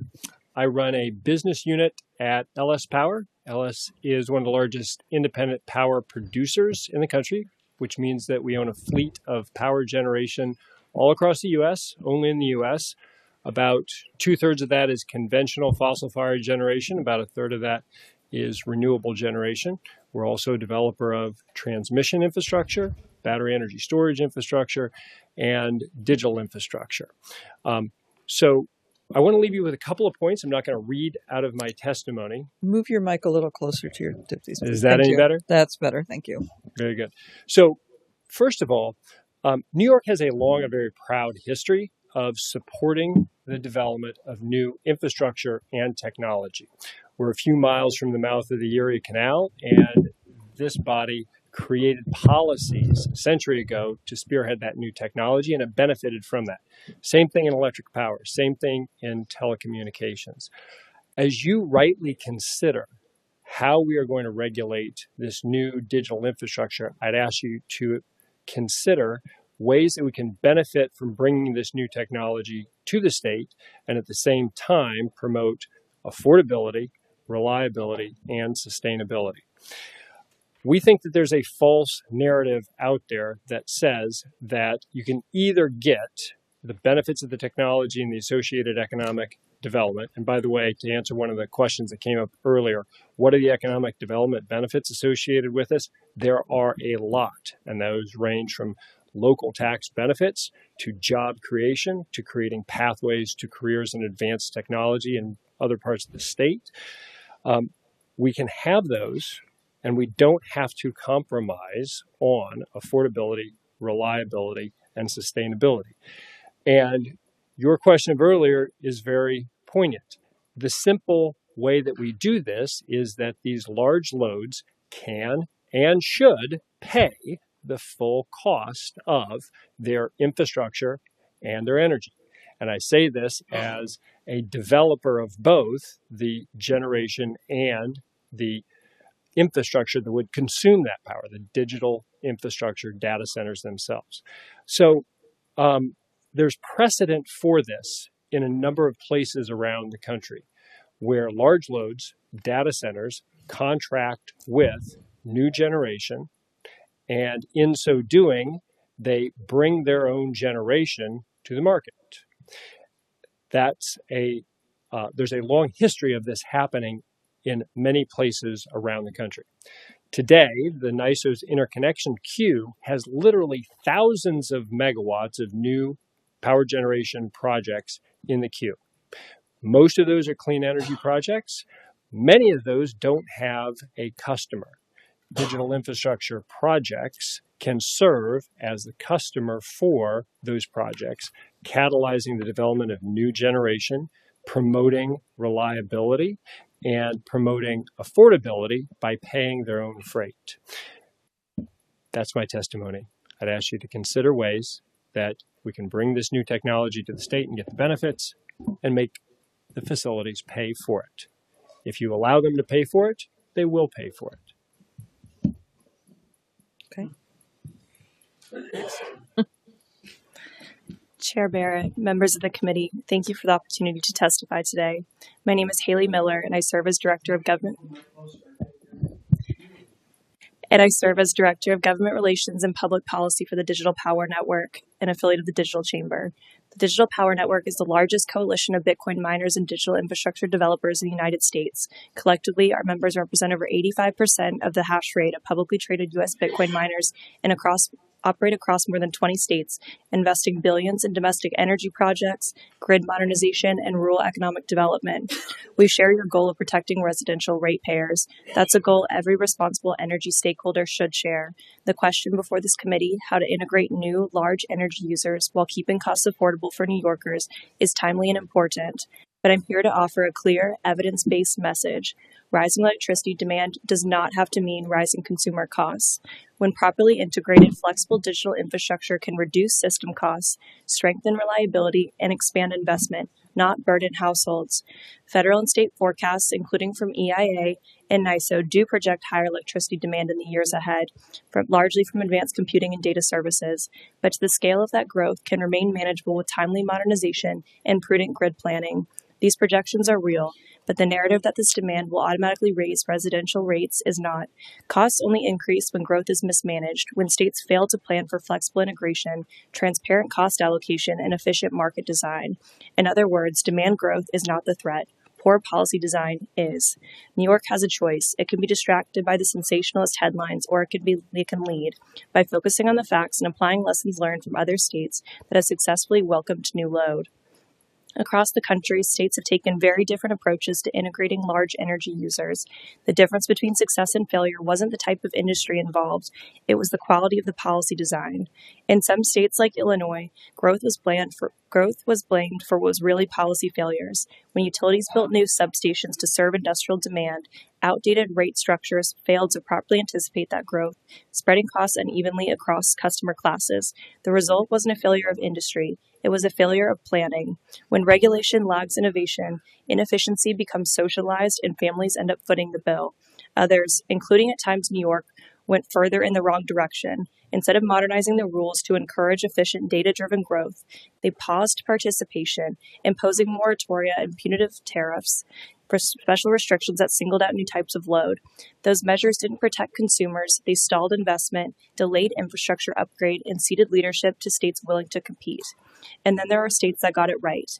Texas, Georgia, and Wyoming didn't see large energy users as a problem to contain, but as a catalyst to modernize. They advanced balanced, technology neutral policies that ensure new projects contribute fairly to the grid without being isolated or penalized, strengthening flexibility and attracting billions in private investment, all while keeping household rates stable. The lesson is clear. The problem isn't growth, it's policy that refuses to evolve. States that modernize their frameworks harness innovation to strengthen the grid. States that don't watch opportunity flow elsewhere. And the solution isn't complicated, and New York already has much of it in place. The Public Service Commission's existing cost of service framework ensures that large users fund their own interconnections, infrastructure upgrades, and grid participation requirements. Bitcoin miners and data centers already pay directly for the substations, transformers, and transmission extensions they require.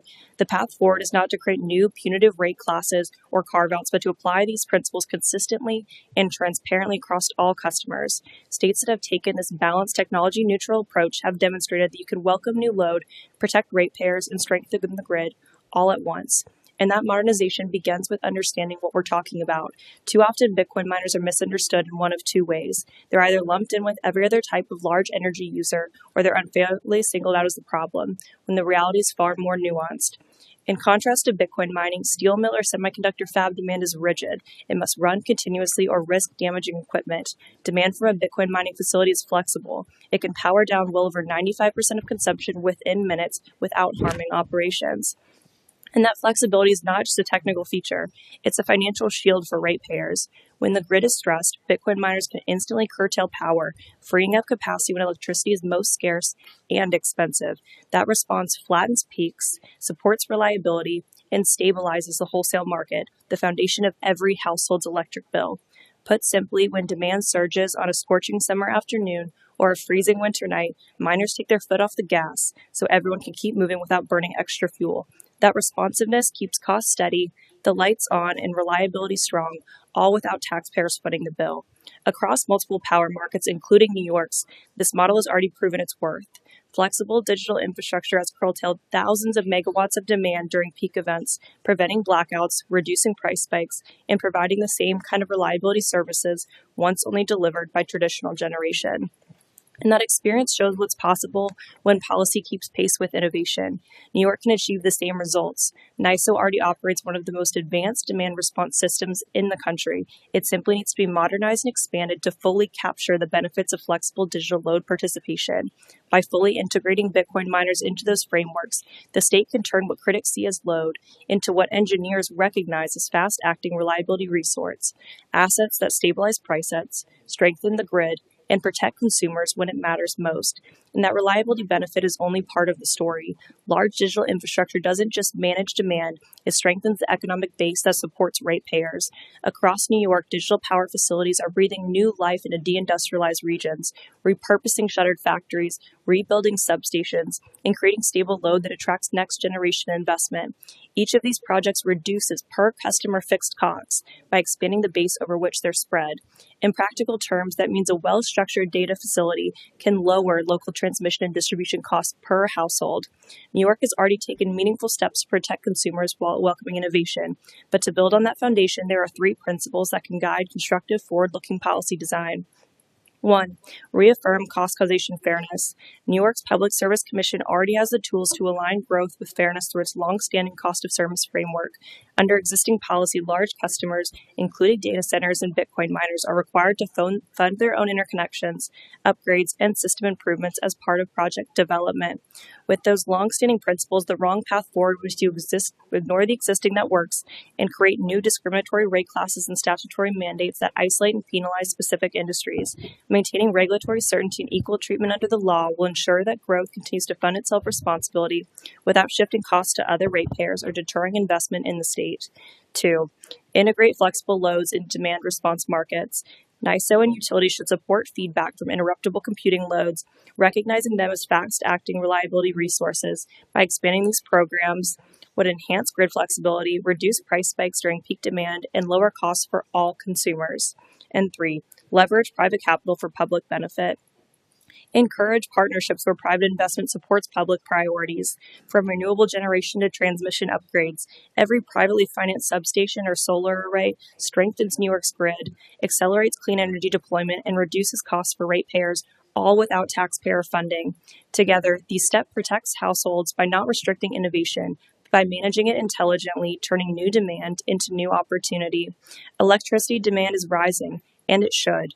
Growth means investment, innovation, and jobs. The question is not whether we can afford to integrate large energy users, it's whether we can afford not to. Other states, Texas, Wyoming, Georgia, are designing modern energy systems where flexible digital infrastructure strengthens the grid and holds costs down. Meanwhile, New York, once a pioneer in clean energy leadership, is at risk of regulating itself into irrelevance, driving investment to places that understand that reliability, affordability, and innovation can coexist. But that outcome isn't inevitable. New York has the talent, the infrastructure, and the legacy to lead again if it chooses partnership over prohibition and progress over fear. The same ingenuity that built the state's power grid can build its digital future. The Digital Power Network stands ready to work with this committee, the PSC, and NYSO to design solutions that keep New York competitive, reliable, and affordable, because protecting ratepayers and embracing innovation aren't opposing goals. They're the same goal done right. Thank you for your time, and I welcome your questions. Thank you. I have just a couple questions. So I'm going to start with Clint. Would you support legislation that requires data centers and cryptocurrency mining facilities to pay the full costs, including infrastructure, commodity increases, operation, maintenance costs, all of that associated with any crypto mining and other costs involved?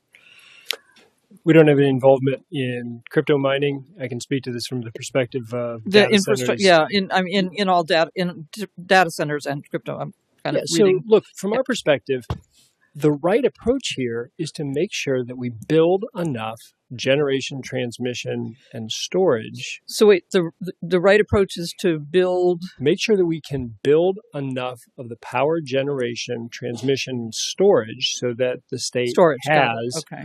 all the resources that it needs to keep the lights on and to keep the costs low. And the addition of new large loads like data centers and other forms of digital infrastructure create customers. And if we create the right type of policy, then Which is those what's the right kind of policy? there are a number of different vehicles being explored by other states around the country right now to promote what's being called Bring Your Own Generation, BYOG. Is that co-location? Is that the same Doesn't thing? have to be co-location.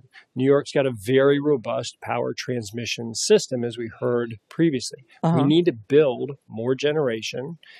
And if we build more generation, that will help bring costs down for customers, and it will help attract new businesses to grow our economy. So let's be more specific. I mean, so data what, centers. what does that do? You know, is it the developer that puts together the whole thing? Tell us what that's going to look like in the There's- best of all possible creations. So across the country, there have been many instances where these major technology companies have procured sources of new power generation. They've signed long-term power purchase agreements that have allowed new development projects, in some cases renewables, in some cases conventional generation, to go forward.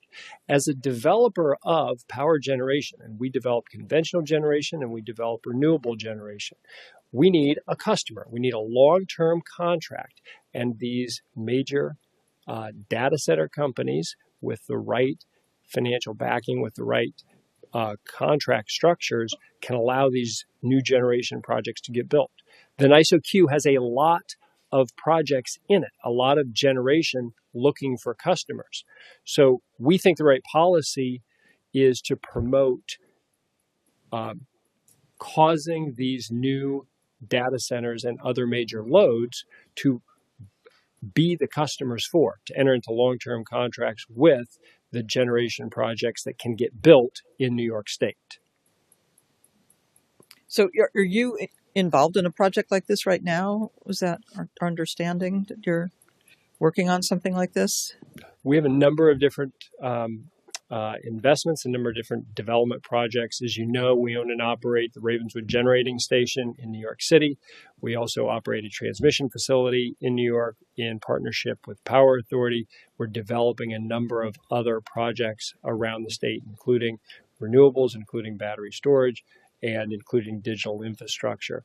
And so we see New York as a place that has the potential to benefit from bringing this type of infrastructure to the state.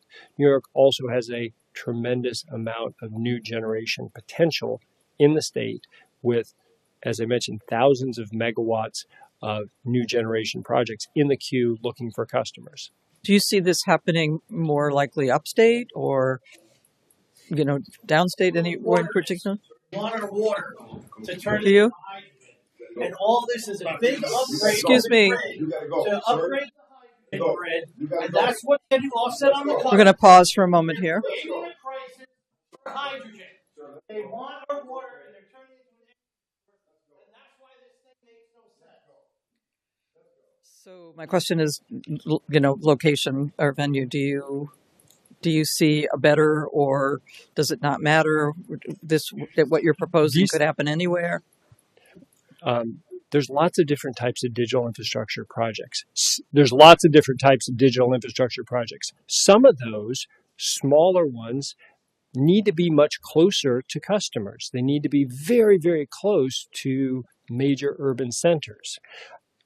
Those tend to be smaller, but there tend to be larger numbers of those. So the New York metro area has a lot of those edge type data centers already.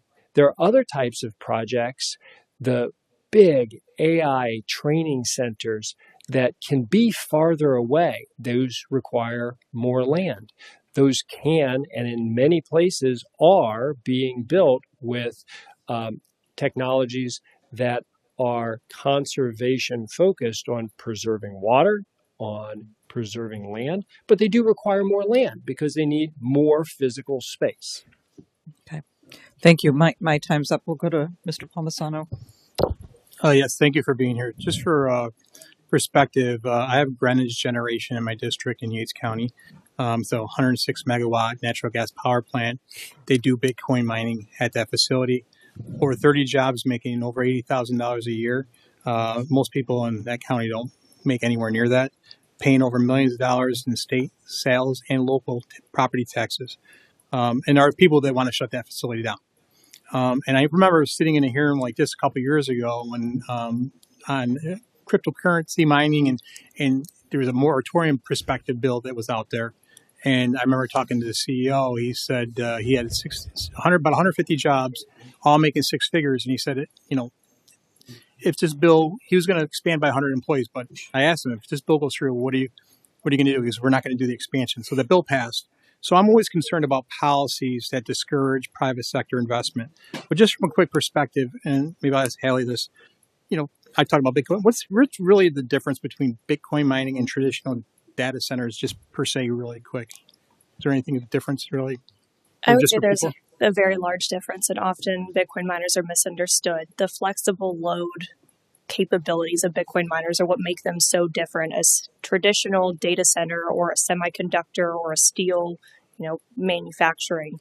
That power needs to be on at all times, 24/7. That demand is constant. If you reduce that demand, the facilities can be interrupted and there's harm to the operations. A Bitcoin miner is flexible. It can shut down at any point of time, often within minutes, sometimes even faster than that, up to 95% of that operations by reducing their load and becoming flexible when the grid is, for example, overstressed or overheated. They're able to produce that energy back to the grid where customers need it most. Yeah, that's a great point, because that's exactly what Greenwich Generation does during the wintertime, during the cold spell. Over 90% of their power is going to the grid because they shut down. If the grid needs it, they shut it down and it goes to the grid, and they can do it on a dime. Whereas powering up a peaker plant is not as advantageous. So they did it in the wintertime, 90% of the power, and they did it this summer too when you had the heat wave. So there's that flexibility that's important. So I appreciate that differential. But as I said, I'm concerned about policy to discourage investment. And then I'm also concerned about energy policies that don't prioritize affordability, reliability, and feasibility. So I guess what can be done? What are the opportunities you see to encourage this partnership and investment, and what are the obstacles that you see could be in your way for this critical investment into our New York's economy? What do you see as the opportunities and the obstacles, and what solutions or ideas do you have to address those? I would say the opportunity is to continue doing what's working. The PSC's existing framework, as mentioned earlier, the DER, all of the Bitcoin miners in the state are participants of said framework and use it. That's working.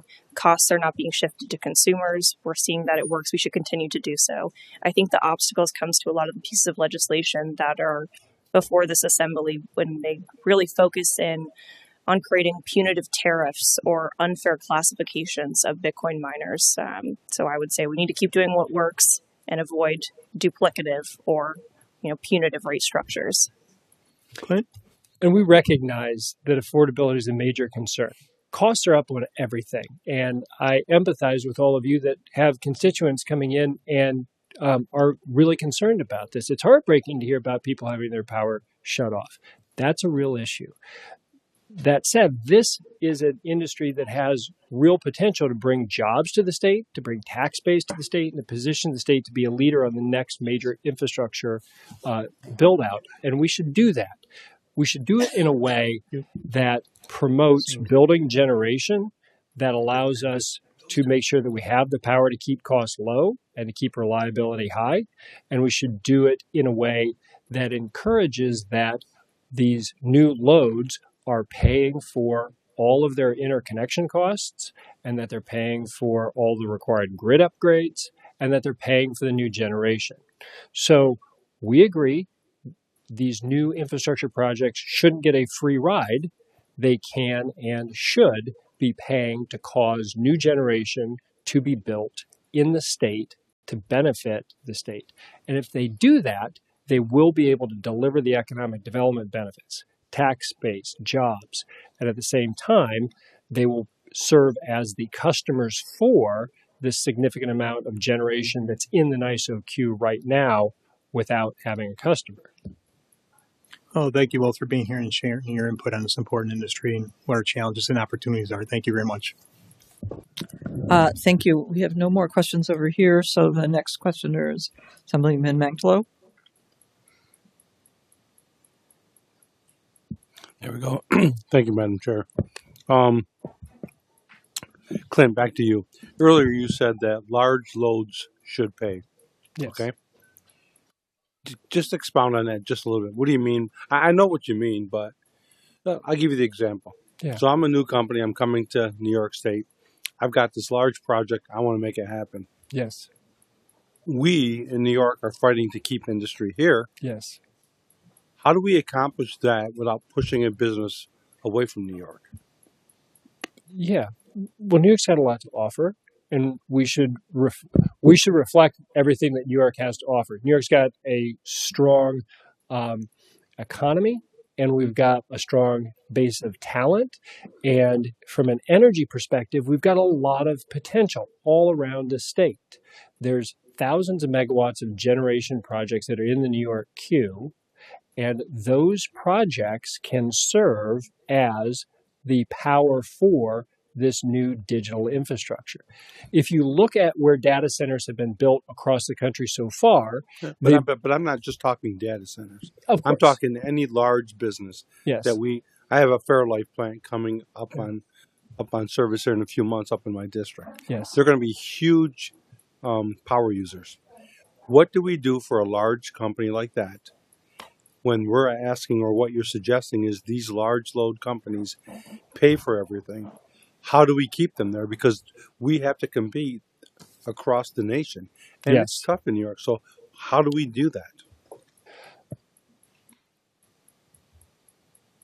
We develop this type of energy infrastructure all across the country.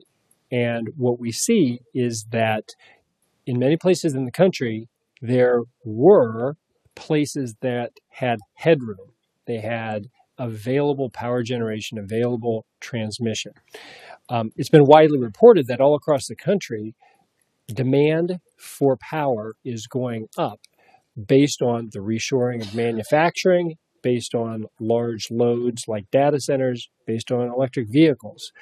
That headroom that existed in the grid, that previously paid for generation and transmission, is being eaten up. And now most places in the country have to build new forms of power generation to meet their growing demand. With the right policies, the new demand creators can and should pay for that generation. There are places in this country that have different types of energy resources that are more expensive and less expensive. And New York has a variety of different types of energy resources, from hydro to certain renewables, and the state's initiatives around nuclear power, all of which have great potential to be cost-effective sources of new generation. And if we harness New York's unique resources and infrastructure, we can use that as a means of creating cost-effective options for new companies. All right. Thank you. Mr. Piranzola. Thank you. So far, I like you both. We should have started this hearing with your testimony on large energy users paying for everything. We talk about data. What data? What is data? What are we talking about? Why would the average ratepayer in New York State care about data? How does it affect them? What is it? I'm a humble engineer, sir, and focus on the power sector. So that's probably a question well above my pay grade, but I'll take a shot at it. Just Here's very how short, because I have another question. Yeah, data centers do lots of different things, right? And data centers and crypto mines are very different types of both physical infrastructure and serve different purposes. Some data centers serve to just store things like the pictures that are on your Google Cloud or your iPhone. They store the documents that you save to the Microsoft Cloud, or they process the transactions when you buy something on Amazon. Others of them are processing these large artificial intelligence algorithms. Those tend to be the bigger ones, the ones that are, the big campus type. And okay, if I can interrupt there, because I get it. So other than pictures, which people can save on their multi-gigawatt phones, or not gigawatt, but large memory phones, you seem to be up on battery storage facilities, yes? Our company has been a pioneer in that space and owns quite a few of them, yes. All right. So would it be recommended that battery storage facilities be literally located, a battery itself, within 30 to 40 feet, maybe 60 feet of a residential home? There's lots of policy implications on that, but our company wouldn't do that. Why wouldn't you do it? There's a lot of different considerations go into where you site infrastructure like that, and we typically try to avoid any kind of Would safety be one of those considerations? I'm sorry? Would safety be one of those considerations? Of course. Would potential failure be one of those considerations? Have battery sites throughout the country have they gone on fire? There have been some, yes. Can you put out a battery fire unless it burns out? With certain technologies, more so. With certain technologies, less so. So probably not. Depends on the technology. There's some that have more problems than others. Okay. So would it also be a true statement that there's nothing green about a battery energy storage facility? Mr. Piranzola, I think your time is up. I don't know. I didn't see the clock get set, so I couldn't say it was that way since I started. So I just have one last question then. Would it be true that there's nothing green about a battery storage energy facility? All they do is take energy that is created by burning off carbon or whatever else it is and storing it for future use? Depends on what the source of energy is going into that battery energy storage facility.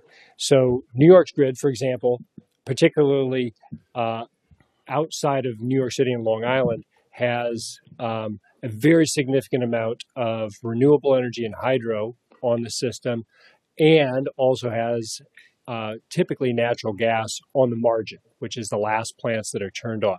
So in certain places where there's an abundance of renewable energy during off-peak hours, batteries can be charged with renewable energy and can then discharge during the hours when there's peak demand and in so doing displace generation that during those hours would otherwise have to come from conventional peaker type generating facilities. That's the basic reason why we started investing, where our company started investing in battery energy storage in places like California a decade ago, because it proved to be able to do exactly that. Charge when there was a bunch of solar power, discharge when there was high peak demand and not as much renewables.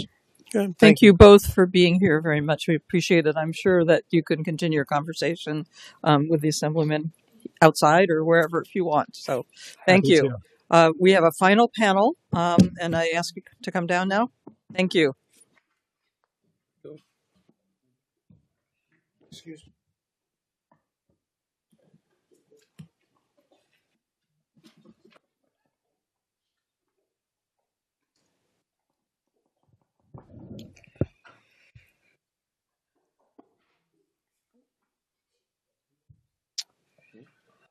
Welcome. Thank you for your patience. Thanks for joining us. And Liz, do you want to start? There we go. Sure. Thank you so much for the opportunity to testify today. My name is Liz Moran. I'm the New York Policy Advocate with Earth Justice. Earth Justice is a nationwide environmental legal nonprofit that brings far-reaching change by advocating on behalf of our climate, wildlife, clean air and water, toxic, sustainable food farming, and so much more in the courtrooms in Congress and in state houses. The rapid build-out of data centers threatens all of the things I just named along with affordability. The federal government has been extremely interested in the rapid build-out of AI as a pretext for a pro-fossil fuel and deregulatory anti-community agenda. And on top of all of that, New Yorkers have been facing a worsening energy affordability crisis. Since 2022, every major utility has been raising their costs on customers, and we have more than 1.2 million New Yorkers who are behind on their energy bills right now. So it's very important for New York State to take this issue seriously. Between our climate law and this existing energy affordability crisis, we need to tackle this now. And we have a taste of this in New York right now. We aren't seeing the rapid build out that other places have seen on data centers, but we do have a taste of what this could look like because of our experience with cryptocurrency mining. So I wanted to spend a little bit of time talking about a specific example because I think it's easier to understand these issues when you do look at what we've already seen.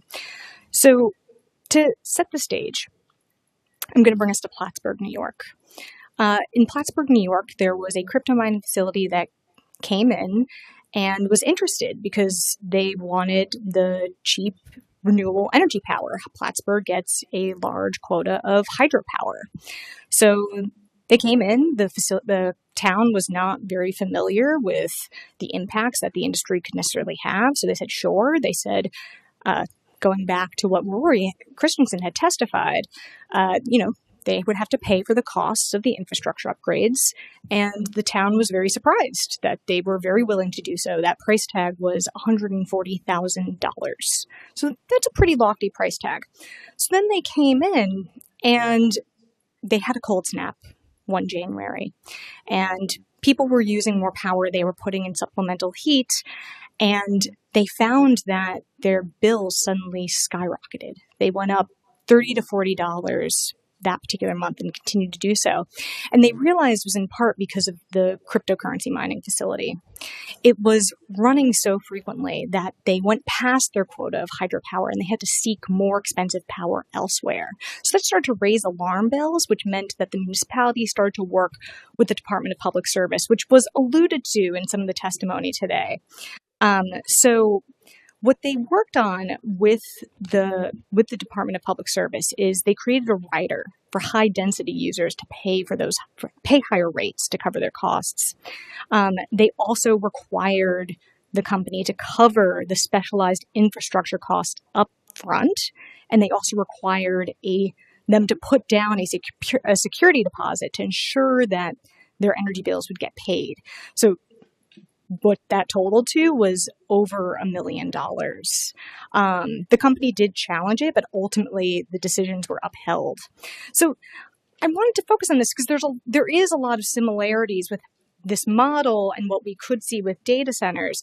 So part of why it makes sense, for example, to have that down deposit, crypto miners and data centers can relocate very easily. They don't have to stay in a particular place. So this is where stranded assets can become a problem for ratepayers. All of that money gets invested into infrastructure, and then suddenly the customer who was supposed to be paying for them is gone. So crypto continues to be an issue in New York State, but we're starting to see data centers become a concern for communities. So I'll discuss briefly a couple examples, which I do detail to some degree in our testimony. Starting with a report recently from the Ithaca Times that discussed the Cayuga power plant, which has been leased to TeraWulf in Lansing, which is right on the shores of Cayuga Lake, just north of Ithaca. The data center could use a maximum of 400 megawatts of power, which would be enough to power 350,000 homes. And the residents and local elected officials that are there have expressed concerns about the diversion of renewable energy to power the facility, the withdrawals and discharges of water for cooling, noise pollution, and energy prices. And that story is being seen in Alabama, New York, for the Tonawanda-Seneca Nation, which is a federally recognized tribe. They've been fighting the proposed construction of a large-scale data center that would be at what's called the STAMP facility. This facility would be within 300 feet of the nearest residence and about a half mile from the nation's reservation territory. If built, this would consume 250 megawatts of electricity annually, and there's other cost concerns as well. So NYSO today discussed their large load interconnection queue, and there are some issues with using that to project what infrastructure needs there are going to be, in part because there isn't always certainty with that interconnection queue. And this is part of why we're going to need more transparency. I'll get more into that as I get into some recommendations, but I did want to illustrate just how large the load would be for proposed data centers and crypto mining. The total power that's been requested is enough to power 4.2 million homes, which would be larger than the city of Los Angeles. And of course, it would only be second largest to New York City and New York State. Other states have already welcomed data centers and crypto mining with open arms, and they've had buyer's remorse. And you've heard examples today that has resulted from that buyer's remorse. There are states that are now taking actions to protect ratepayers and their environment. And so there's a lot for New York State to learn from that. And we really have to, because we have an opportunity to still lead here. So to briefly outline what we've detailed in our testimony, we believe that the right formula here includes a specific rate class for these large energy users with different stipulations. The Oregon Power Act, which Pulp also named in their testimony, offers a really good model here. They require this large class of users starting at 20 megawatts to cover the costs associated with them, to mitigate costs that could be passed on to other ratepayers. And they also require, related to, again, potential stranded assets, that they are signing contracts that last at least 10 years. That's just some of the details there. Something else that's been discussed today is the idea of making them pay for everything, and we also like that. We believe that these entities should pay for renewable energy. We discuss in our testimony the concept of new, now, and near, which is having these entities pay for a new supply of clean energy, so additional clean energy, with power consumption that would not exceed their production, so ideally hourly matching, and that it's easily delivered within the same region. If we don't do this, there's a big risk that data centers end up diverting clean energy from the electricity grid, and then that energy would be replaced by potentially dirtier power, which is more costly for ratepayers.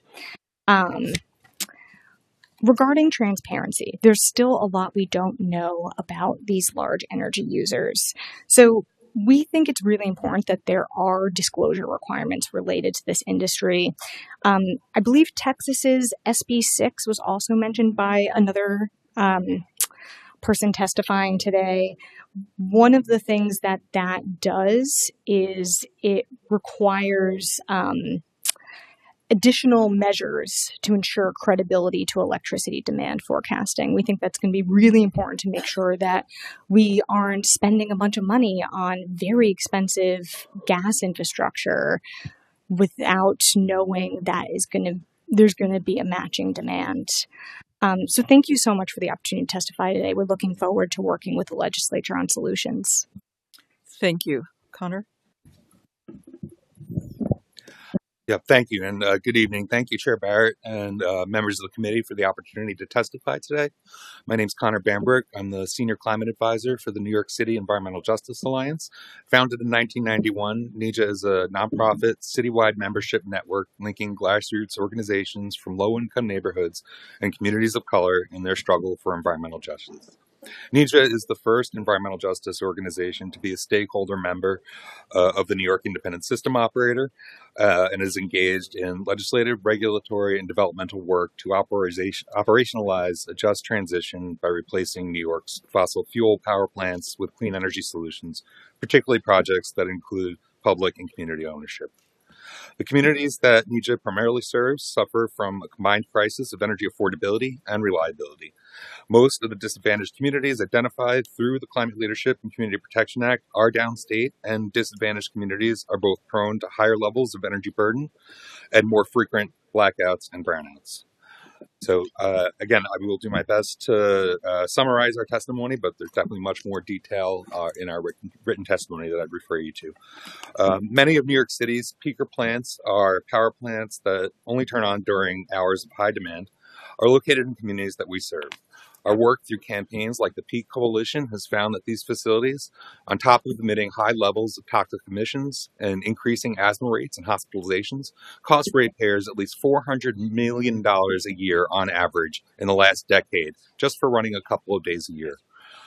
A true solution to the challenges our grid is facing today must tackle both issues simultaneously, or risk exacerbating the challenges that households are facing today. NEJA is deeply concerned about NYSO's indication that data centers will place a large strain on affordability and reliability of our grid.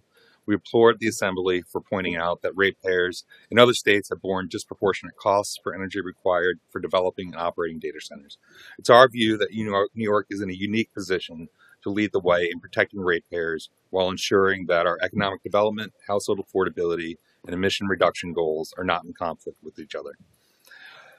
The position that New York is facing is not new. We're in prime position to learn from other states and ensuring that our grid is growing responsibly, serving the people of the state, and protecting our most vulnerable communities at the same time. Our work with the NYSO has shown in the past 2 years that large load customers are now putting more short to medium term strain on the grid than building or transportation electrification. Since 2018, large load interconnection requests have ballooned to more than 4,000 megawatts, around 10% of our grid's total capacity, and are expected to grow much faster from today. This poses a challenge to our state's energy reliability, affordability, one that we must address carefully to avoid creating more environmental justice communities that subsidize profits for data center operators.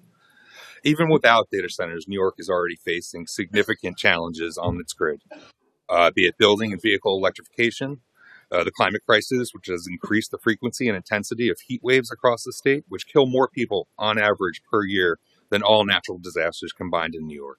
And on top of that, we have our aging infrastructure, which we've heard so much about today. Many of our state's natural gas plants south of Albany are reaching or have reached their designated operational life since they were first constructed in the 1960s and 70s. Replacement parts and maintenance knowledge are increasingly difficult and expensive to find. And as a result, peaker plants like Gowanus and Narrows generating stations have been issued reliability must run orders in order to ensure that our grid can adequately handle the demand through 2027, much to the dismay of even the Gowanus and Narrows operators, who have proposed to transition these sites into battery storage facilities and have received broad community support. New large energy users such as data centers differ from traditional large load users, including manufacturing, commercial, medical, and educational campuses. Our issues with large load users is fivefold. The Union of Concerned Scientists have found that data center operations have increased electricity costs by $4.4 billion in 2024 alone in the PJM service territory. That's nearly the equivalent of how much New York City's fossil fuel peaker plants charged for capacity payments from 2010 through 2019. Most of these costs are in transmission infrastructure investments, and today, NYISO does not have adequate directives or authority necessary to stem the unregulated growth of these facilities. More than direct energy costs, data centers also make living in New York more expensive by reducing energy reliability, increasing water costs, hampering long-term economic growth, and displacing locally wanted land uses. Data centers divert energy towards activities like AI model training, high-frequency stock trading, and cryptocurrency mining, which compete directly in the energy market with households, hospitals, farms, and other facilities that make New York a desirable place to live. Data centers also put a huge strain on our water supply. Data centers used for training AI require massive amounts of water to cool the supercomputers and the hardware they've utilized. We've certainly seen in other states like Georgia where this has had a significant impact on the communities surrounding these centers. Decreased water quality, decreased water supply, and increased water bills are already concerns for households, especially as water bills increased in New York City last year, with much of downstate put in a drought warning. Data centers require a significant amount of land, ranging from 40 acres for a small facility to up to 1,000 acres for a hyperscale data center. Overall, unchecked data center growth poses the most significant challenge to New York's ability to meet the renewable energy and emissions reduction benchmarks, and it also threatens the disadvantaged community protections enshrined in the CLCPA. Regulating and carefully expanding these large load interconnections is essential to reliable and affordable grid. NEJA recognizes that many of our everyday services, from government operations to medical records, do require cloud computing and storage facilities to operate, and that need will grow as we improve and digitize public and essential services. We also recognize that the legislature has introduced several pieces of legislation addressing and regulating this issue, from introducing legislation introduced by Chair Barrett and others, and these are aimed at amending public service law regarding the regulation of energy consumption in data centers. NEJA is encouraged by these steps and are willing to work with all of you to improve and pass legislation to ensure to mitigate the impact these developments will have on our grid, our wallets, and our lives. More than regulating data centers, there's also an opportunity to take concrete steps to improve transmission, build renewable energy, and develop energy storage for new programs. Through new transmission line investments, new transmission line investments it should be an urgent priority for the state. NEJA is concerned by the recent backtracking by the Public Service Commission to ensure that the transmission development process can happen at the necessary pace through its cancellation of projects like CleanPath and the New York City public policy transmission need. We urge the state to double down on clean distributed energy resources, much like solar, which is now the cheapest source of electricity in the state, coupled with battery storage facilities. And importantly, we need to look further at innovative demand management solutions like demand response and virtual power plants. Expanding demand response programs at both the NYISO and the utility levels is critical for reducing peak loads, which lead to spiking energy prices and compromised grid reliability. Increasing households' ability to participate in these programs can provide significant bill savings with little infrastructure investment. Developing virtual power plants, which are heterogeneous networks of batteries, solar panels, thermal networks, EVs, and other technologies that are aggregated to provide services to the electric grid, can be deployed rapidly to increase reliability and reduce costs. New York is uniquely positioned to ensure that we are at the forefront of fighting the climate crisis, building the future energy grid, and driving national and worldwide economies and innovations. Data centers propose one of the biggest threats to all these goals today, And it's time for the legislature to take up the charge and protect all New Yorkers and build a new future with environmental justice communities in mind.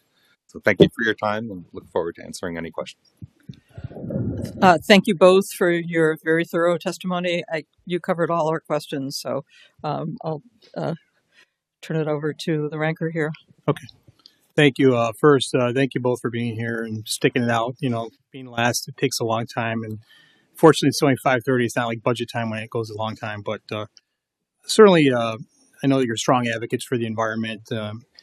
We always hear disadvantaged communities and environmental justice. Our energy and climate policies are all centered around that. And certainly, I'm sure you are, as you said, strong proponents of battery storage, strong proponents of our transition to electric vehicles. Is that a fair statement? I mean, it's yes or no? Yes? That's all? Yes. Yeah, okay, good.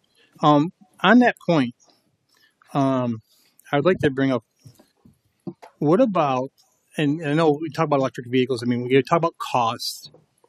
Besides cost, besides range issues, reliability issues in the fires, because we've seen battery storage fires through a couple of years. There was 3 in New York. We saw what happened out in California, and they caused major environmental damage.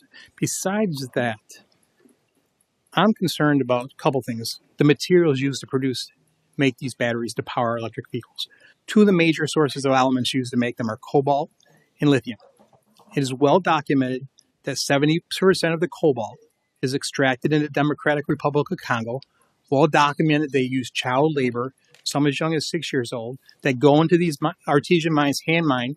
Well documented these have collapsed on them, killed them, paralyzed them, they've lost limbs. This is happening.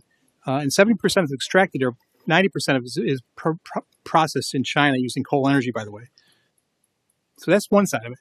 Then lithium. We have the lithium triangle in South America, Chile, Bolivia, and Argentina.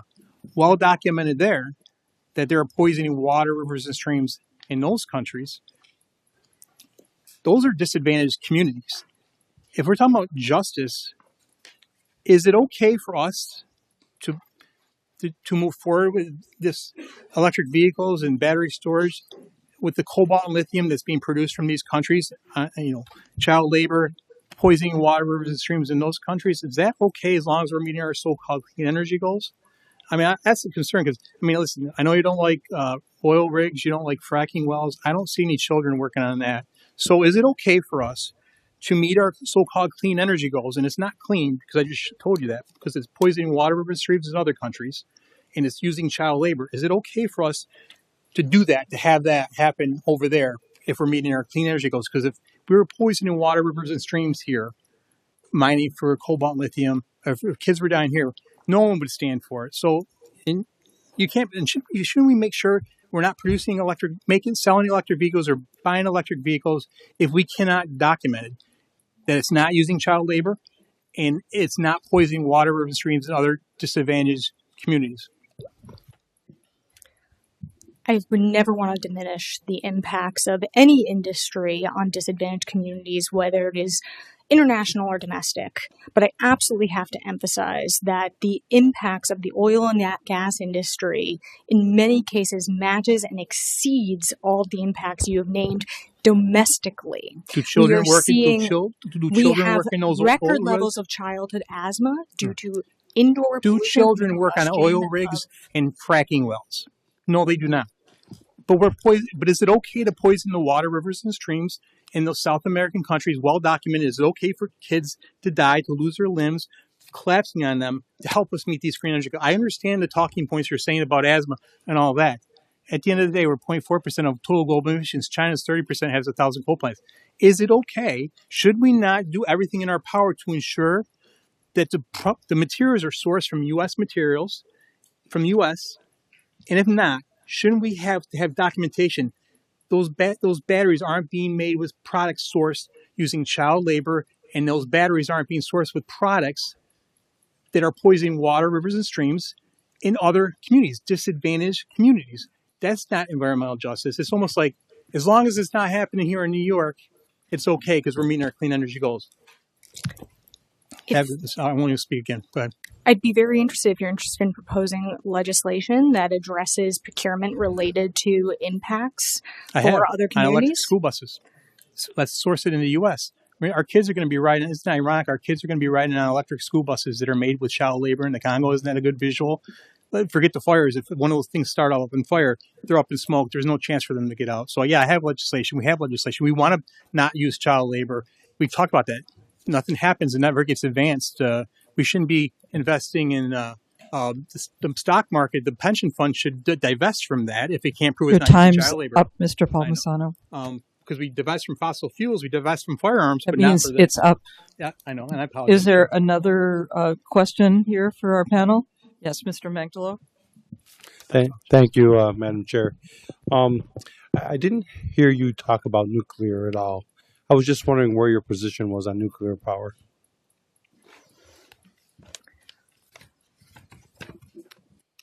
Are you in favor of it or not in favor of it? I think the easiest way to summarize our position is we have a lot of questions. And that goes to many different energy sources, but in particular, we have questions around affordability, safety, and of course, other environmental questions related to this. So when it comes to the topic on hand, we want to make sure that any new sources that are developed, we do prioritize the ones that we know are available, such as solar, wind, geothermal, and batteries. Okay, so I'm assuming you're not in favor of expanding our nuclear capabilities here in New York. We just have questions that we want to see answered. Okay. All right, fair enough. Sir? No, I'd certainly agree with that. We definitely have lots of questions as to where this is going.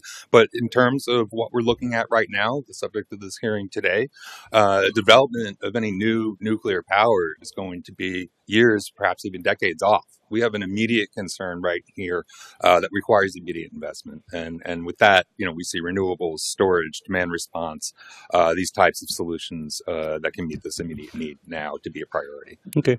So my next question was, you were talking about data centers and they could possibly use up to 1,000 acres. I believe that's what I heard. So what about our solar projects that in my district that are taking thousands of acres of productive farmland and using it for solar? Is that okay? I think the state has taken some significant steps in making sure that we're balancing the land use questions, especially associated with agricultural use and development of solar. So there are policies in place. So my question is not, I know where we are at the state level. I want, what is your thoughts from the people you represent? You're with the New York City Environmental Justice. What is your position on it? I think our position is there are many missed opportunities in the communities that our members represent. When it comes to community ownership of solar facilities, we're not seeing the investment that we need there. The direct investment in disadvantaged communities, especially when New York City, can really help alleviate the burden that we're seeing with these peaker power plants. And, we do need more state investment from where we see it. And I apologize. I don't mean to step on your toes. I only have 20 seconds left. How many solar projects are going on the roofs of the buildings down in New York City? I'd have to get back to you on that. Please we do that, have significant areas of unused MTA facilities, parking facilities. That would be great because it cut the cost down. We don't have to put the infrastructure in. It's right there. They go right on the grid. So again, thank you for sticking it out. You guys are last, so thank you. Thank you. Thank you, Madam Chair. That's it. Thank you all. Thank you very much for being here. Thank you all for attending and for testifying. And let's go home. Thank you. Thank you.